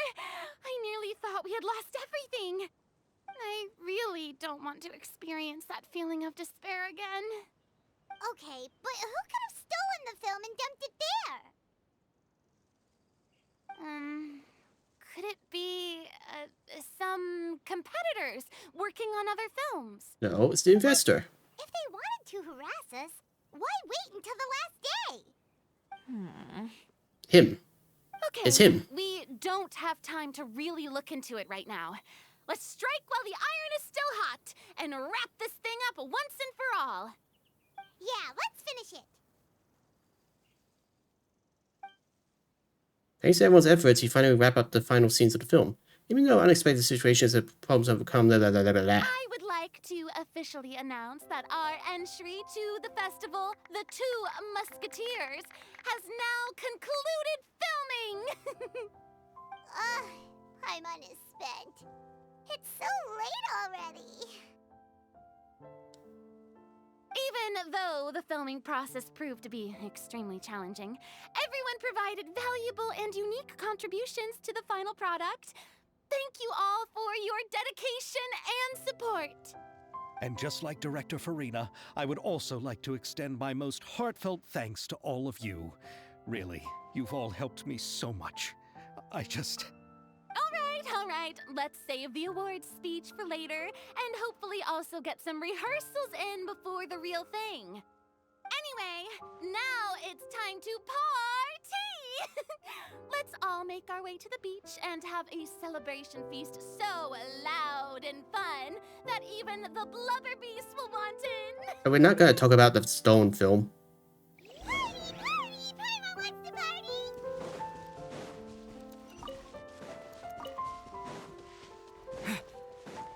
Whoa, this place is hopping. Everyone's finally getting to relax after wrapping up the film. Let's go chat with someone. Yeah, sure. Come back for that chest another time. Have you ever seen a fireworks show, Mr. Morris? It's pretty amazing. I'm afraid I haven't, but I'll take your word for it.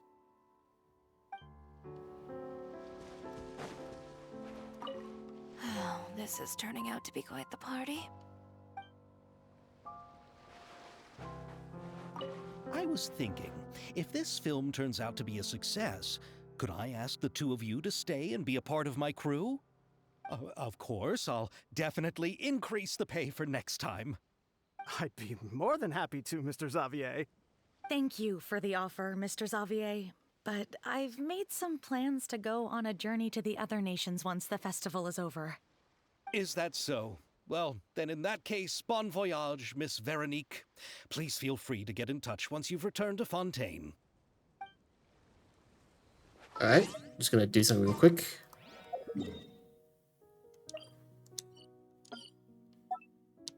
So I remember to come back. Alright, Farina, what's up?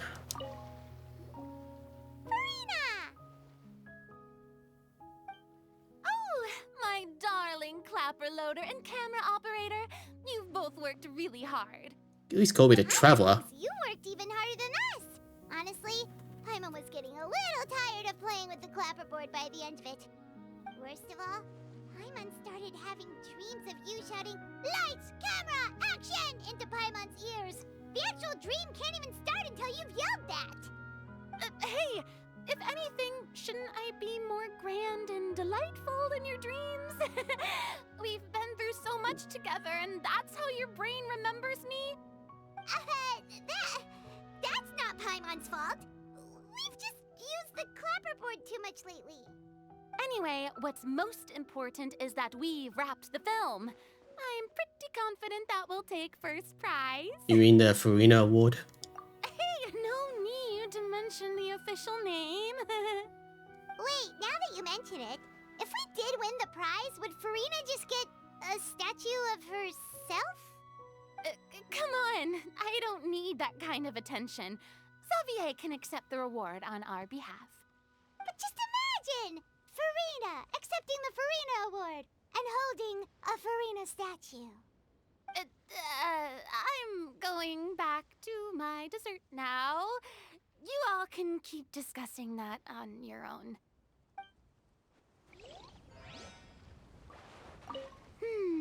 What kind of dessert should I try next? How about the Farina cake?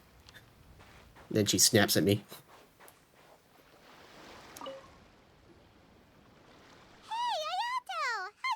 Going? Everything went rather smoothly. Thank you for your concern. Ayato told me that we've already confirmed the dates for some Inazuma Fontaine cultural exchange events. So the next time we visit, we'll be doing so in our capacities as the representatives of the Yashiro Commission. Oh, that's great! Then maybe Paimon will be able to find Fontaine detective novels in Inazuma from now on! Oh, wait. Wouldn't Yaimiko get upset if that happens? That would be stealing some of her business. As long as the novels are sufficiently interesting, I don't think she'll mind. You've got a point. She's always complaining that light novels have become bland and too predictable after all. The cultural exchange won't only feature literatures of both nations, of course.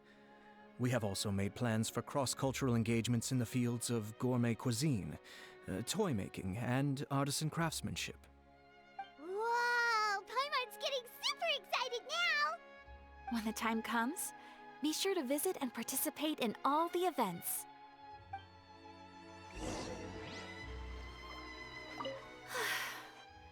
I wish we could have spent some more time here. Don't worry. It won't be long before we're back again. Alright, Chiroi, what's up? Also, who's watching the film? Hey, you two. Are you not really into these kinds of big social occasions? Not particularly. But this is still better than Fontaine Fashion Week. But if this film becomes a big hit, people will definitely come flocking to your shop. Yes, that's highly likely. As long as the film can premiere as planned. Are you still worried about the case? That and all the obstacles we had to face today. You're right. It's as if all our bad luck just manifested at once. But why today of all days? No, it's nothing. We've already delivered the film to the editors, so there should be nothing more to worry about. It's Dawn again. How are you doing, Mr. Morris? You having a good time? Well, you could say that. Do you happen to know when the party is scheduled to end? Judging by how much fun everyone's having, I'd say probably not until well after midnight. Is there something that you still have to take care of at home, Mr. Morris? Oh, well, I'm just not a late night person, so I might take off shortly. Oh no! Silly me. I almost forgot something super important. Oh, what is it? Fireworks. I prepared a whole batch of fireworks for the party, but I forgot to bring them over from the warehouse. Fireworks, you say? Well, that's truly a pity. Sorry things didn't go as planned. Could you help me carry them over, Mr. Morris? I won't be able to fetch all of them by myself. Me? Are you sure that you can't find anyone else? I just wanted to make this surprise for everyone. The warehouse isn't far from here. We'll be there in no time. Pretty please, Mr. Morris. These are some of the best fireworks I've ever made. So I also want you to see them before you leave. They're stunning. I promise that they'll be a once-in-a-lifetime experience that you'll never forget. But... Oh, he's gonna get captured. Just come with me. If we're sneaky enough, nobody else will see us leaving. All right. The warehouse is right over here. I moved the fireworks there in advance, so it shouldn't be too much work bringing them back. It's still a ways away from the party. Sorry about that, Mr. Morris. It's probably because I'm used to carrying fireworks all the time, so it doesn't feel like a lot of work to me.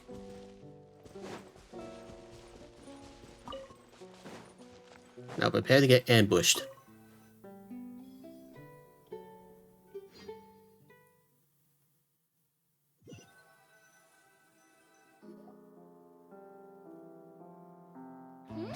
It's dark in here. Wait here, Mr. Morris. I think the light switch should be somewhere over here. Why did I have to get roped into this? What was that?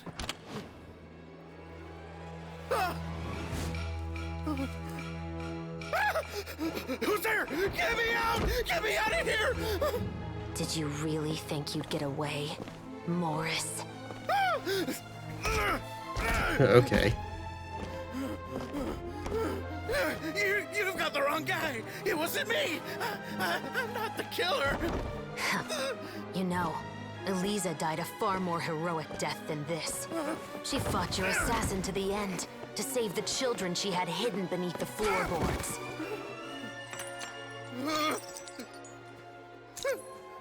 That is Eliza's pendant. The one with a photo of you two inside. The one you gave her. Ring any bells? It's a fake! It has to be! There's no way! No way your assassin didn't destroy it, you mean?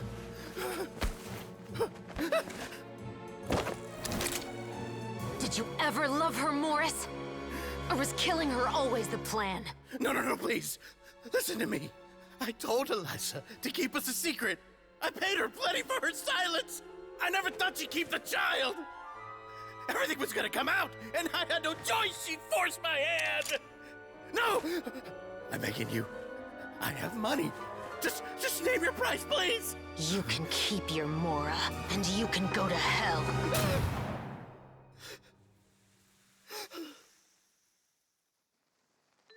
I'm Captain Shovraz of the Special Patrol. Morris, you're under arrest for Eliza's murder. Huh? Hmm?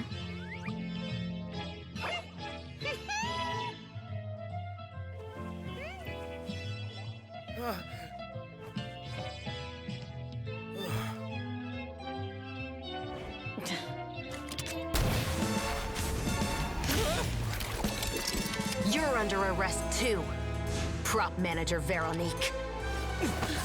Or perhaps I should call you the second Musketeer.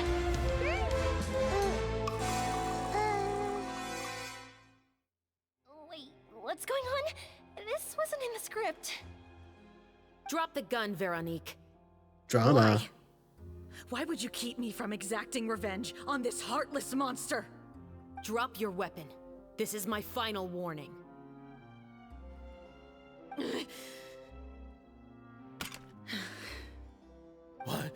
What is going on? Do I have to spell it out for you, Morris? Everything that took place just now was staged to get you to confess the truth. But this last part is all improv, of course.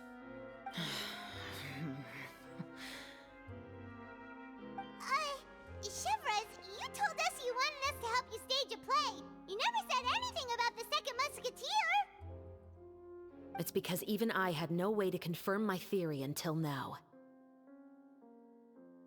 Thank you for your performance, Yoimiya. Could I trouble you to go and bring in the other Special Patrol members? They should be on standby just outside. Oh, and please tell the other cast members not to worry about us. We'll be rejoining them shortly. On it!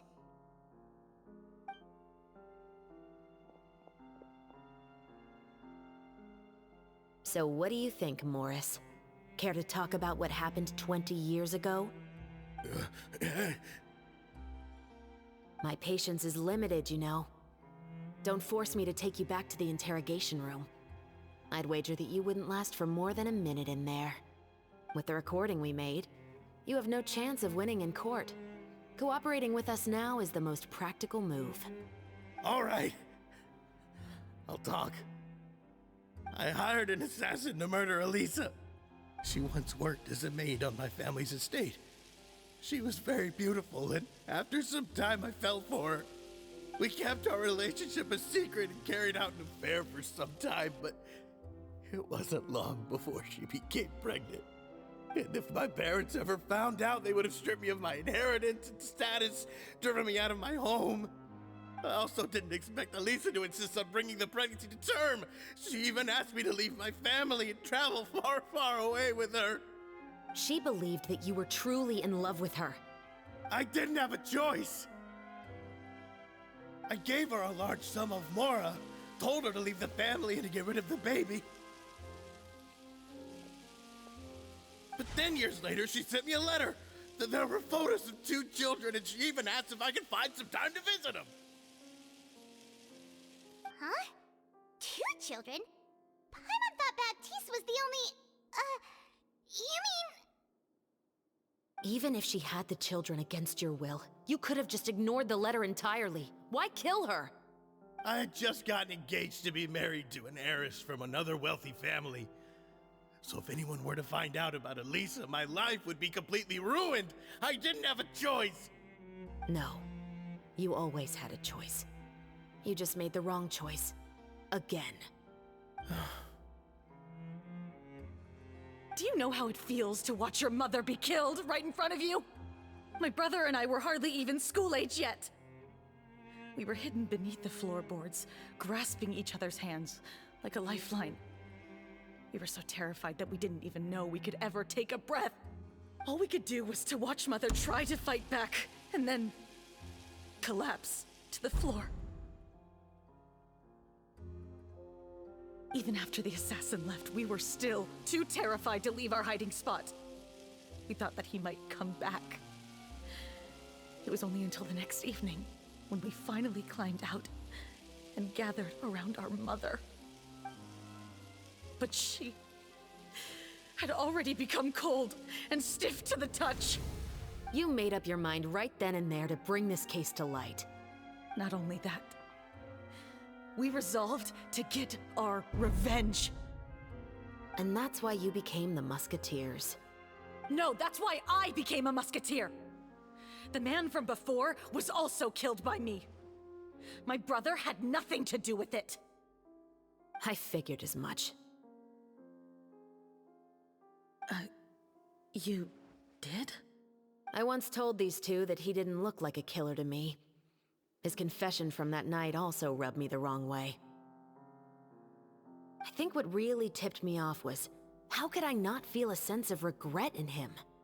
Huh? He confessed faster than any criminal I've ever met, but he didn't say a single word about you. He insisted that he was the sole perpetrator in the case. But after the questioning ended, I disassembled the musket we dug up from his backyard, put it in front of him, and told him to reassemble it. Wanna guess how far he got? He had no idea where to even start. He's never touched a gun in his life. Based on that, I determined that he was not acting alone. He only surrendered himself to draw our attention and create a moment of opportunity for his partner. So, I decided to play along. And as expected, the second Musketeer followed us without hesitation once she saw Morris get separated from the rest of the cast. Besides, why else would he call the novel The Two Musketeers? Yeah, we messed up on that part. How did you know it was Veronique? I figured it out the moment Baptiste told me his father's name. That so-called financial crisis was all just a ruse.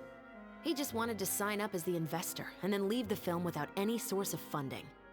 After all, he has a vested interest in minimizing the reach of this story. It's really just the same thing as what he did to Elisa all those years ago. Human scum. But then Xavier pulled out all the stops and got the film made against all odds. Morris couldn't have that. With the killer in custody, he figured it was safe to act. And so he came to visit the set today, just as I expected. Wait, so you were behind all those mishaps today?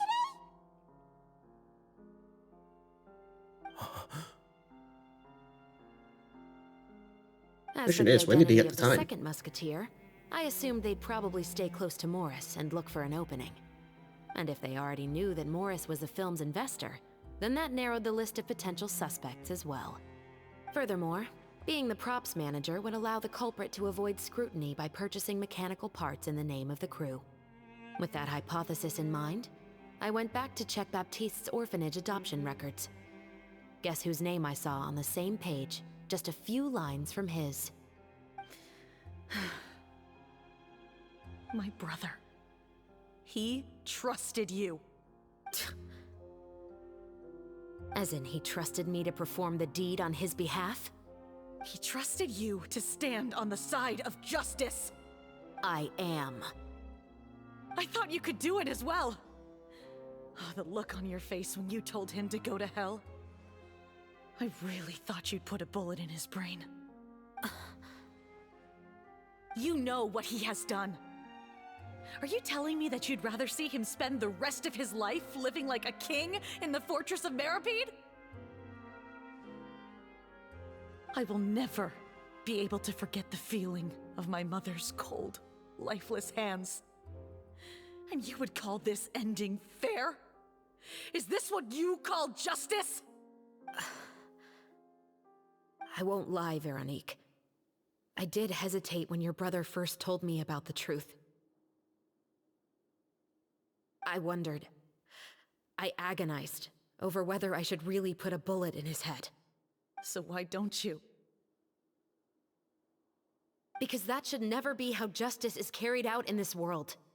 Perhaps, to you, justice is simply reciprocated. An eye for an eye, and a life for a life. But everyone has their own understanding of justice. If everyone were to pursue their own definition of it, there would be no more order in this world. Today, you'll kill Morris, and tomorrow, his children may come for you.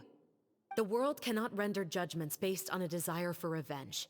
That will only lead to a cycle of revenge, as well as the destruction of order and civilized society. Fontaine is founded on a set of laws and a standardized code of justice. That is why we are the nation of justice. But with all that said, I will promise you this.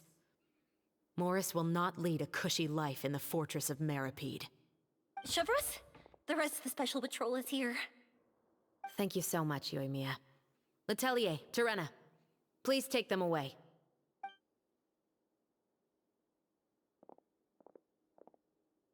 I still can't agree with your reasoning. Well, you could always see him in the fortress. I know. Justice has not been delivered. At least, not today. But the good news is you can visit him. Because you're going there as well.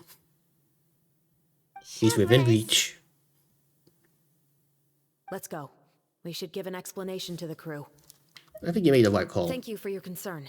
I'm fine. I'm just thinking about the things in life that have driven people to take justice into their own hands. Explain everything that happened to the rest of the crew. The film was cancelled.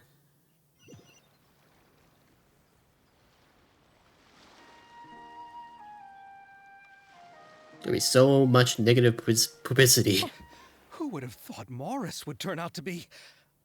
I'm at a loss of words.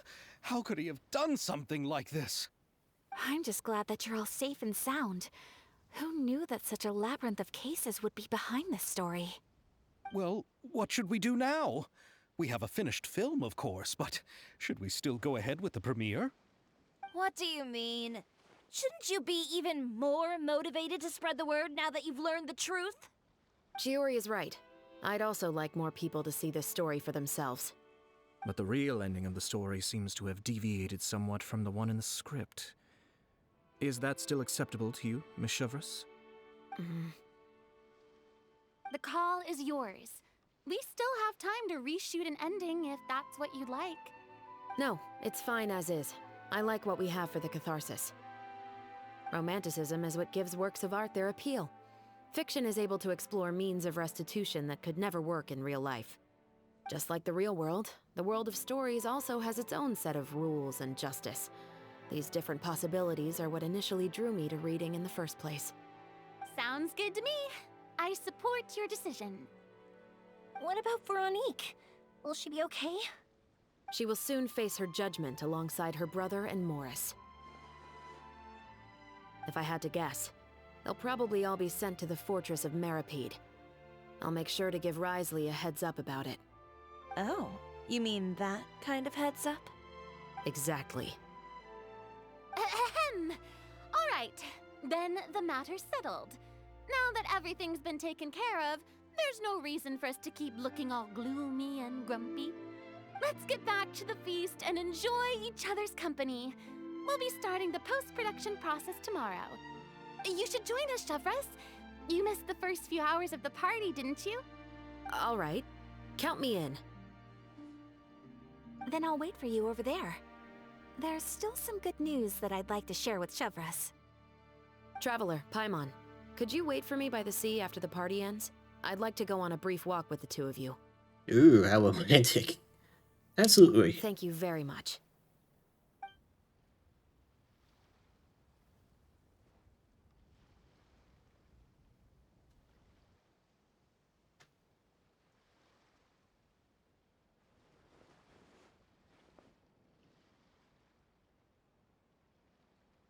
Could use a bit of sound effects in this scene.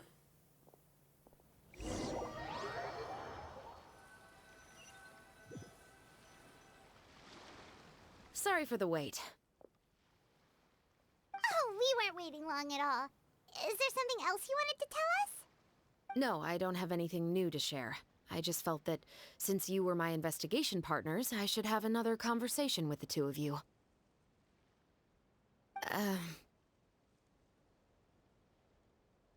Traveler, how would you have responded to Baptiste's request if you were in my shoes? Depending on the circumstances? Probably would have helped him get his revenge. Just like the protagonist of the story, huh? Can't say it doesn't suit you. When I was young, my father often took me here to swim. We'd come rain or shine, even when it was freezing cold. He told me that swimming was the best activity to train one's strength of will. You could never give up before reaching the shore, especially when the water was cold. Oh? Why's that? Because the moment you give up would be the moment you die. At that point, I still hadn't received my vision.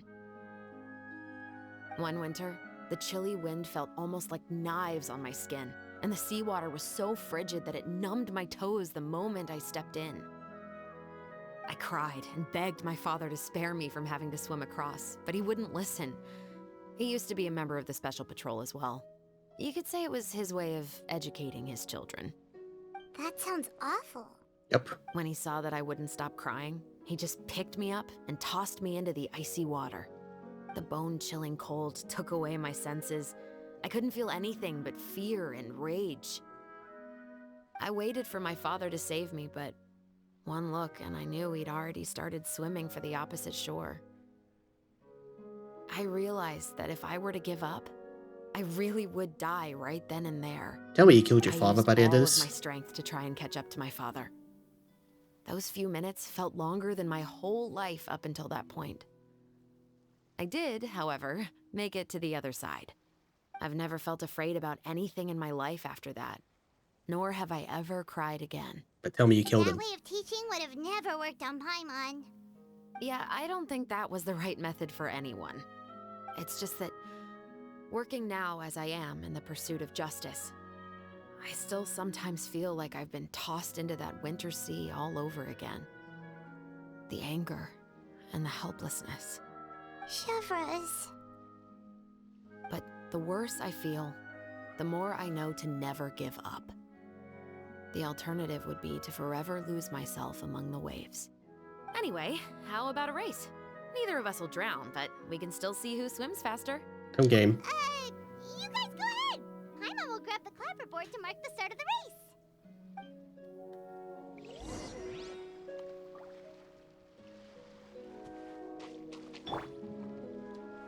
Okay. So instead of an actual race, it's just two characters in the party.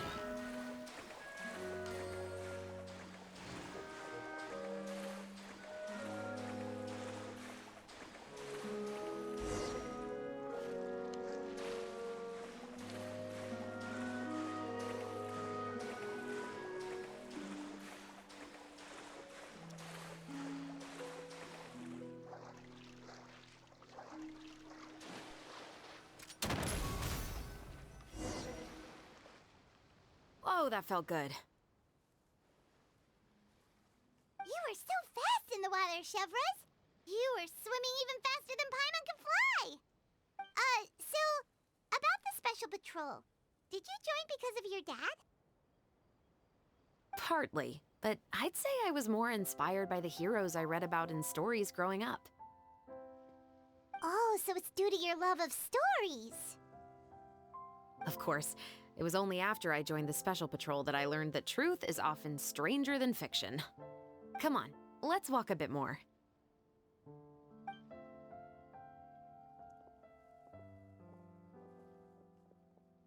To be honest, I do sometimes question whether the decisions I make are the right ones. But I know that no matter what, I must keep swimming. Because the only thing I've got my eyes on is the shore in the distance.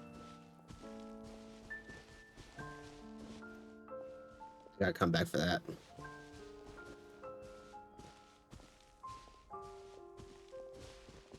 It's weird because I thought I would have got that one.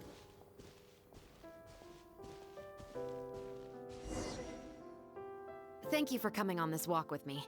I feel a lot better after getting all that off my chest. You're welcome. Huh. We're nearly back at Baptiste's house. Huh. You're right. I didn't realize we were so close. Yes, you did. He really did plant a lot of flowers. It's just like how he described it in the story. Huh? Wait. Paimon, Traveler, look! The rainbow roses in the garden. They're in full bloom now.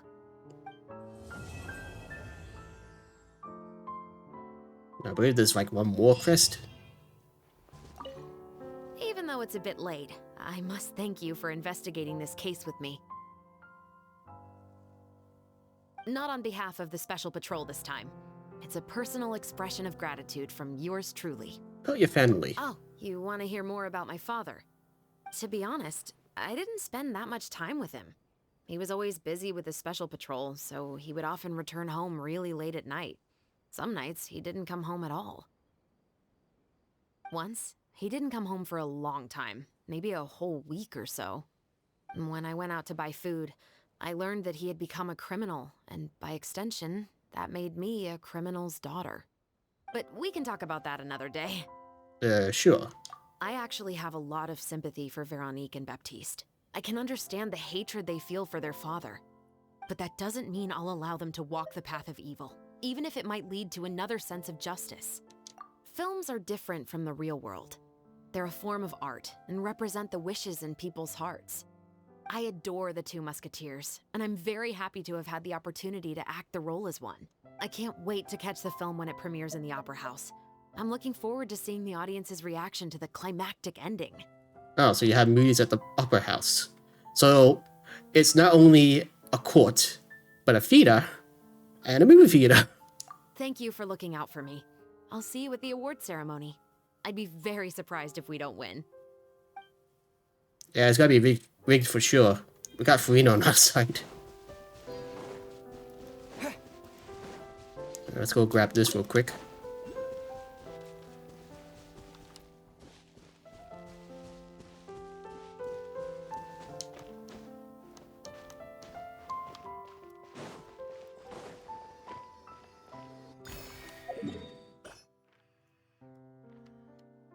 Right, probably should teleport here.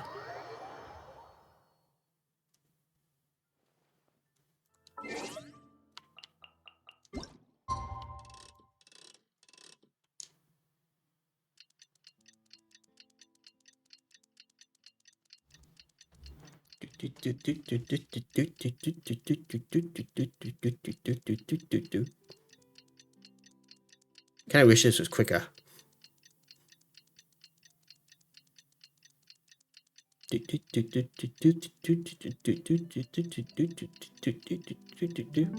Okay.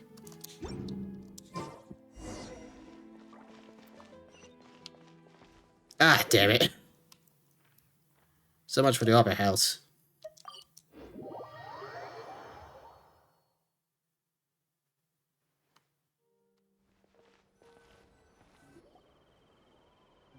Some more time passes after that. The film had a successful premiere, and the Musket murder case was also successfully comes to an end. Hey, it's been a while. Hey there, you two. Sorry I've been scarce. I've been buried in marketing and preparing the film for release ever since we wrapped post-production. The award ceremony is today, right? Paimon wonders if we'll win the Farina Award. I'd give it a 90% chance. Farina! Oh, Paimon didn't know you were already here. You're earlier than everyone else. I'm sure the others will also be here in no time. Xavier, if we end up getting called on stage, shouldn't you come up with a name for our crew? What? But we don't even know if we're going to win. I wouldn't want to jinx our chances by celebrating early. Just open your eyes! Surely you've seen the audience's reactions to our film. We've had nothing but critical acclaim. You've also had conversations with the Opera House's operating staff, right? Didn't they want to increase the number of showings? With the mora you've made from the box office, you can now open your very own film company. But that's all credit to my amazing crew. You've all helped to make this a reality, so I can't be the only one asked to come up with a name. Well, give it some thought. I'm sure the crew will respect your choice. All right, but before that, Traveler and Paimon, could I trouble you to quickly pay a visit to the Fortress of Meripede? Wait, why? Huh? But shouldn't we stay for the award ceremony? I wanted to ask you two to invite Shavraz to join us at the ceremony. She's one of the lead roles, after all. I haven't been able to find her recently, so I haven't had the chance to invite her personally. According to the papers, the culprits of the Musket murder case will be personally escorted today by the captain of the Special Patrol to the Fortress of Meripede. Oh, Paimon gets it now. Be a piece of cake for us. Yep, just wait here, Xavier, and maybe try to come up with a few snappy-sounding names. All right, then I'll leave you to it.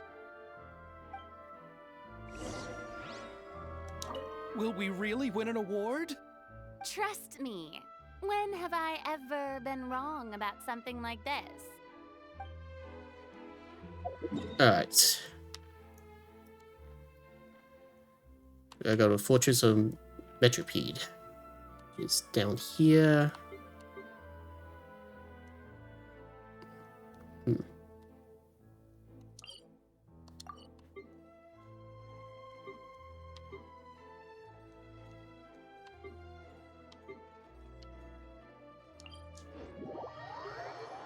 Hard to remember which one's the right one.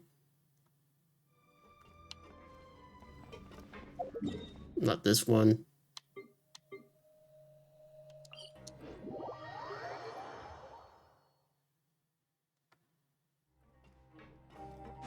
There we go.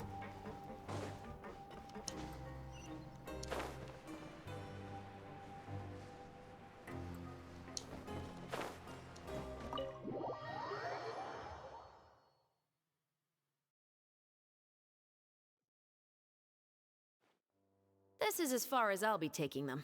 I'll leave the three of them to you now. Got another errand to run? Something like that. I'm expected at a party. Now that's something you don't hear every day. Found a new pastime? Yeah, she's a No, lead actress. It's just a special occasion. Shavraz! Risley! Festivals really do bring people together. It's been a while since I last had so many visitors at the Fortress of Meripede. Oh, you. Call it the festival spirit, I guess. Yeah, you could say that. Even our head nurse has gotten herself all worked up preparing super deluxe nutritious shakes. Just one gulp and you'll have met all your nutrition needs. Were you talking about work just now? We've already finished discussing everything. So, what do you think about my heads up, Mr. Risley? I believe I haven't yet made any promises or guarantees. But you also didn't shoot me down. Here, how about this? You could give everyone a copy of the newspaper. Perhaps on the day when the cover story happens to, oh, I don't know, expose a certain someone's misdeeds from 20 years ago? I suppose then a certain someone may soon find himself the most unlucky person in the Fortress of Meripede? While another two people will soon be hailed as heroes. Speaking of heroes, did you two need something from me? Oh, actually, we're here for... You're here to invite me to the party, right? Don't worry, I didn't forget. Ooh, then let's head back right away! See you, Risley! Happy Fontanalia Festival! And the same to you. You really don't want him to know that you're the actress. Please, go and enjoy the festival.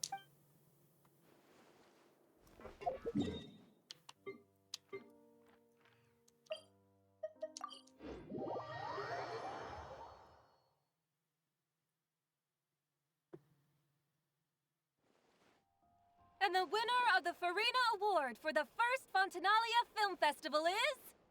the Two Musketeers! Ooh. Actually a cool poster.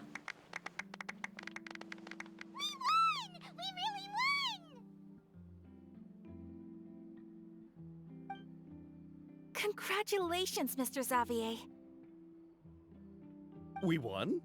I can't believe it! I really can't thank all of you enough! See? My takes on Fontaine's entertainment industry have never been wrong. Now, please welcome to the stage the producer of the Two Musketeers, Mr. Xavier! That's no fair. He had Farina on his side. Probably what everyone else is thinking. Thank you! Thank you all so much for your recognition and support. While I'm up here, I would love to give special thanks to... Time really flies, huh? It certainly feels that way. It feels like it was only yesterday when you were teaching me to hold a musket. Will you come back to Fontaine again? Of course! I'm very fond of this city. There are so many novel and interesting things that it's been hard to keep track of them all. But how about you? Would you be interested in visiting Inazuma? I can't say the thought has crossed my mind before, but I'd be willing to consider it now. I will be eagerly awaiting your visit. It would be wonderful if you could visit my home and enjoy a taste of our tea and desserts. Yeah, let's keep in touch. Did you accomplish all you came here for? Yes. And you should visit Inazuma again sometime. How has Ogura and her business been? To my knowledge, she's doing quite well. Tell her I said hi. I certainly will. I heard the thunderstorm has stopped. Yes, and the war has also been brought to an end. Peace and prosperity has returned to the islands. I quite like the sound of that. Perfect for hanging textiles out to dry. I'd like to offer my thanks again to the entire cast and crew. Without you, I would have never completed this film, much less had the opportunity to be standing on this stage. With the support of my entire crew, I would like to officially announce our film company, Musketeer Pictures. Woohoo! That has a really nice ring to it. Then in that case, let's please welcome all the members of Musketeer Pictures onto the stage for a commemorative photo. Oh, Paimon didn't know we'd also be taking pictures. Director Farina, I believe you are the most deserving person to raise this trophy. Huh? No. There's no need. It's so embarrassing. It's an honor the director deserves. Yes, I agree. Can't think of anyone better for the honor. Just accept that you're not getting out of this. Ready, everyone? 3, 2, 1. Musketeer Pictures! Yeah, cool artwork.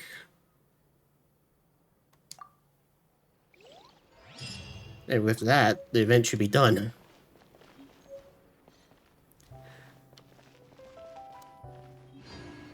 And there's people to talk to.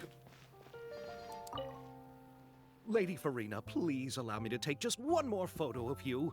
I would also love to get your autograph, just as a memento of our time together on the crew. Hey, I've had enough of the camera flashes from when we were all up on stage. But, Lady Farina, you are the best director I've ever met! The most photogenic maiden in all of Fontaine! This kind of lively and celebratory setting is exactly where you shine. I believe all photographers would agree. Come, the brightest star of our land! Show us your light! The camera is waiting to sing praises of your beauty! Well, I'm flattered, but... All right. I'll humor you and try a few more different poses. But I don't have to hold the trophy, right? Of course. You may pose however you like. Thank you so much. Thank you so much. By the heavens, my luck has been beyond belief. I'm having a hard time coming to terms with it now. Yeah, you know, you're gonna have a hard time hiring her back. Just saying. Miss Yoimiya, we haven't had the chance to talk, but please accept my thanks for everything you've done over the past few days.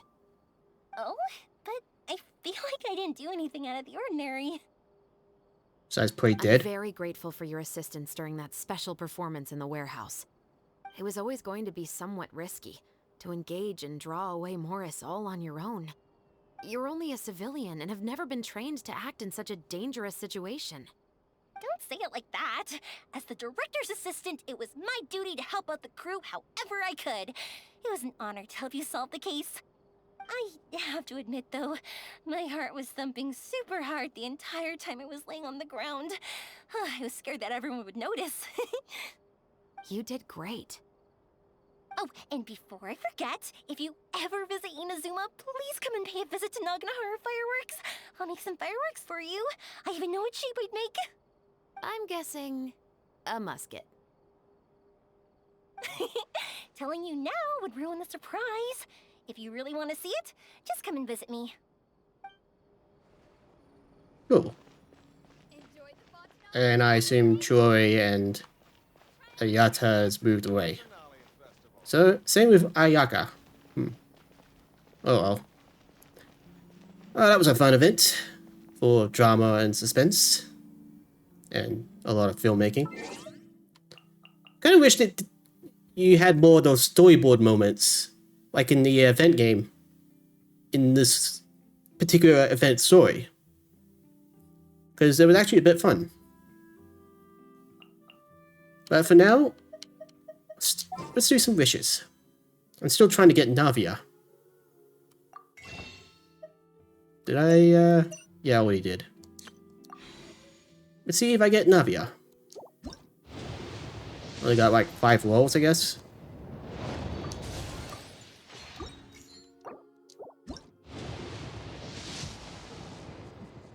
Normal, normal. Normal.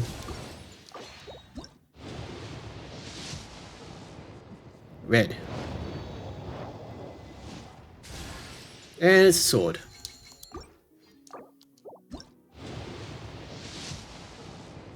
No golden light for me. Unless...